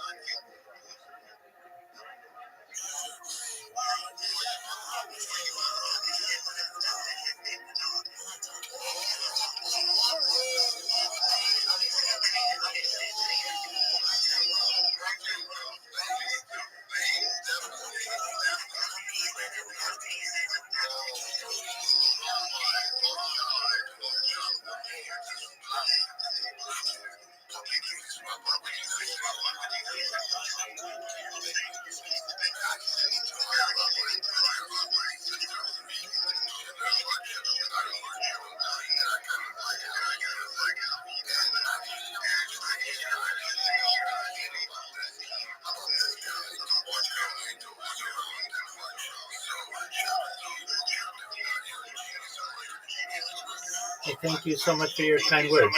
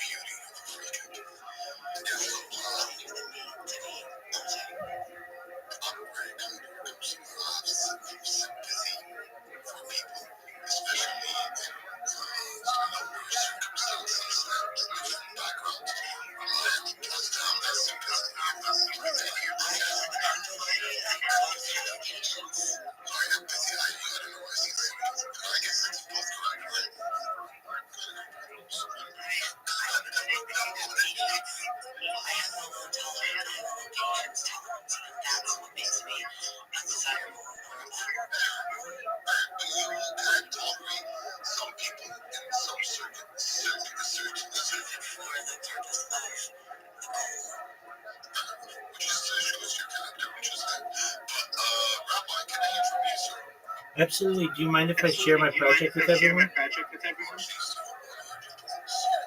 Thank you so much for the opportunity. I'm Rabbi Rothschild. If you don't know who I am, you will. I stream my life 24 hours a day, 7 days a week, 365 days a year for world peace. I've been doing so for more than 4 years. My streams go back to the pandemic. We've seen the death of a queen, the birth of AI, the coronation of a king, and everything in between. This is a real-life Truman Show, a real-life Big Brother. This is a timeline and a time capsule of human achievement. In the 1990s, Bill Gates coined the phrase, "Content is king," and I'm making it true today. I'm king of the internet. This is the biggest event in global history, and here's why. In 2018, The Economist magazine stated that data had overtaken petroleum as Earth's #1 resource, and I have more data archived on the internet than any person ever, which is making me very influential. I'm going viral, and when I do, I want to make you, your friends, your family all financially independent if you're not already. I want to ensure that you have generational wealth if you don't already. And I want you to be able to start charities and philanthropic organizations of your own. I'm unlike any influencer that you're ever going to meet. I'm not live on one YouTube stream, nor 2 YouTube streams. I'm live on over 20 simultaneous YouTube streams 24 hours a day. You can watch my life in 360 degrees. I even have a ceiling camera. If you want to view these cameras on my YouTube streams, they are available in my profile. Additionally, in my pinned post, you'll find a link to my YouTube streams. You'll also find a link to my link tree. I dare you to look at my link tree. No one dares you to look at their link tree, but I do, because I have more social media than any person ever. I have more content than any person ever. You'll also find a link to my Discord, which is discord.me/rabbi. Feel free to join. We have over 2,500 people who are members, and you can connect with me there 24 hours a day. In addition to making you all very wealthy and ensuring that I promote world peace, I want to help end world hunger through the use of technology, such as agricultural drones, floating greenhouses, saltwater greenhouses, hydroponics, vertical farming, cloud seeding. I want to help end world thirst. I'm sponsored by a cryptocurrency that's worth about $100 million, and one of the things that we do is we build wells and water towers in developing nations for the benefit of the less fortunate. Additionally, I'm an advocate for the LifeStar program, and most importantly, desalination technology, where we pump earth seawater onto land to make it drinkable. If you're a reply guy, if you're a Web3 marketer, you're a raider, you're a shiller, and you want a free mentor, coach, and friend, send me a DM. I will respond. Send me a follow. I will follow you back. I want you all to know that I'm here to support you both personally and professionally. I'm here to be a positive person in your life. I'm here to have an optimistic view on the future. And most importantly, I want to give people hope. And with that, I sincerely appreciate the opportunity to share.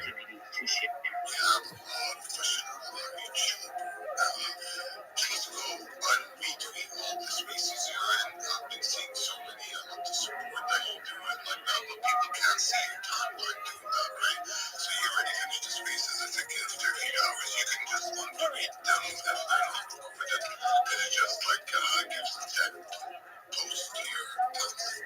I recognize that, but there are people who literally go back and listen to me in other spaces that are recorded, and I want to give. I'm saying about the unrecording, so that one, like, remove them because there's no point, no one can hear it, right? There's some unrecording, I saw that. But, as well, I have a few questions. Are you from the Rothschild family? It's a large family. It's like having the last name Kennedy as an Irish person. There are over 3,000 of us in the United States alone, thousands of us in the world. Yeah, that's correct. I had a friend, girlfriend, not like ex-girlfriend, just a friend in London. She was from the family, but she was kind of like out of the family. You know what I'm saying? I understand. It's very interesting. I love how you jump, by the way. How long have you been doing this? Because like you say a few things that's very interesting. Like maybe people may. Sure, I've been live streaming my life 24/7, 365 on YouTube for more than 4 years. Prior to live streaming my life, I had a career as a certified project management professional. I've launched apps on the App Store and Google Play, which has allowed me some financial independence to be able to undertake this project.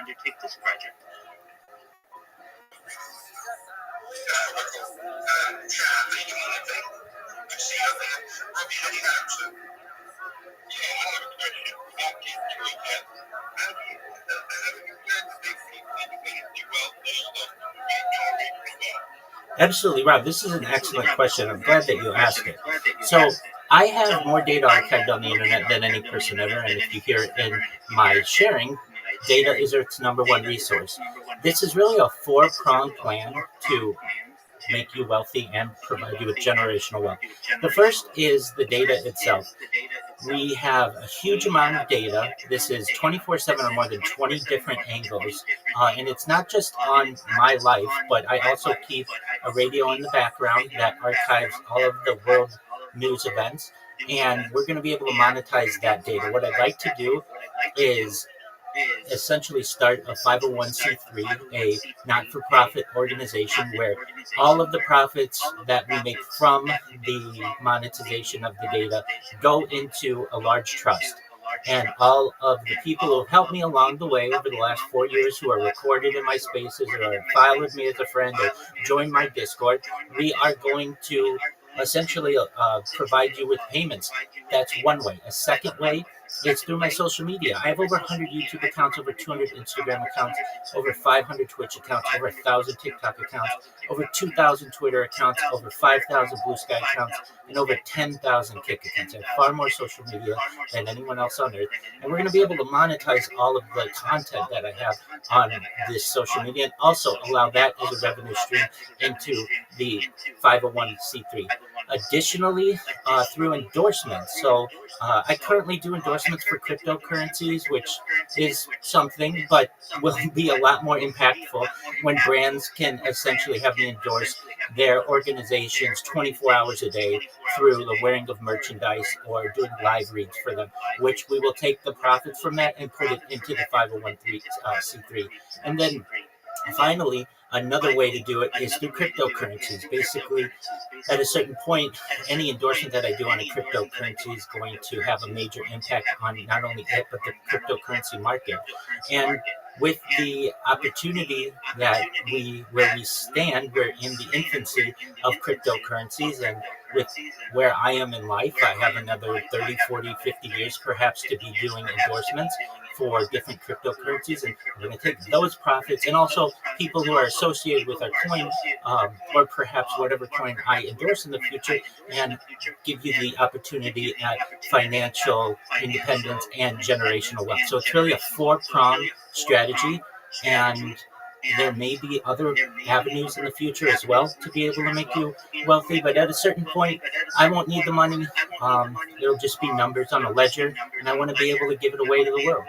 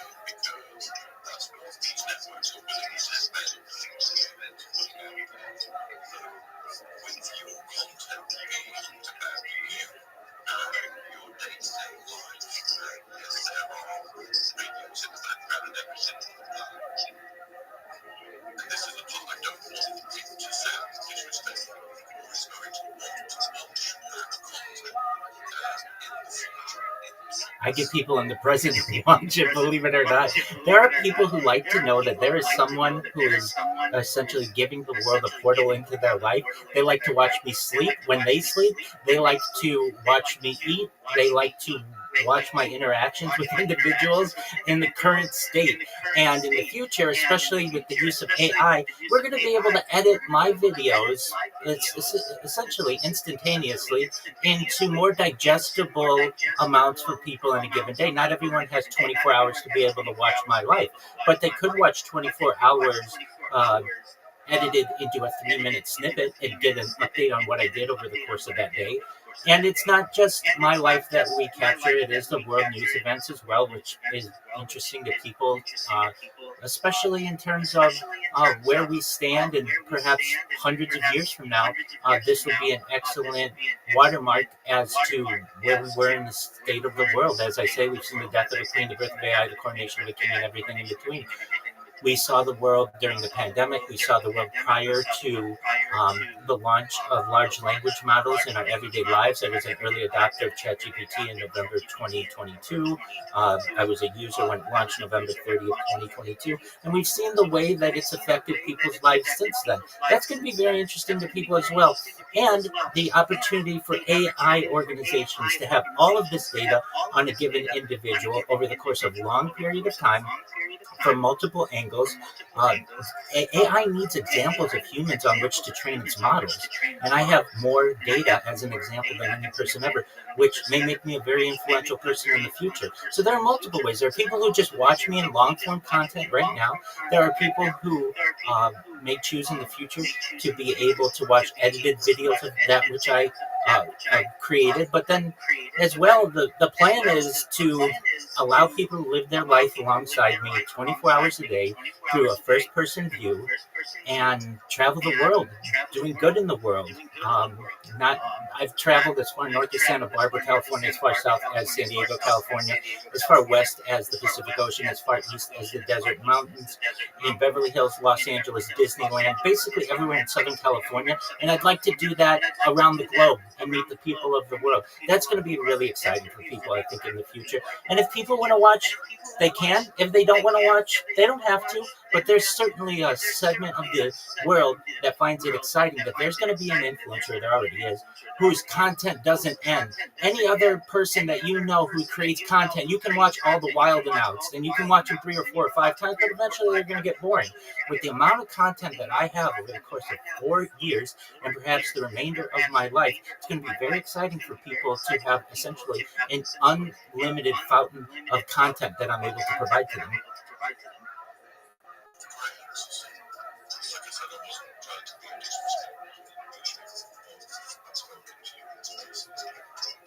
I was in the Soul on-chain Discord yesterday, and I noticed that you are being live streamed from their Discord as well. That's absolutely right. I'm live in quite a few different Discords. So on-chain Discord, the Big Step is Discord. Somebody saw me in the Soul on-chain Discord, and they asked me, how do I get this in my server? And I was like, I have a device. I'll just put my live stream in there if you want. So there are just random people in there with their projects who have me streaming in their Discord. Additionally, I'm the #1 streamer all time in the Aiden Ross server, the #1 streamer all time in the Amaranth Discord, #1 streamer all time in Kai Sinat's Discord, #1 streamer all time in iShow Speed's Discord. So a lot of these different influencers, audiences already know who I am. I can tell you that at least I have connections to the owner of the Kick platform, and my audience itself grows every single day, and that's really exciting. It's just a matter of time. I keep showing myself in these spaces. I keep promoting myself. Somebody's going to hear what I do and say, that's really interesting. So you're going to be able to make us all trillionaires? Absolutely. That's the plan. And let me say with a caveat, when I was a kid, everybody wanted to be a millionaire. Now everybody wants to be a billionaire. In a generation, because of inflation, people... Exactly. So while trillionaire sounds really great, it's what a millionaire was when I was a kid due to inflation. But nevertheless, I want to help all of the people with whom I have had connections. A lot of people say, well, Rabbi, that's a lot of people. And it is, but it's not as many many as you may think. It's about 10,000 people on Twitter Spaces over the course of the last few years with whom I've had interaction. It's the 2,500 people in my Discord. It's the people who have commented on my YouTube streams and had connections with me in Discord. It's not an overwhelming amount of people. It's still less than 1% of the population. And with the amount of data that we're going to be able to create, this is a new gold rush. This is a new oil boom. And data is at the center of that. And it'll be very interesting to see what happens when the world starts to discover who I am.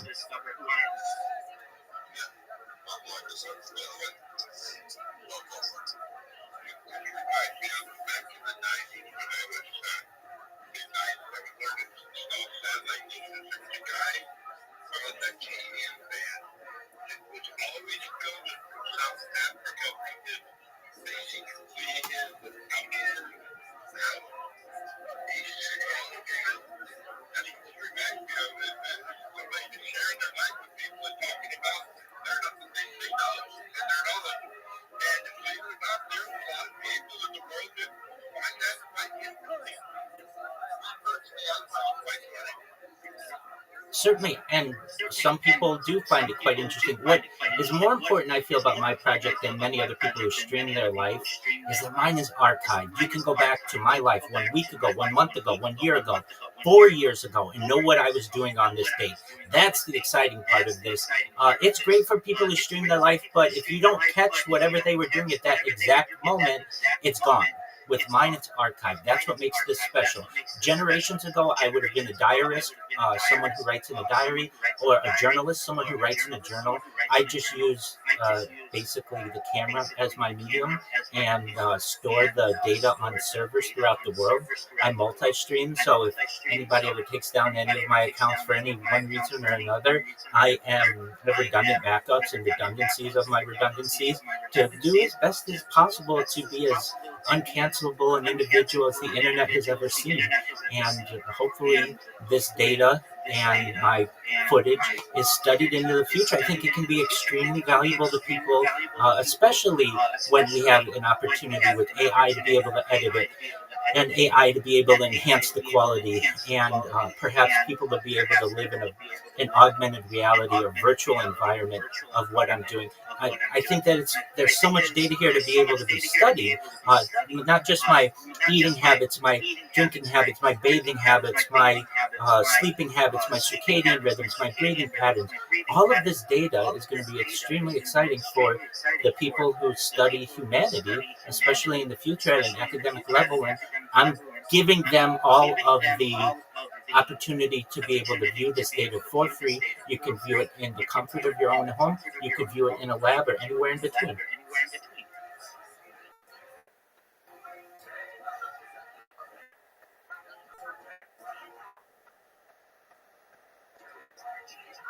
What was your main decision to actually start thinking about streaming yourself 24 hours a day, 7 days a week? Because to me, that's an insane commitment. And what was the inspiration? What was the idea behind it? Excellent question. I can tell you, as a child, my parents, whenever we had like a major event, they would get out the old camcorder and try to capture whatever it was we were doing. And I thus have a lot of footage from my youth, or at least a good amount of it. But I would always ask my parents, why do we stop recording? Why don't we just always have it going? My parents kind of laughed at me at that and said, well, it's just not really practical, and nobody would really want to watch all of this footage. And that was kind of my philosophy until the pandemic, really. And as I previously said, I'm an app developer, and I was working a contract for a major Fortune 100 organization, and my position went remote during the pandemic, and I went from never being on camera to being on camera 8 hours a day. And so that lowered my camera anxiety, I would say, to some extent, and I got more comfortable being on camera. And after work, because so many things were closed, I would go to Tiger Woods' golf course in Anaheim, California. where I'm a member of the Players Club there, and hit golf balls at the driving range. And I wanted to improve my swing, so I would, with my iPhone, video my swing and try to improve it. And sometimes when I would top the ball or hit a slice or a hook or whatever it may be, I would make a joke to myself on camera. And I thought some of these jokes were pretty funny. And in the future, my family, if God willing, I have a wife and children someday, they might want to see what their dear old dad was like before they were even a glimmer in my eye. And so I started uploading that footage after work every day. And it was taking me first an hour, then 2 hours, and really with upload limits and throttling of ISPs and cellular organizations, it just was taking me a long time to do. And I was spending a too significant amount of time doing it. And so I thought to myself, in October of 2021, it might be better for me to start live streaming this. And if I do, I want to do it better than anyone else. I had seen The Truman Show when I was younger, and so I knew that this was at least an idea in the ethos of the world that somebody might put their entire life on camera. The difference is mine is with my consent, and the movie, Truman Burbanks is without his consent. But nevertheless, it was an idea that I knew had existed. And so I bought a laptop and recognized that there are limitations sometimes with different devices, and they crash and they get disconnected and such.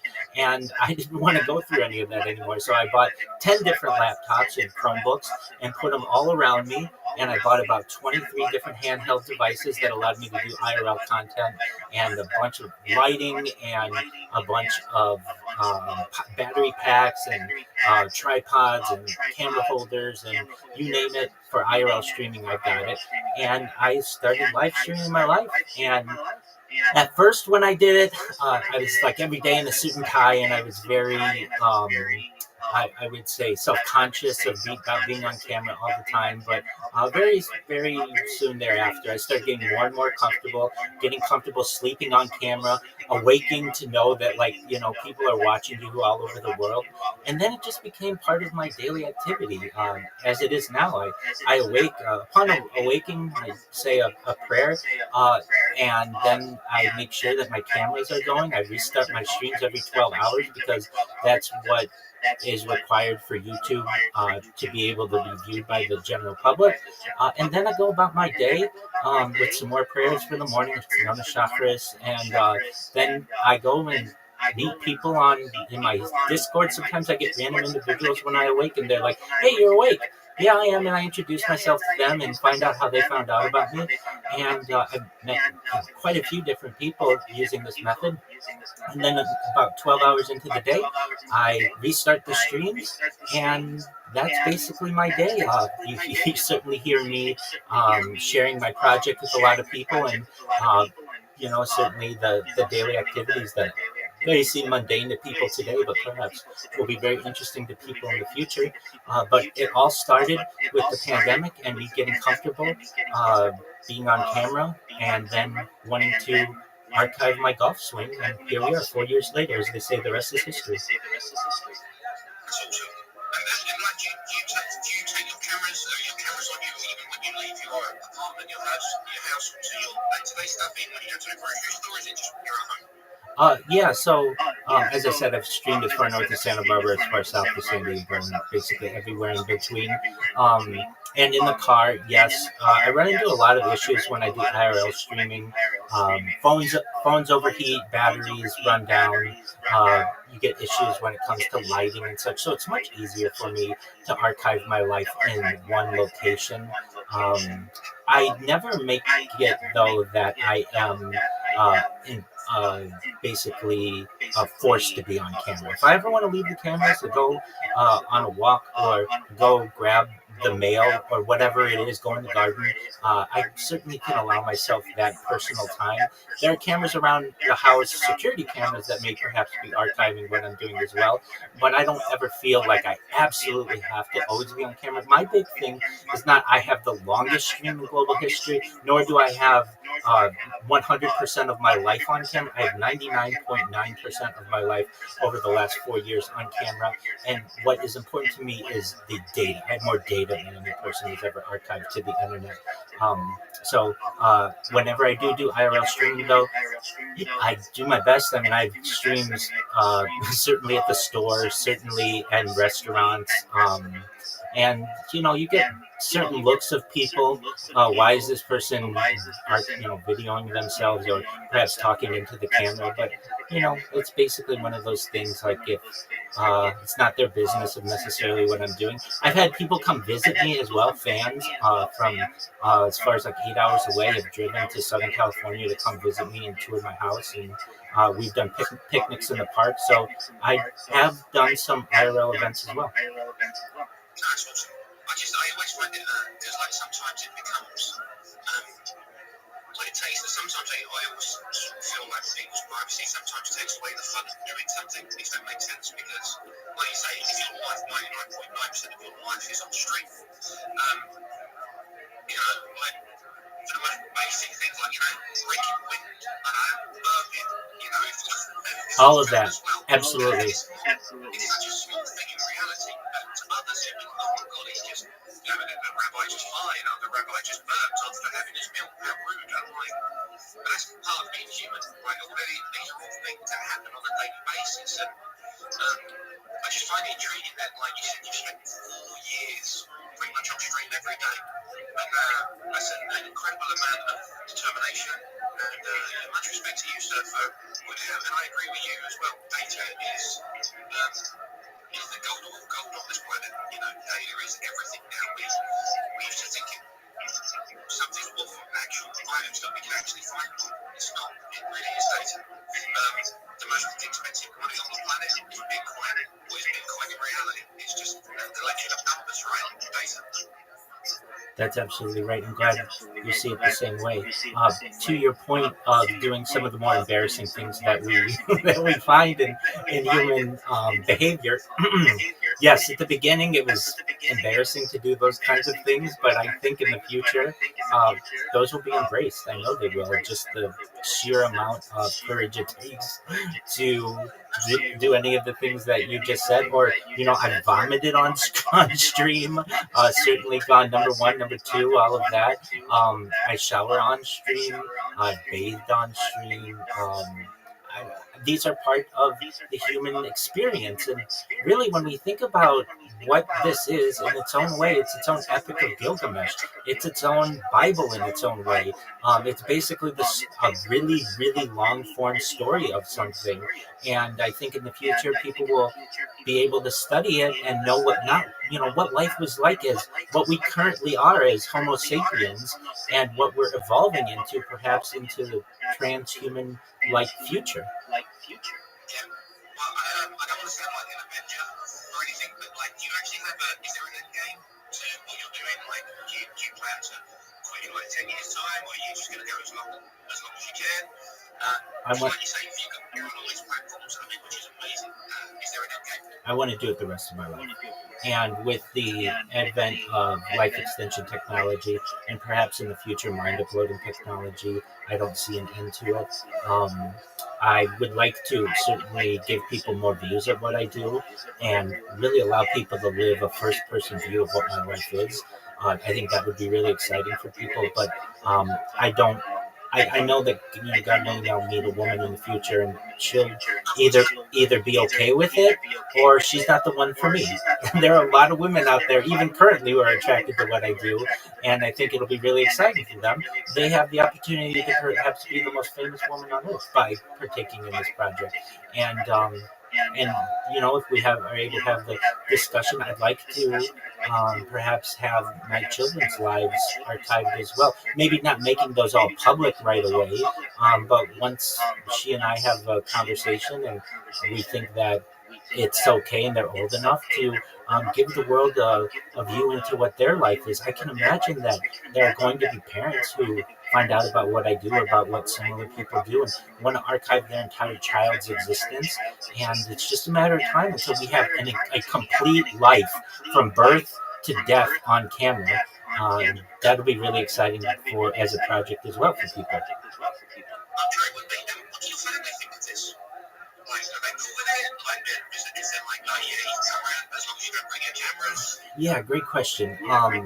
So I don't really know about it, to be honest with you. I know that may sound strange, but I'm an adult, so I don't necessarily have to have too much contact with them. And many people in my family, while I don't openly tell them about it, I think some of them have found out about it. I think I've had some cousins who might have spread the information around. But if I ever have contact with anyone I know, I just talk to them like I normally do, and we talk about what's going on in our lives and that we're healthy, and I don't necessarily feel like I need to include them in on it. They're going to find out someday, I know that, but that doesn't necessarily mean I have to include them in it immediately. And there's some embarrassment, I think, to perhaps in the future, they're going to find out every single thing about me.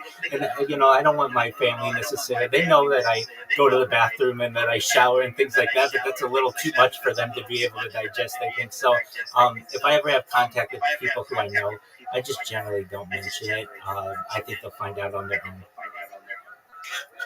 is strange how in this day and age, though, is that we feel like we've got more friends and family people online or than we actually do in IRL. There's more, you almost feel you can rely on people on Web 3 or Web 2, depending on what environment you want to be looking at, that you're actually closer to the people that you actually feel like that you've seen, met, touched, shared a real coffee with.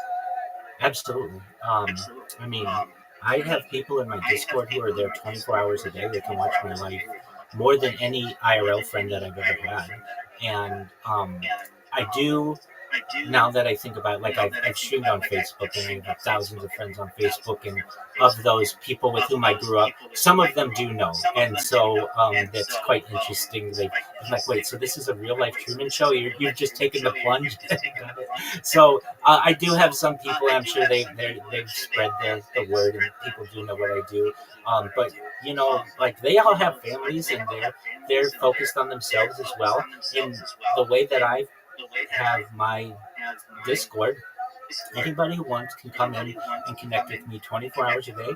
And some people like that so much that they decided to live their life alongside me. And that's far more than even you would have with a sibling. I mean, siblings go and do other things, or perhaps have different rooms, and they're not staring at you 24 hours a day. But in this case, it's exceptional. So these people who are virtual beings in my world have become very close, almost like family. It's really weird though, because like even now, I run over to my aunt's house, it's literally across the road from mine in Morocco, and I will run over there, have some lunch, spend about 15 minutes with them, and they'll be like, oh, why don't you stay? And I'm like, oh, I need to get back home, I've got stuff to do, and I'll just come on and talk to the puppies, like in a space or in Discord for the next 10 hours with no questions asked.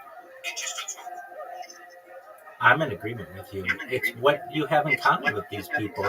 Your family, your aunt doesn't know about the Gumbies. She's probably not into crypto and Web3 and Twitter spaces and all of the things that are of interest to you. So you do the needful with them, whatever's necessary, and you are a good nephew, but that's not really where you want to be. You want to be with your people. Yeah, it's true. I mean, life evolves. I mean, crypto, I look at crypto in a completely different way to most people. I know a lot of people just want to get into crypto just for the sake of making money. But I have never found anything more interesting in my life than crypto.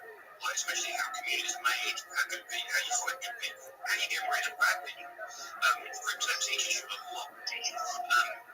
Just buy one mint token, or just find one community, join it, and then just go through the cycle. I don't know, stay there for 2 months, and you'll see the good in people, you'll see the bad in people. As I say, you can learn so much in life just by being in a project or a community, full time community, or next. And if it makes it honestly easier than doing stuff in IRL. Because IRL normally means you have to go somewhere and you have to meet up and you have to plan and that stuff and make sure everyone turns up. Web 3, just stay in the space. Just think of people that just want to talk to you. That's exactly right. I can tell you the meme coin that sponsors me, one of them. It's one of the OG meme coins. It's known as Harry Potter Obama Sonic 10 Emu. The ticker's Bitcoin. It's on Ethereum. I've been live in their Telegram for more than 2 years, and this has given me a community in itself. These people have become close to me like a family. They know my habits better in some ways than I do because they're noticing them, and this is not something that even your aunt or uncle or my aunt or uncle would ever have the opportunity to be able to view. I mean, literally, if you ever watch my streams, you are in bed with me. That's not something that is normally done, even amongst anyone aside from your immediate family. And Web3 has changed all of these things. The thing that binds us together in these communities is cryptocurrency, but there's also the unique aspect of the community, the people. We love each other. We care about each other.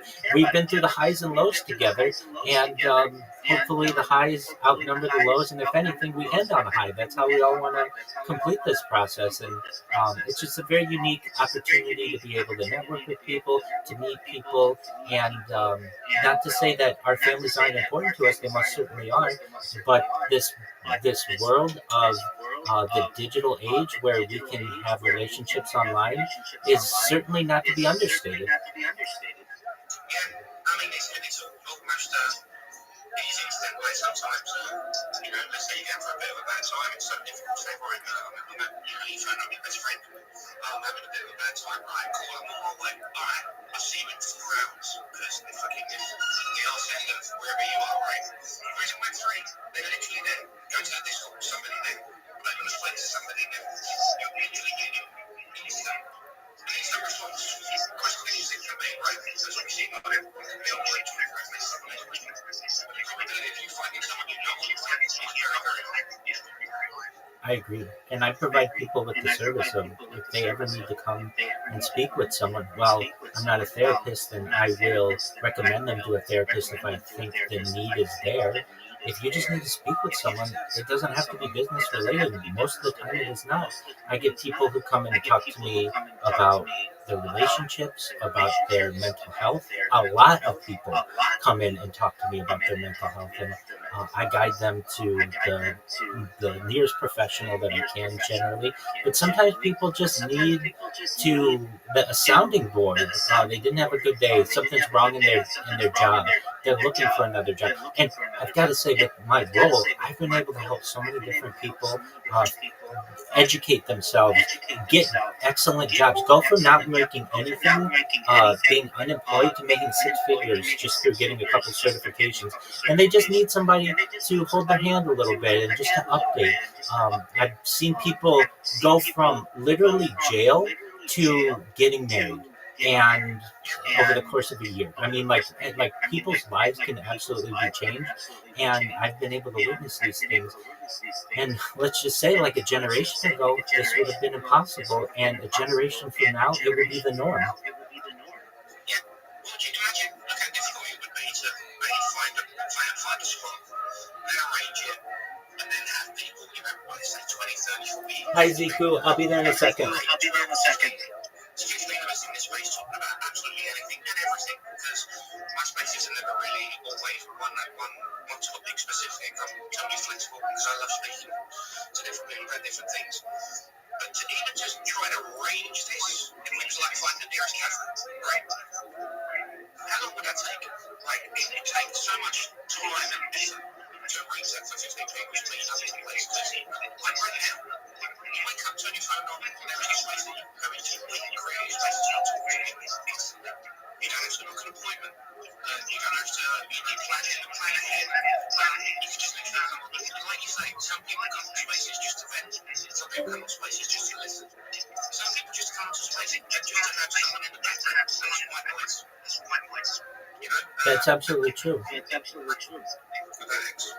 I love it as well. And, something that we have in IRL or in real life that we don't have so much online is that approach anxiety. Just like what you're saying, if you were to go to a cafe of people who are all doing their own thing on their laptops, reading a newspaper, reading their phone or whatever, and you were to say, hey, I just want to try to have a unified conversation with you all, they all get up and leave. That would be strange. Nobody does that. But in here, you can say, I'm going to host a space where we're going to attempt to have a unified conversation, and you will get people from all over the world who are interested and excited and want to participate and want to share, and they'll share their deepest, darkest secrets with essentially strangers online when they would never, ever, they wouldn't even talk to people in a cafe. We are an interesting species, but we certainly have found perhaps something special in these Twitter spaces or X spaces and other places where we are online, where we're able to network and make connections and communicate with other individuals. Yeah, I'm with you 100%. I mean, I love talking all day, right? And I have to say absolutely anything I don't understand, I'll ask questions, and majority of the time, if I find someone interesting, I'll just listen. So that's one of the hardest skills to have, just listen. And if people are not interested, I'll just change the topic and go elsewhere. But when interested people come on, I think it's great. There are people that are able to talk with confidence. And I understand that, some people get nervous. I mean, to be honest, it was DeFi times in hip-hop production. These spaces were the first ones I used to start speaking. I was usually on this for about 6 months just listening. It didn't feel like I had the confidence to talk about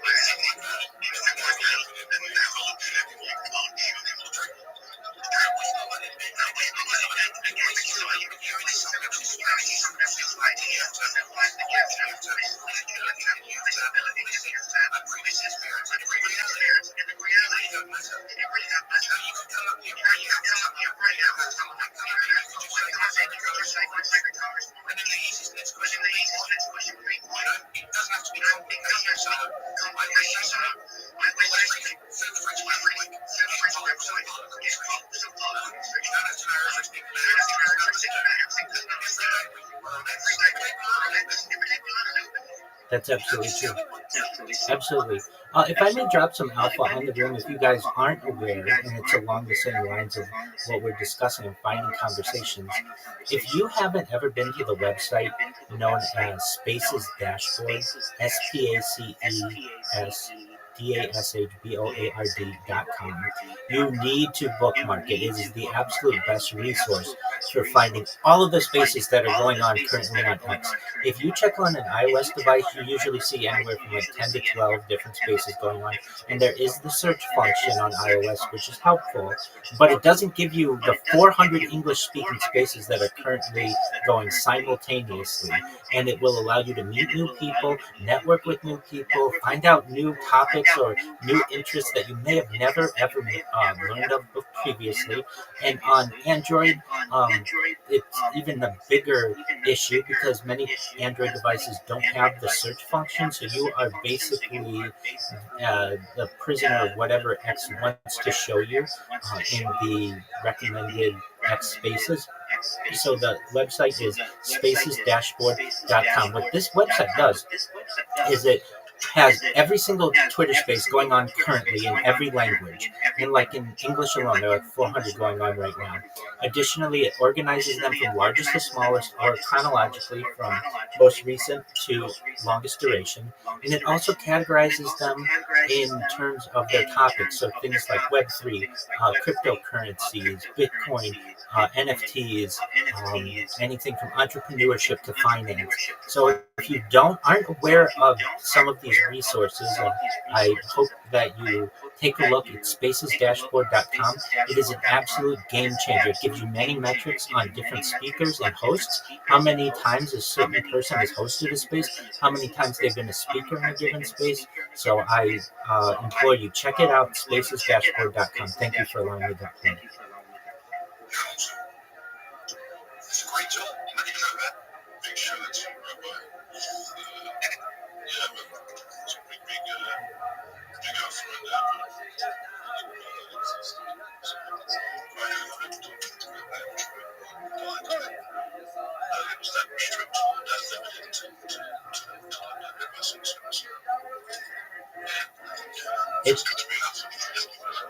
It's unfortunate the differences between iOS and Android apps. I mean, I use both.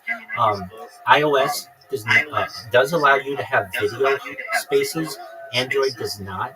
iOS allows you to have the soundboard. Android does not. iOS has the search function in the for spaces. Android many times does not. But Android will let you have a space longer than 24 hours, and iOS does not. These are just things that you learn when you're on Spaces for as long as I have been. And if you want to avoid many of the issues with finding Spaces, I implore you, check out spaces-dashboard.com. It's a game changer.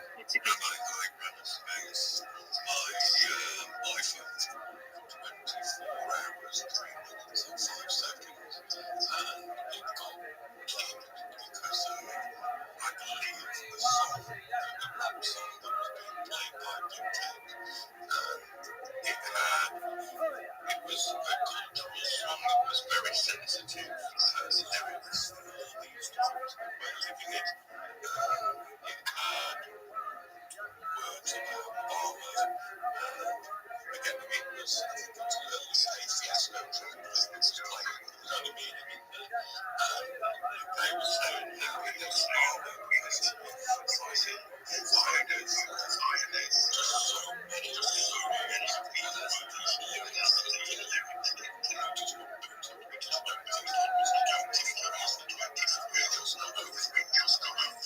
Well, it is. I should be clear. It's usually like 24 hours and 3 minutes or 5 minutes. It's not like 25 hours.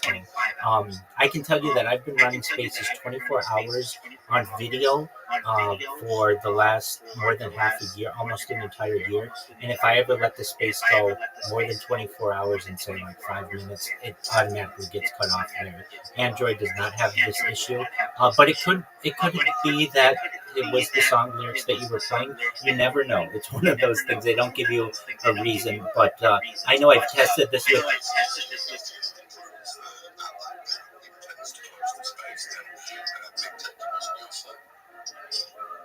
It's right at that 24-hour mark. Yeah, and I can tell you I've tried this with some cryptocurrencies.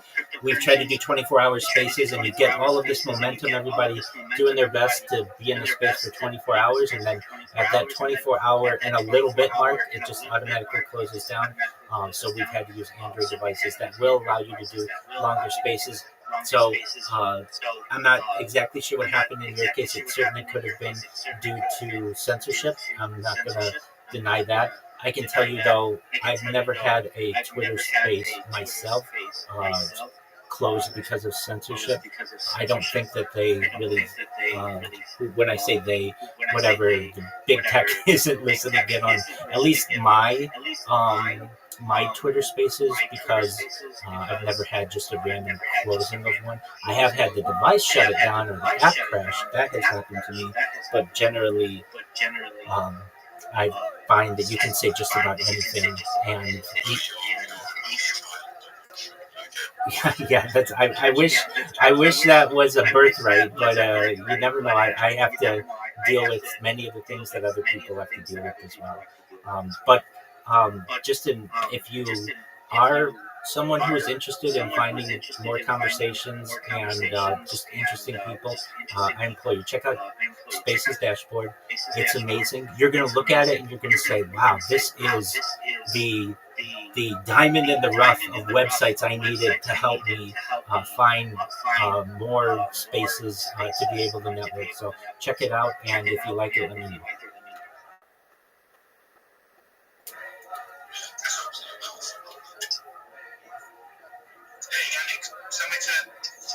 Maybe find a space or two for hip hop punks with these high times. It's a shame we weren't doing articles, because I guess the stuff that Rabbi doing would be great. Some great article content.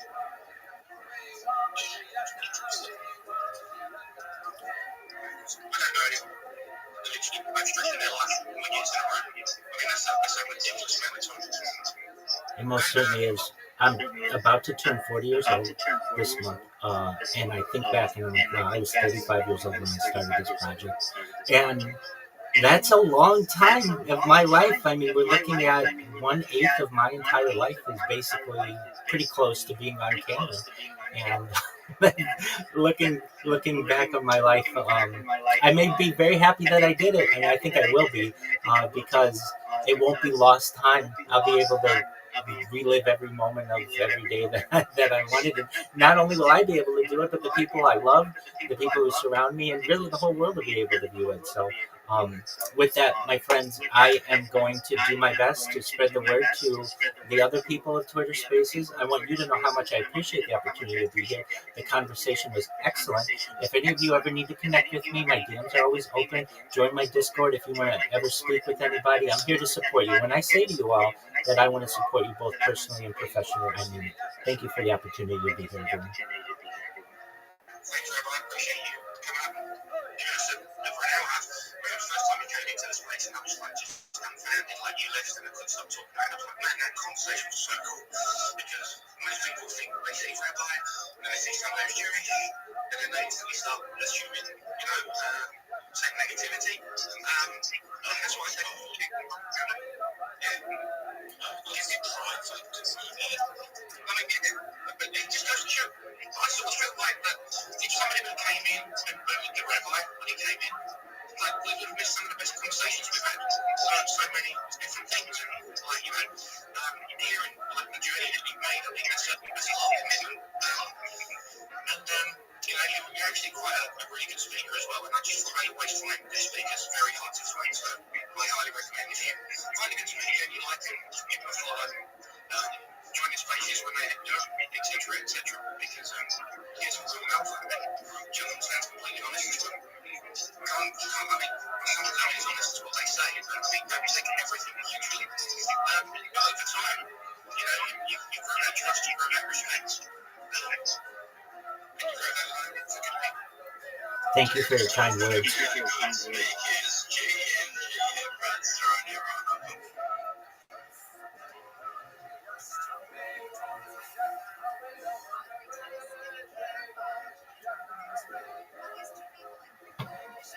Those guys were cool.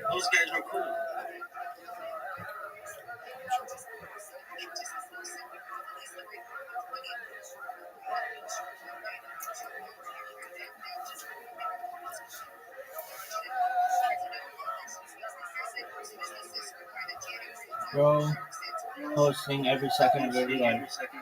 Bro, are you alive? I think so.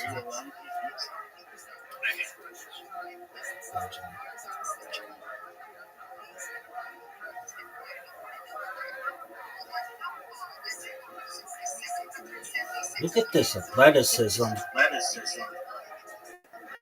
Look at this move.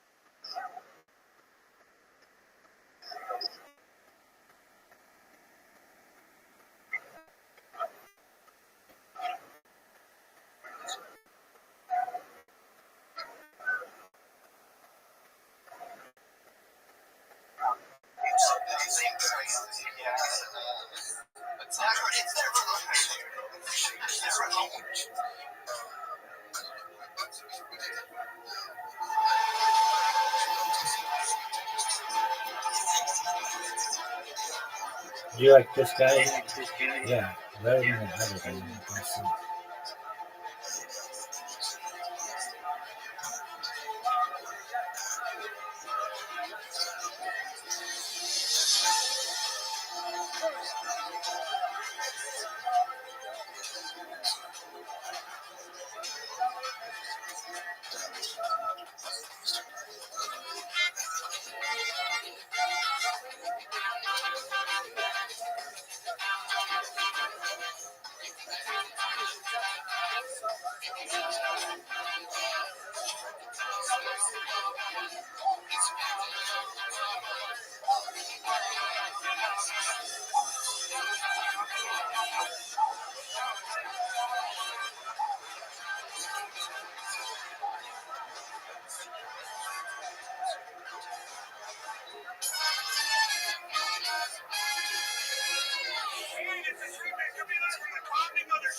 In Austin, Texas, for a brand new episode of Kill Tony, get it for Tony!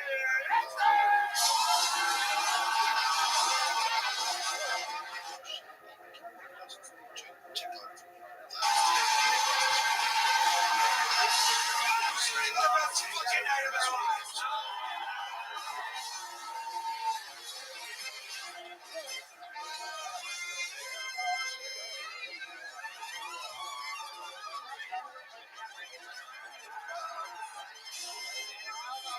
Time for the best damn band in all the land. Raul Jordan, Emilio Carlos Sosa, Michael Gonzalez, Matt Fielding, John Hayes, and that is Team Madness. On the bass guitar, this is Kill Tony, brought to you by Blue Chew and Quo. You guys ready for a great night? Before we get started, here's a little bit more from the amazing sponsors that made it all possible.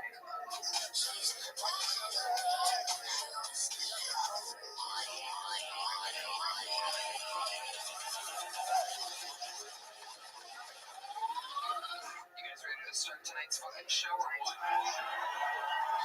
Here we go. This is it. Every single week I have two of the best guests on planet Earth, two of the best comedians. Ladies and gentlemen, this is a special one. Both returning guests. One of them, a returning guest of the year.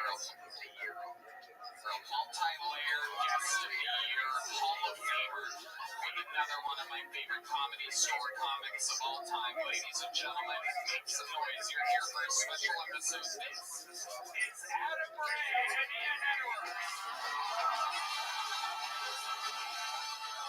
Adam Ray, live in the flesh. Ian Edwards, let's go. It's all happening, people. Ian Edwards' new special, Untitled, is now on YouTube under Ian Edwards Stand Up. You must check it out. Ian is a legend, comedy store, super regular, and I mean, him and I have been doing the thing goddamn forever. The old bookers at the comedy store used to have them side by side all the time, 10:15, 10:30, 10:45, 11, 9:45, 10. So we are brothers, and that's welcome back, Ian. Make sure you check out this bag of foot. What can I say? This guy reminds me of Dr. Phil. He reminds me of Elaine. He reminds me of Jeremy. He reminds me of me.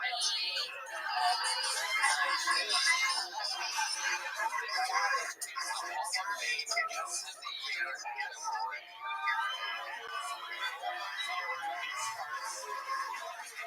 Indeed. Not unarguably one of the greatest guests of all time. Love the show. Thanks for the intro. Got it today. Shaved for advantage back an hour before the show. And it was fun. What a night. It is going down the Is Me Theater Tour. Adam Ray's first giant theater tour. January through April. Get tickets at AdamRayComedy.com. And the final reset.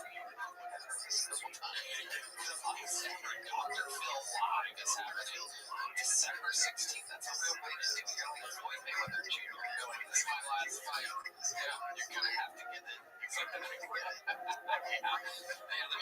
never coming back after this. You're gonna be putting on that fucking bald cap for the rest of your life. That's the last one for me until you come call for me. Until what? Until you come call for me. That's right. Yeah, absolutely. No doubt about it. Wow, one more time for Ed Rain. So the best guests to ever do it, and so they know how it works. Over 300 innocent souls signed up with a chance to get 60 seconds on this show. You know how it works. Their time is up because it's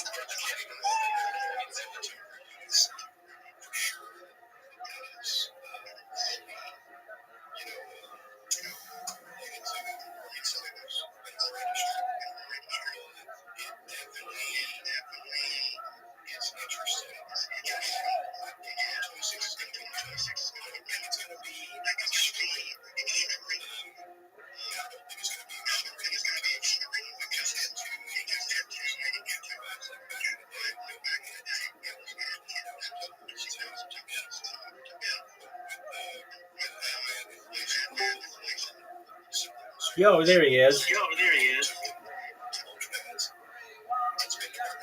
Yeah, good morning, Rabbi. GM. How you doing, Emmanuel? Yeah, I'm doing fine. How about you? Every day's a holiday, every meal's a feast, thankfully. All right, my friend, where do we stand? What are your updates? I'm actually not exactly what you told me, so I don't know if you could help me, go through it here so we know what next. Yeah, absolutely. Send me whatever you want to send me, and I'll look at it. Okay?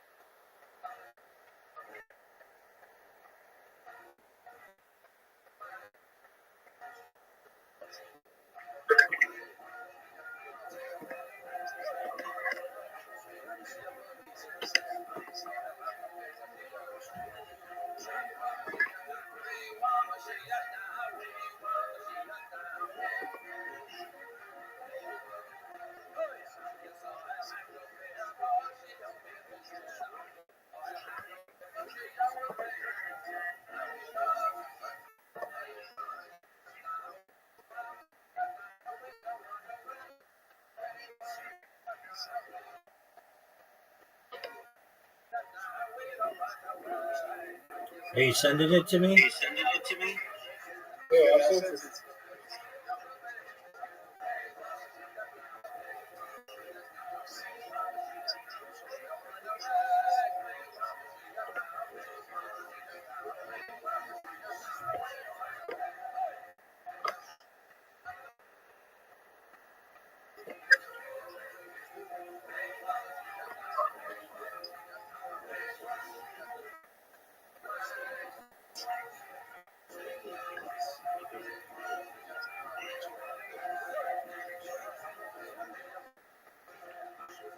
Where's Reddit? Okay? Where's Reddit? Really? Yeah. Emmanuel. I sent you a list. You need to go through the list. This is part about being detail oriented. And check and make sure every single thing is there. Reddit's not there. I don't see Blue Sky. I don't see Truth Social. I love you, my man. I want you to be successful. This has to be your first or an early lesson, though. You've got to be detail oriented. If I were your customer right now, I would say this is failed. And I'm not going to rehire you because I know you're not detail oriented. So I sent you a list. You got to check every single one and make sure you get it. And then I want you to go through and check every single link and make sure it's right before you send it again. I'm here for you and I'm going to help you. But just know that, like, if I were your customer, you wouldn't get hired again. Does that make sense? Yeah, exactly. Okay. Yeah. You know what to do, right? Yeah, I know what to do. All right, I'm here for you. Let me know when you're done and you're ready for me to inspect, okay?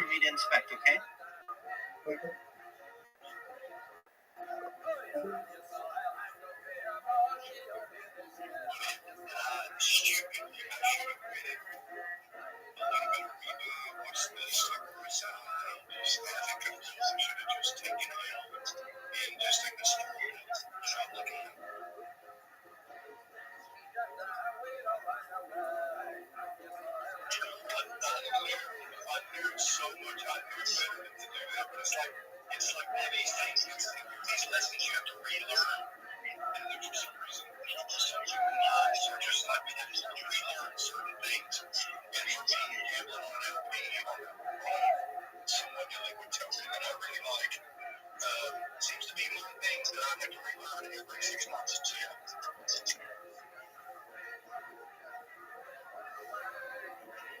Go ahead. Thank you so much. Excellent. I appreciate it. I'd like to share my project with you all.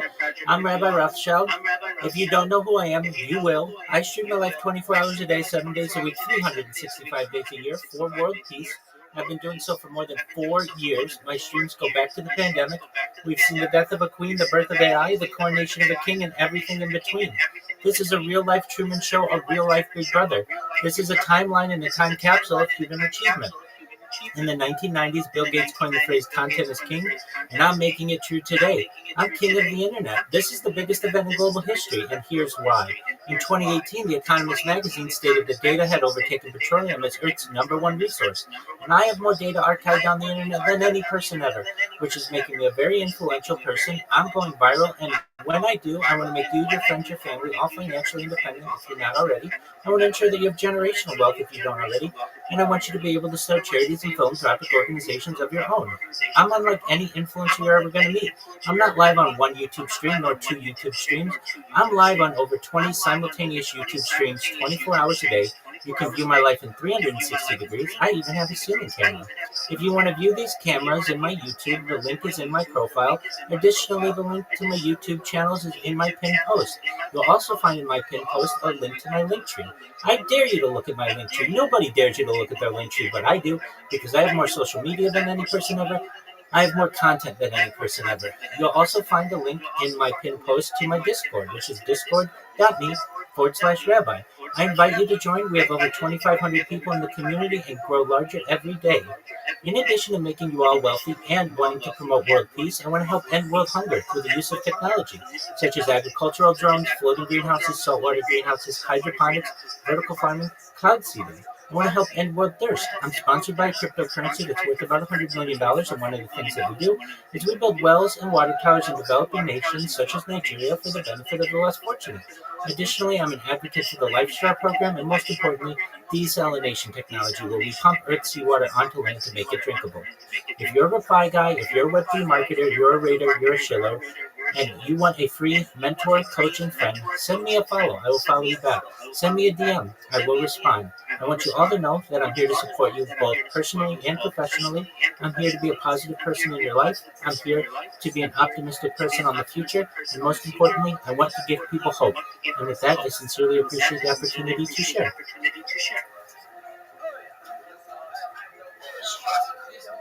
I love the message.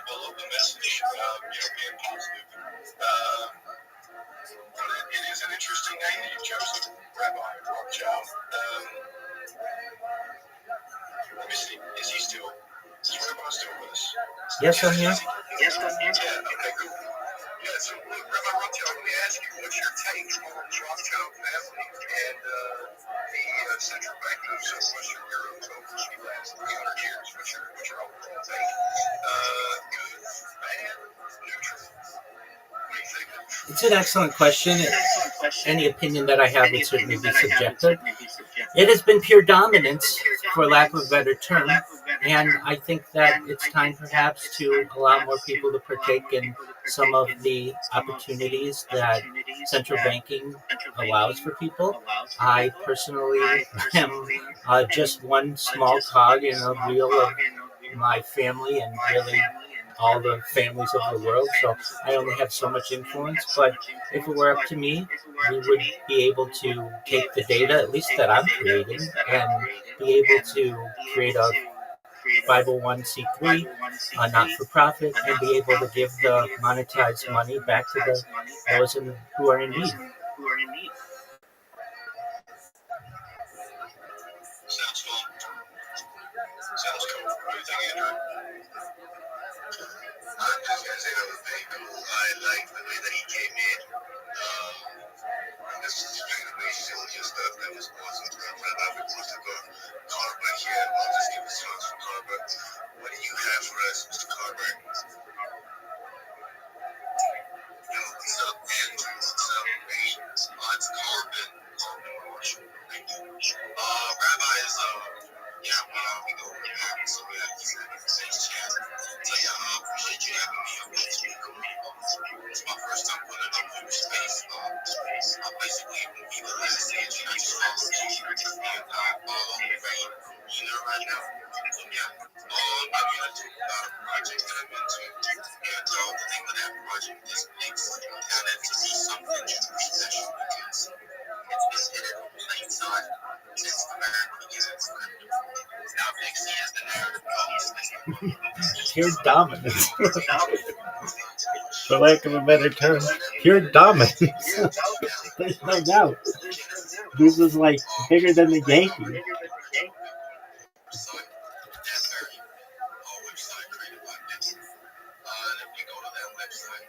Your family dominates the central banking system.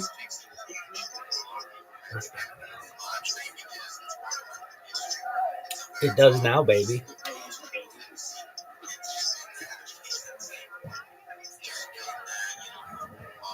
For Rizzy?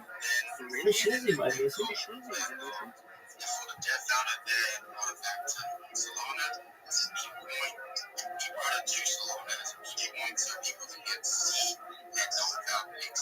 So we've been on about 2 months now. We launched around September. During the first few days of the launch, went up to 88 June. Get to know our junior market cap. And currently we're sitting on, I think 70 to 80K market cap currently.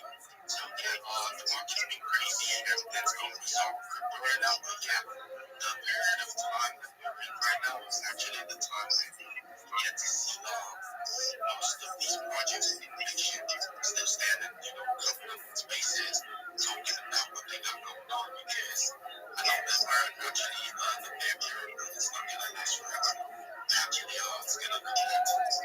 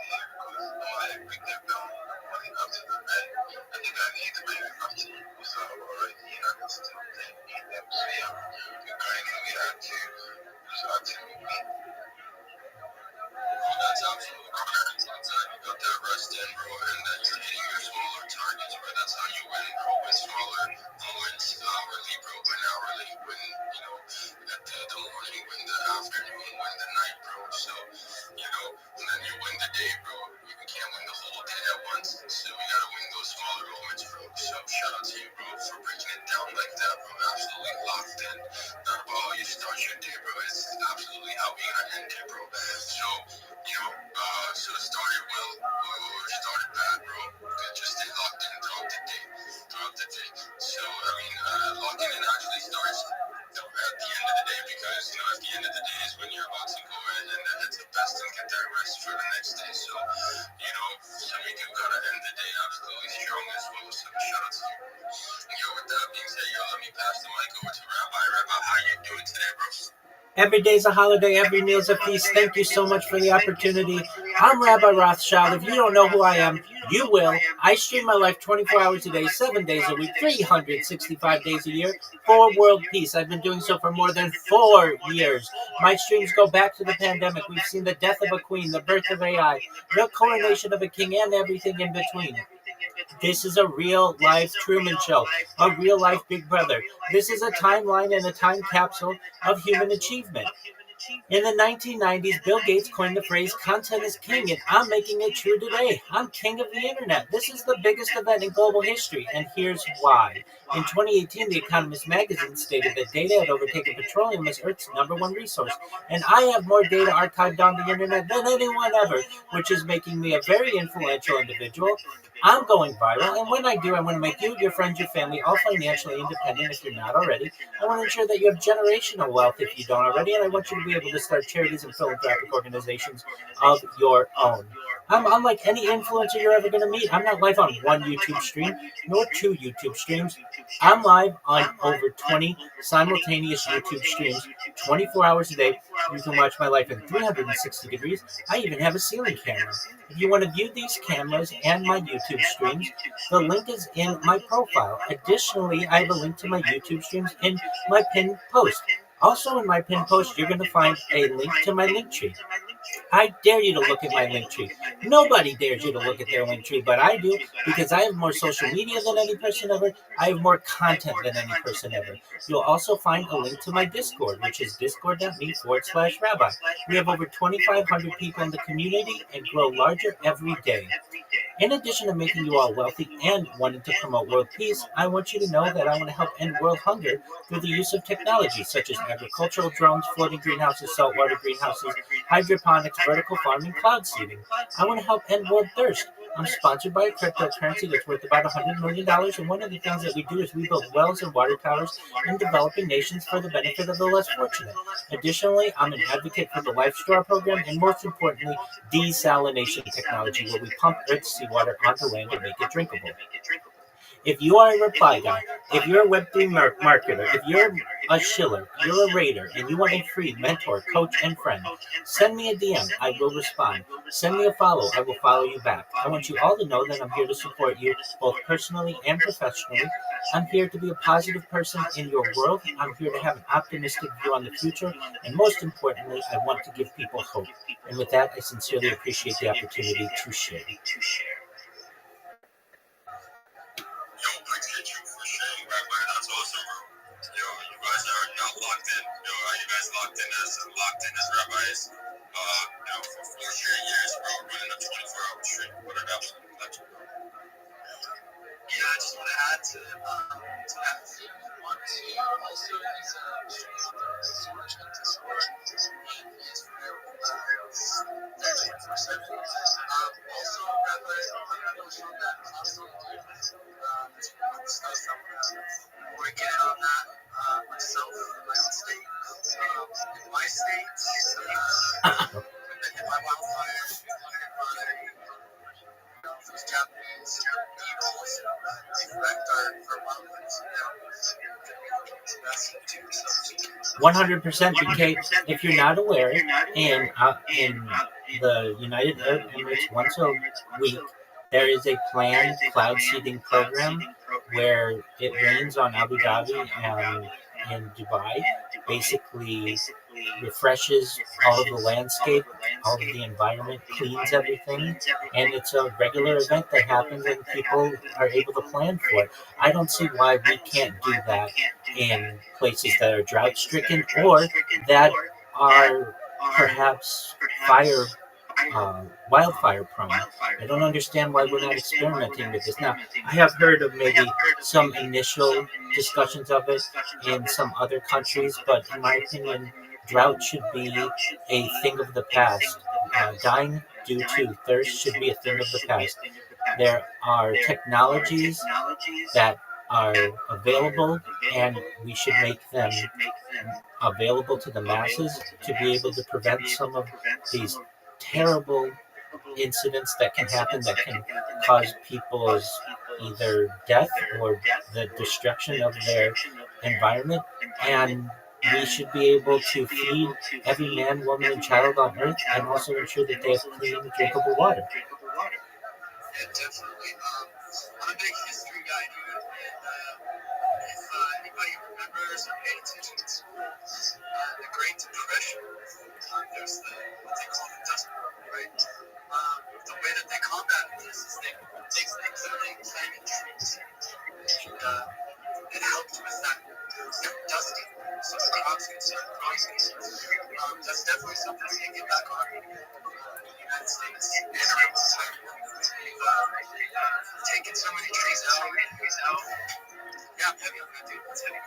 Like, just a little FYI.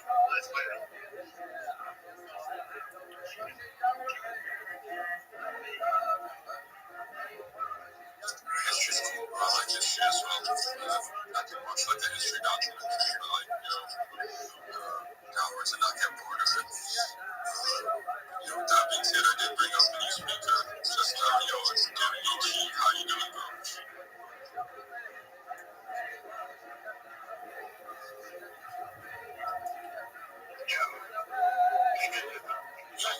Yep, we can hear you, bro.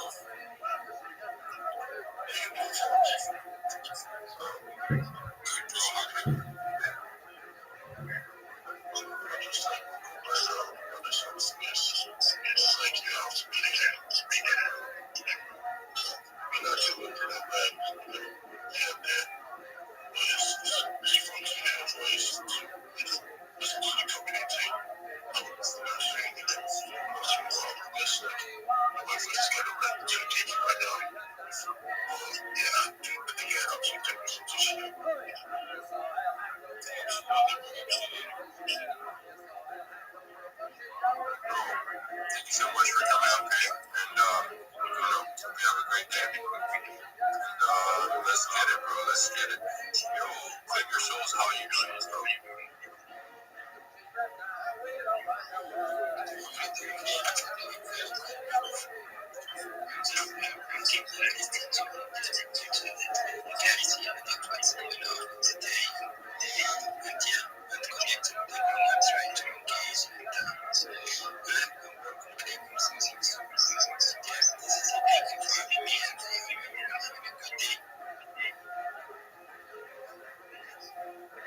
Absolutely, bro. That's awesome. That's awesome. I'm glad you're working and multitasking, bro. That's amazing. Glad to hear that. Glad to hear that.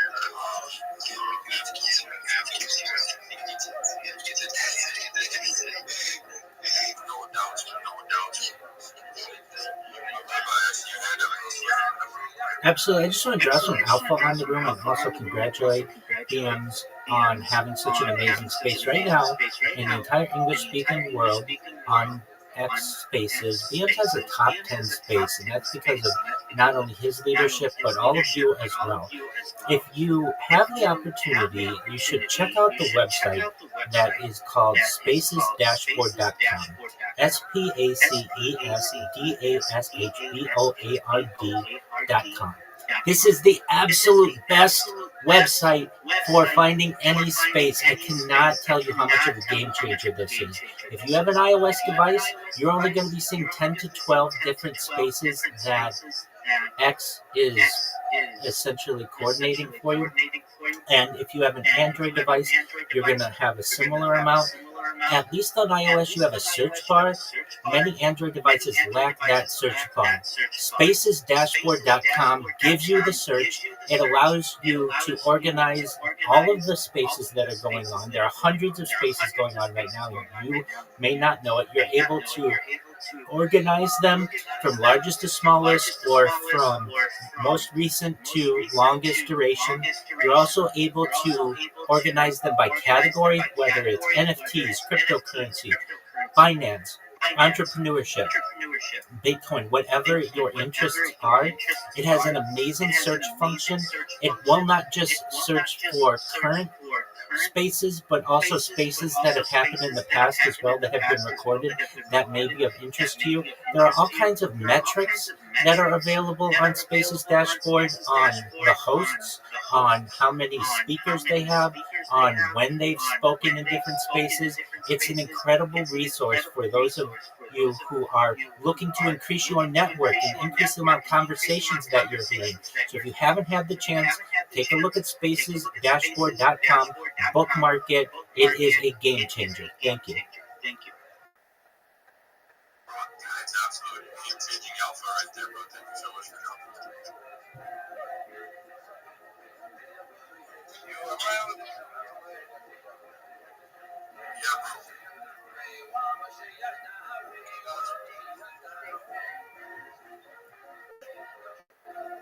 I can see who's speaking. Well, that's the yeah, I think before Alan, that was Rabbi, bro.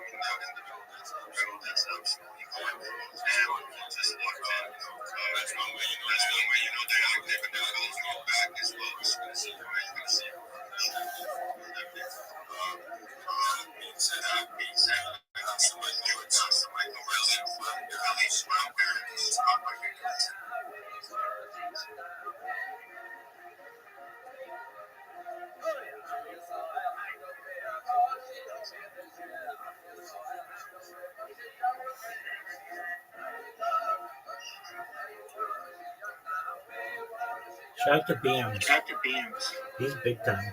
Really nice. Going places.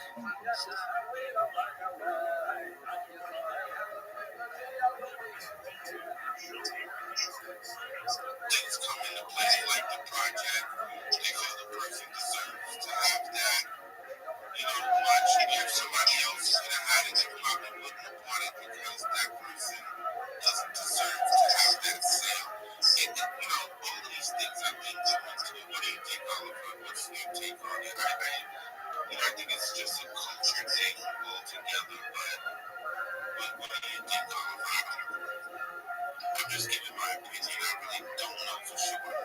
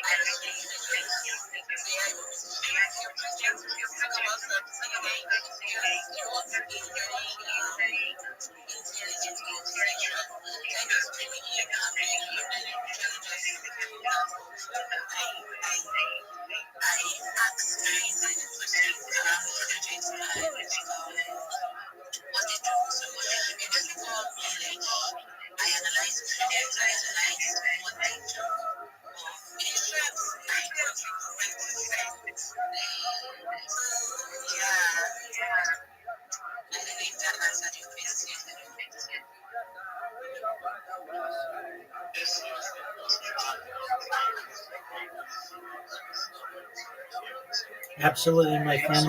I wanted to drop some alpha on the room and also some positions where you can find jobs. Do you mind if I do so?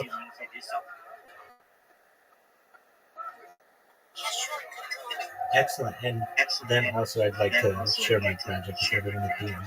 Okay, so if you are looking to work remotely, And this is specifically for people in Nigeria, but this works for any country that you're in, basically. An excellent resource is a recruitment agency. And believe it or not, Web3 people in Web3 hire people through recruiting agencies. If you don't know what this is, it's basically a headhunter or a recruiter will find a job for you, and you do the work, and then they get paid a little bit from the contract that you're working.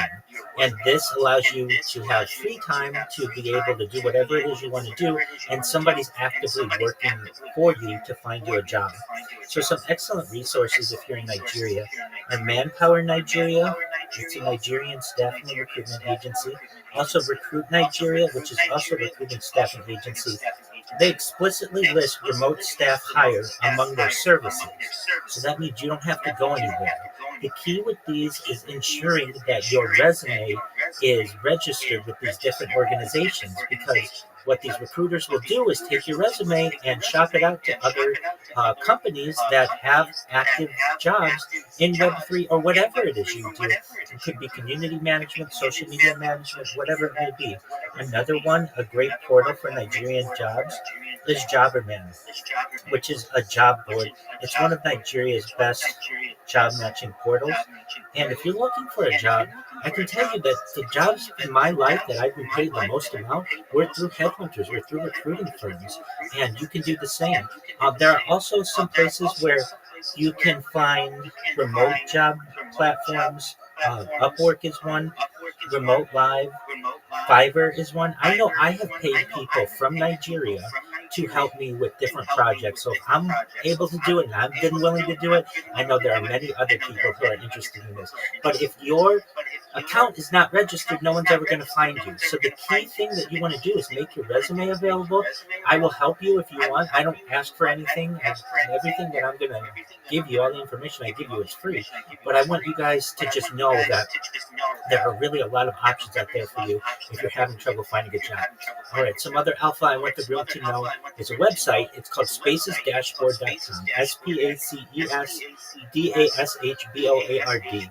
This is an incredible resource, and it is the best website if you ever go to X Spaces, because it has every single space that's going on in the world right now listed there. Spacesdashboard.com. It will tell you how many people are in every space. It will organize all the spaces from largest to smallest, or by most recent to longest duration. It will categorize the different spaces for you in their whatever their subject is, whether it's NFTs, job hunting, entrepreneurship, finance, Bitcoin, crypto, Web3, whatever it is. You can also use this website. It has an amazing search function. So if you have an iOS device, it has a search function that's within the Twitter Spaces app, or within the Twitter app, I should say. But some Android devices do not have this ability to just search all of the different spaces that are going on. And I don't want you to be limited by 10 to 12 different spaces that X is going to curate for you. I want you to be able to see everything. I want you to be able to network with everyone on X Spaces and not just a few people. So that's an alpha I wanted to drop. And then I wanted to share my project with everyone. Apologies if you've heard me say this before. I'm Rabbi Rothschild. If you don't know who I am, you will. I stream my life 24 hours a day, 7 days a week, 365 days a year for world peace. I've been doing so for more than 4 years. My streams go back to the pandemic. We've seen the death of a queen, the birth of AI, the coronation of a king, and everything in between. This is a real-life Big Brother, a real-life Truman Show. This is a timeline and a time capsule of human achievement. In the 1990s, Bill Gates coined the phrase, "Content is king," and I'm making it true today. I'm king of the internet. This is the biggest event in global history, and here's why. In 2018, The Economist magazine stated that data had overtaken petroleum as Earth's #1 resource, and I have more data archived on the internet than any person ever, which is making me a very influential person. I'm going viral, and when I do, I want to make you, your friends, your family, all financially independent if you're not already. I want to ensure you have generational wealth if you don't already, and I want you to be able to start charities and philanthropic organizations of your own. I'm unlike any influencer you're ever going to meet. I'm not live on one YouTube stream, nor 2 YouTube streams. I'm live 24/7 on over 20 simultaneous YouTube streams. You can watch my life in 360 degrees. I even have a ceiling camera.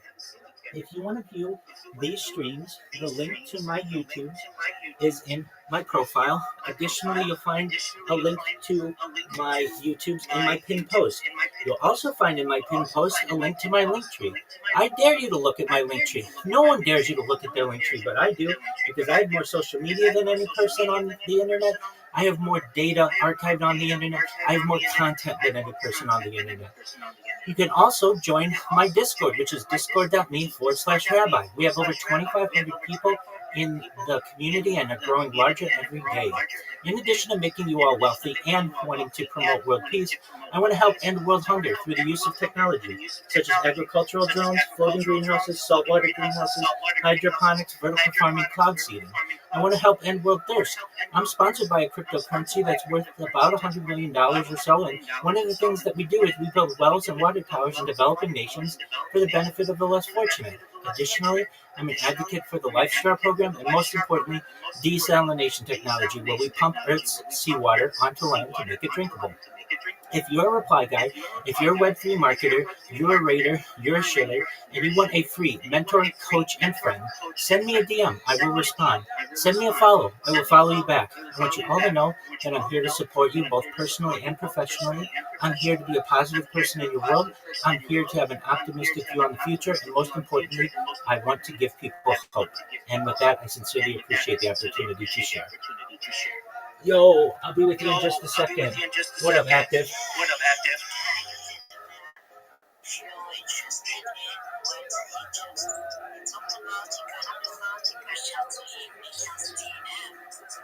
Thank you so much for advice. Thank you for advice. Thank you for commenting. I have a lot of people that have something in mind to get saying. There is one question for you. So you might as well just stick around. We get to answer the question, right? One speaker session happening was in April during today.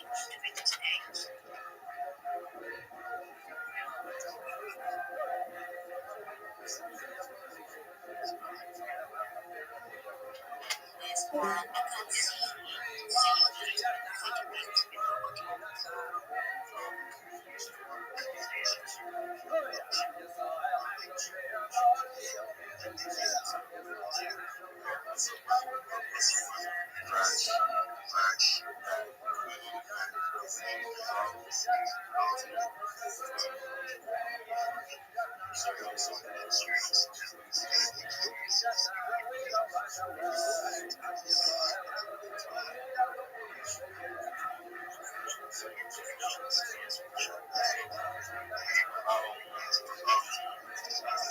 you so much.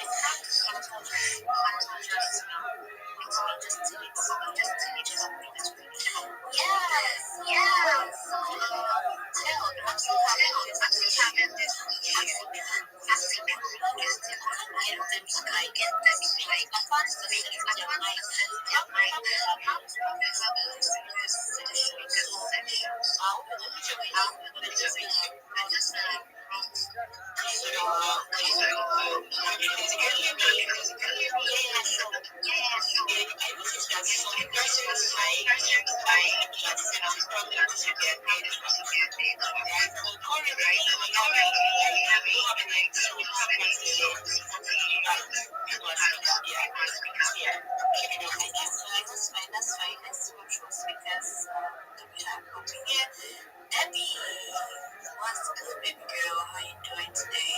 What do you have for us? Show yourself. Tell us what you do in the space, alright?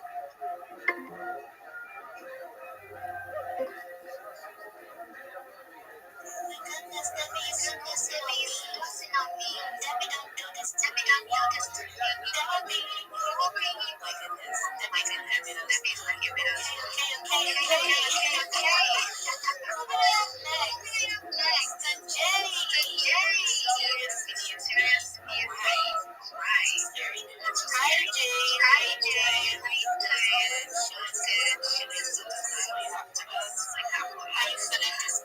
This is your bond. This is the video.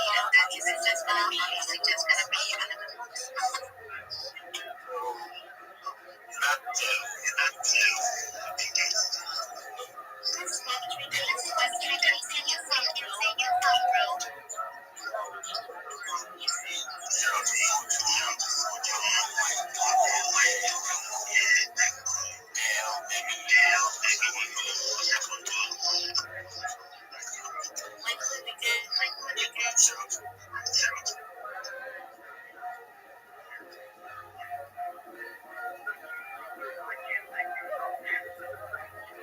May I please send you my free social media strategy questionnaire? This will help you to promote yourself on social media for free.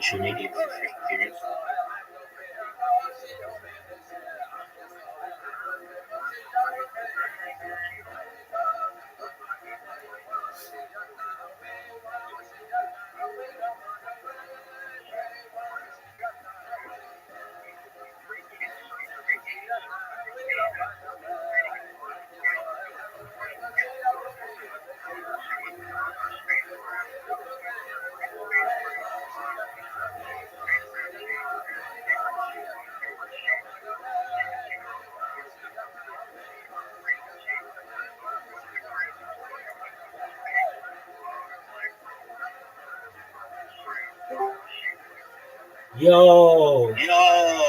What up? How are you, Zyron? Can you hear me? Zyron!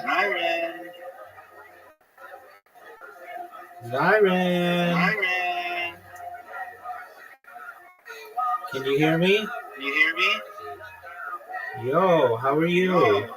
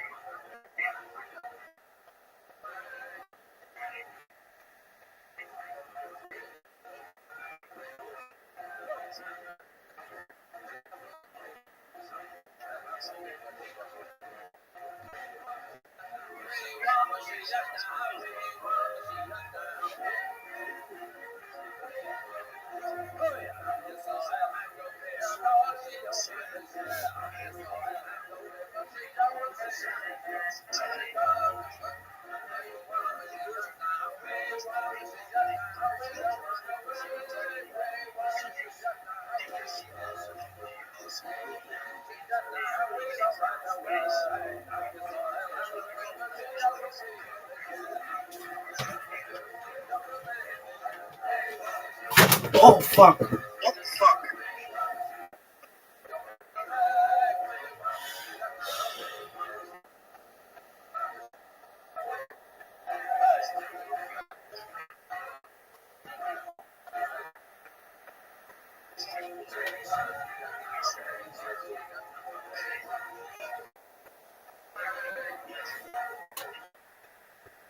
Close.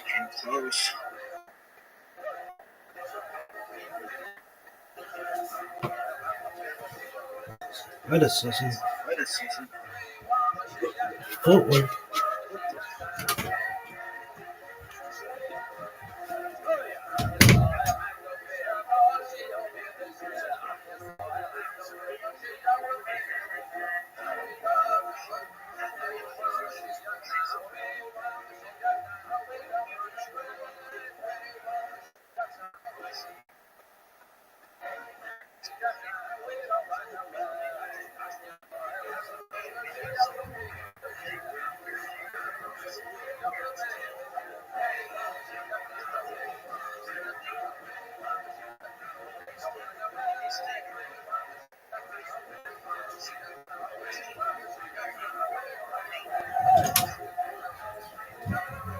To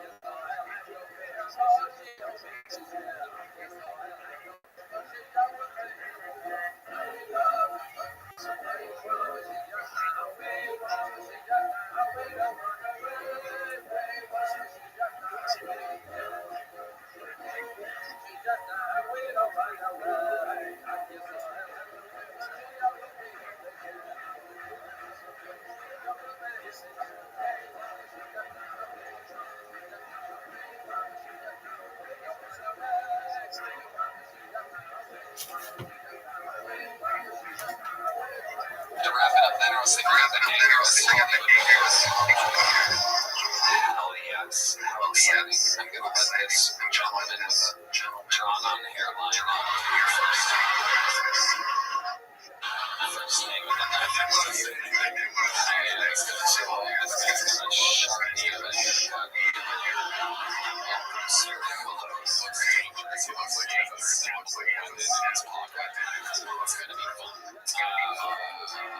While we go wrangle that first one, we have one of the greatest players in the history of the show here to start it off. Ladies and gentlemen, this is a brand new minute. It's a golden ticket winner, Martin Phillips, everybody. Left back, good show. The guy.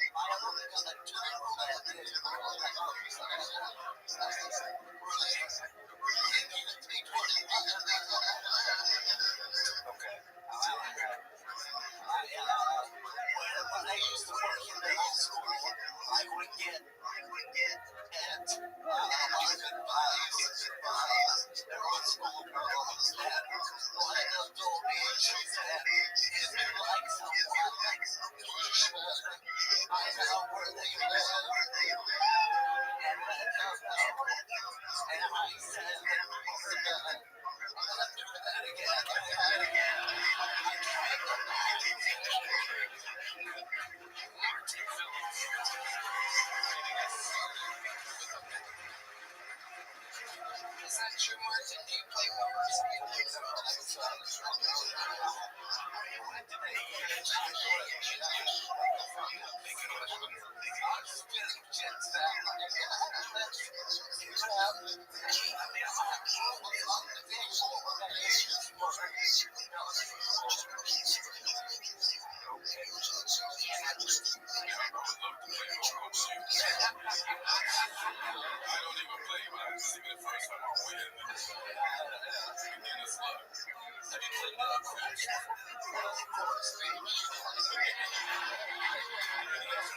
to see him do that. What's your favorite game in Vegas? What do you tend to do when you're there?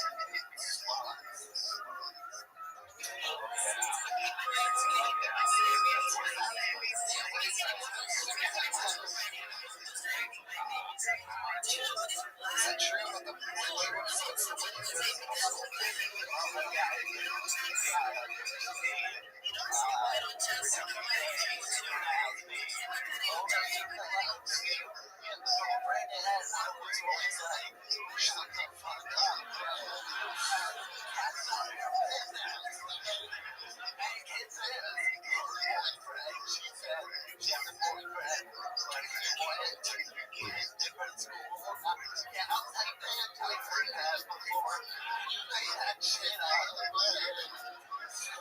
how's your current look like? You're a big superstar now.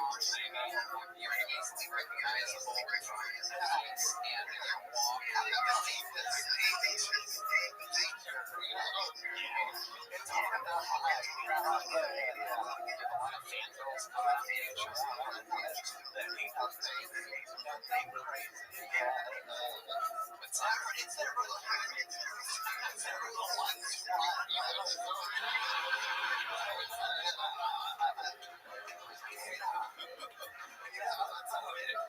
Can you describe what those look like?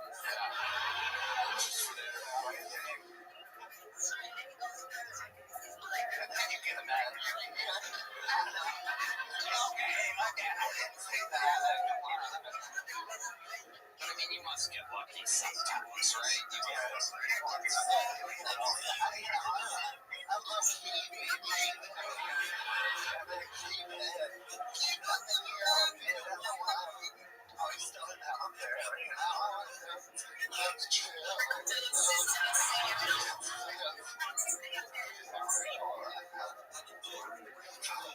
get a shirt like that. Where exactly do you get a shirt? If I stare at that long enough, will I see a sailboat or something? Like, what exactly is going on?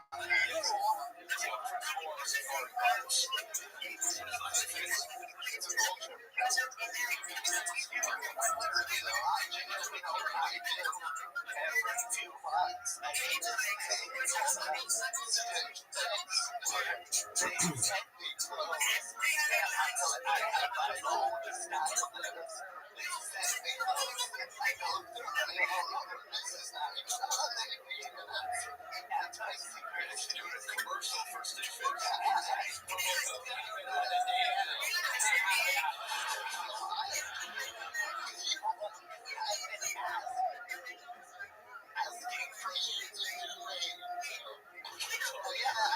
Are you talking outside? People get a fuck. What do you mean?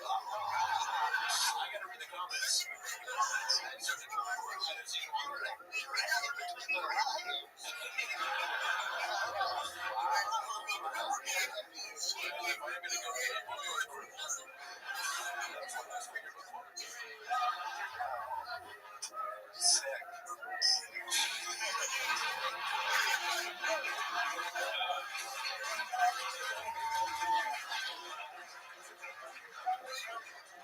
Anything else crazy happening in life nowadays, Mark?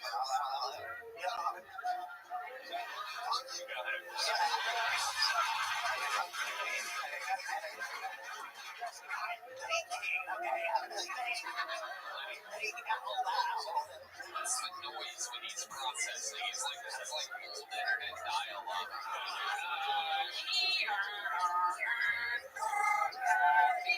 You said you didn't do a impression. You know what I do?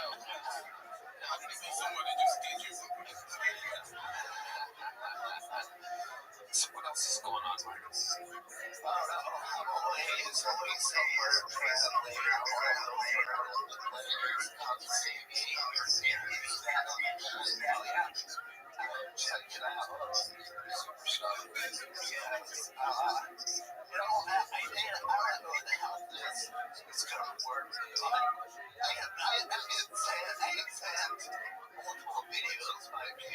You ate sand in multiple theaters by people.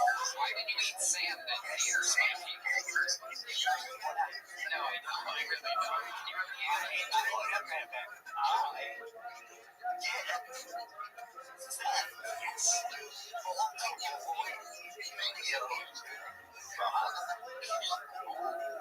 Sometimes it's like another crippled guy that looks like me. But sometimes I get this sense more than once. It's like frequency. Where you have like a frequency thing. You put it to me. I check somebody out. So,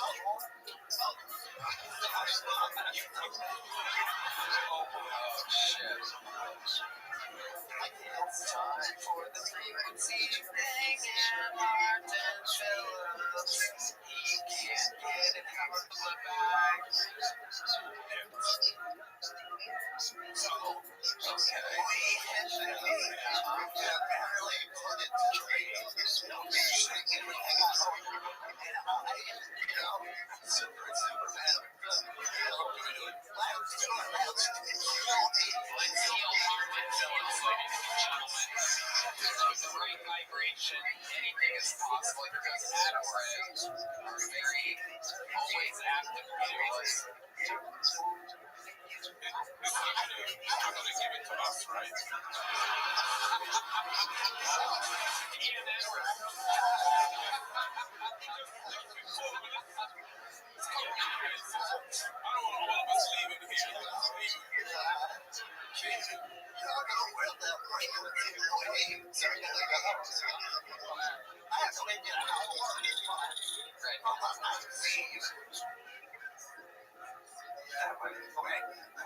Put it up to the microphone. Put it up to the microphone. Here we go. Oh, he looks calm when we stop shaking. Whoa.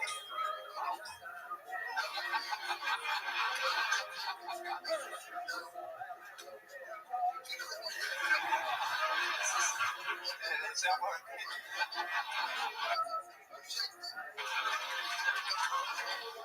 Oh my God, you seem still.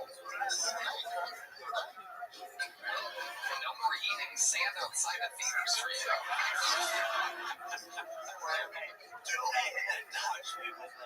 Yeah. That's all you never had.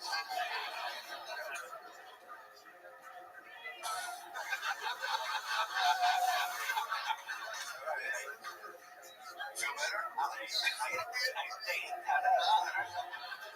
This is quite the sight. Okay. This is great. I was told I wouldn't be doing this on tonight's episode.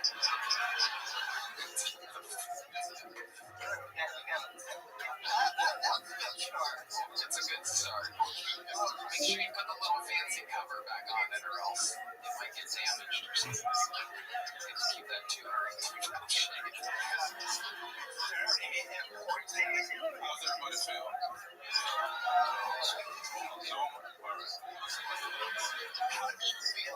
I feel like if you just take off your glasses, you'll be straight. You're like the most handsome cerebral palsy person I've ever met. He really is. I've never asked a handicapped person for their skin regularly before. A natural baby.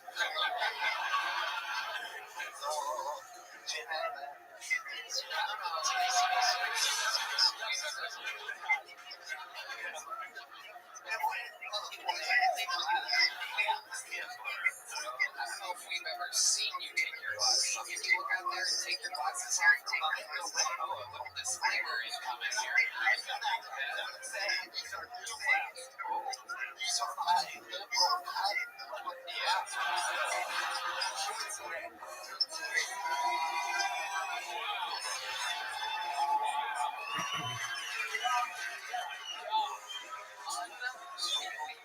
Getting bitches.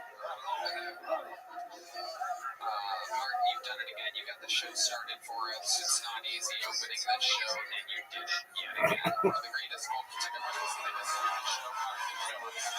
And now, ladies and gentlemen, this is where things get interesting as we make the the switch over to the big bucket of destiny here. Some of these people are completely insane. Some of them are the next greatest talent in all of comedy waiting to be discovered. Some people sign up once they get up. Some people have been signing up for months and months with no luck. Anything can happen. You're watching it all live. Your first bucket full of the night is John Chaney with an uninterrupted minute. John Chaney, here we go. In 2004, I married a Pakistani woman while I was in the military. I said, keep your friends close and us closer. Can't get any closer than inside. That didn't pay off in Iraq so much. Let's see, what else we're talking about tonight? I'm nervous as hell on the bed on this last time a few years ago. I know you're not supposed to talk bad about your ex, but let's just put it this way. My ex, she was a cross between breeding dogs and recently mixed with dogs.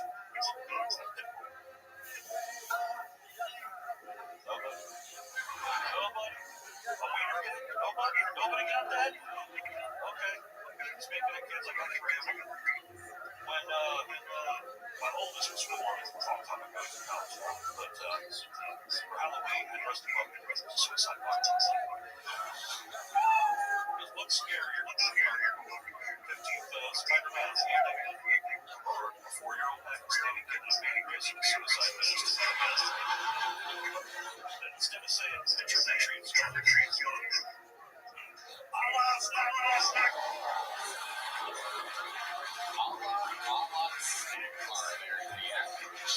Chaney. Good punchline. You have 3 kids, John? And let me pierce them, though you have triplets on the way as well. You were on the show a few years ago, you said? And it didn't go so. What did you talk about in the interview? Your Pakistani ex-wife? Are you still with her? Okay. That didn't last long. How long did that last? 12 years.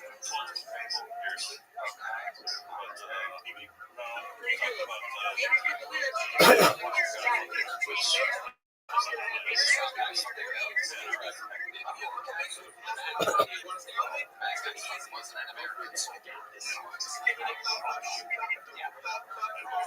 what's been going on since then, John? How old are you? How long have you been listening?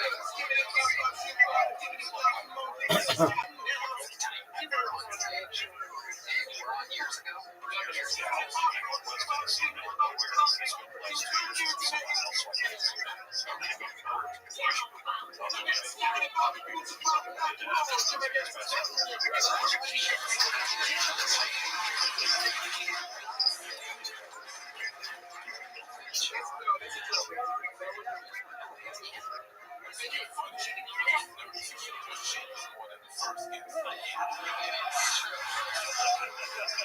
is true. You were very nervous, right? You watch the show regularly, and you're in it right now. So now you're in the interview. What do you think you didn't tell us last time you were on that we would find interesting in the interview portion? This time I've had years to think about it. Let's see, I don't know about interviews. Talk right to the tip that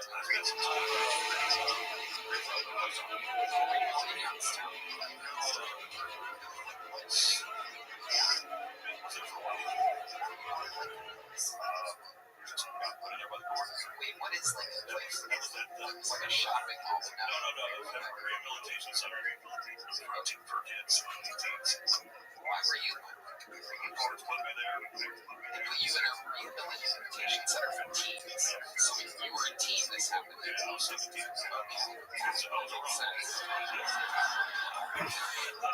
What have you done in the last few years, Sean? You're I got sent to a teen rehabilitation center. That'd be fun. I bet it would be, you crazy. Sure you were the guy who fucked the goat? You should be 43, right? I'm 43.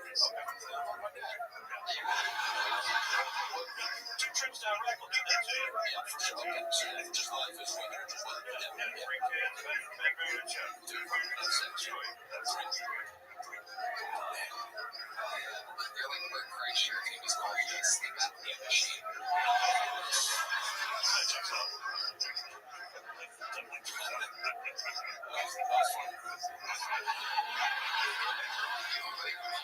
You look like Bird if all of his potatoes were fully loaded. John, what are you doing for work nowadays? Retired military. Tell us, what else did you see in Iraq? Tell us what it's like being an American hero. I mean, the same little.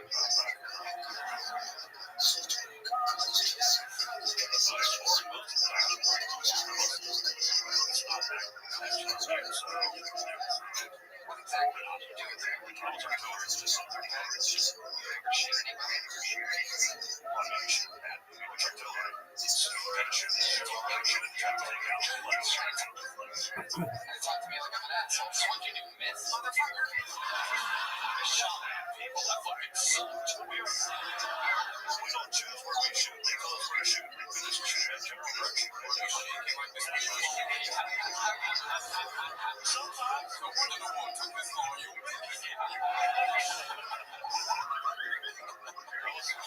we talked about it last month. Close our calls. Oh, okay. I wasn't always.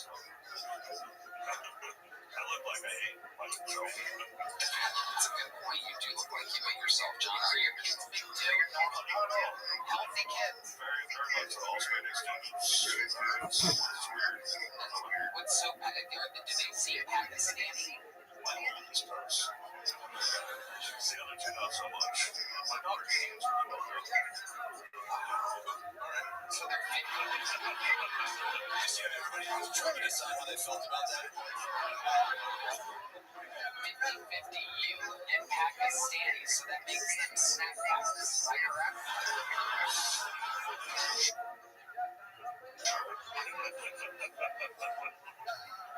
Alright, John. Well, fun times. Welcome back. You're getting there. You got a little joke book last time, I'm guessing, right?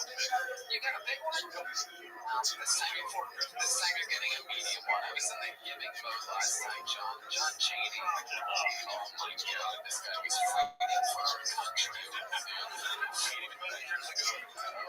There he goes. We're having a hand for John Cheney just moved here this week. That's what I'm talking about. Some of these people sign up for a year straight. They don't get on. Oh my God. There she is. The lovely Heidi, ladies and gentlemen. Her show all on the line is at HeidiRegina.com. Hi. This podcast is sponsored by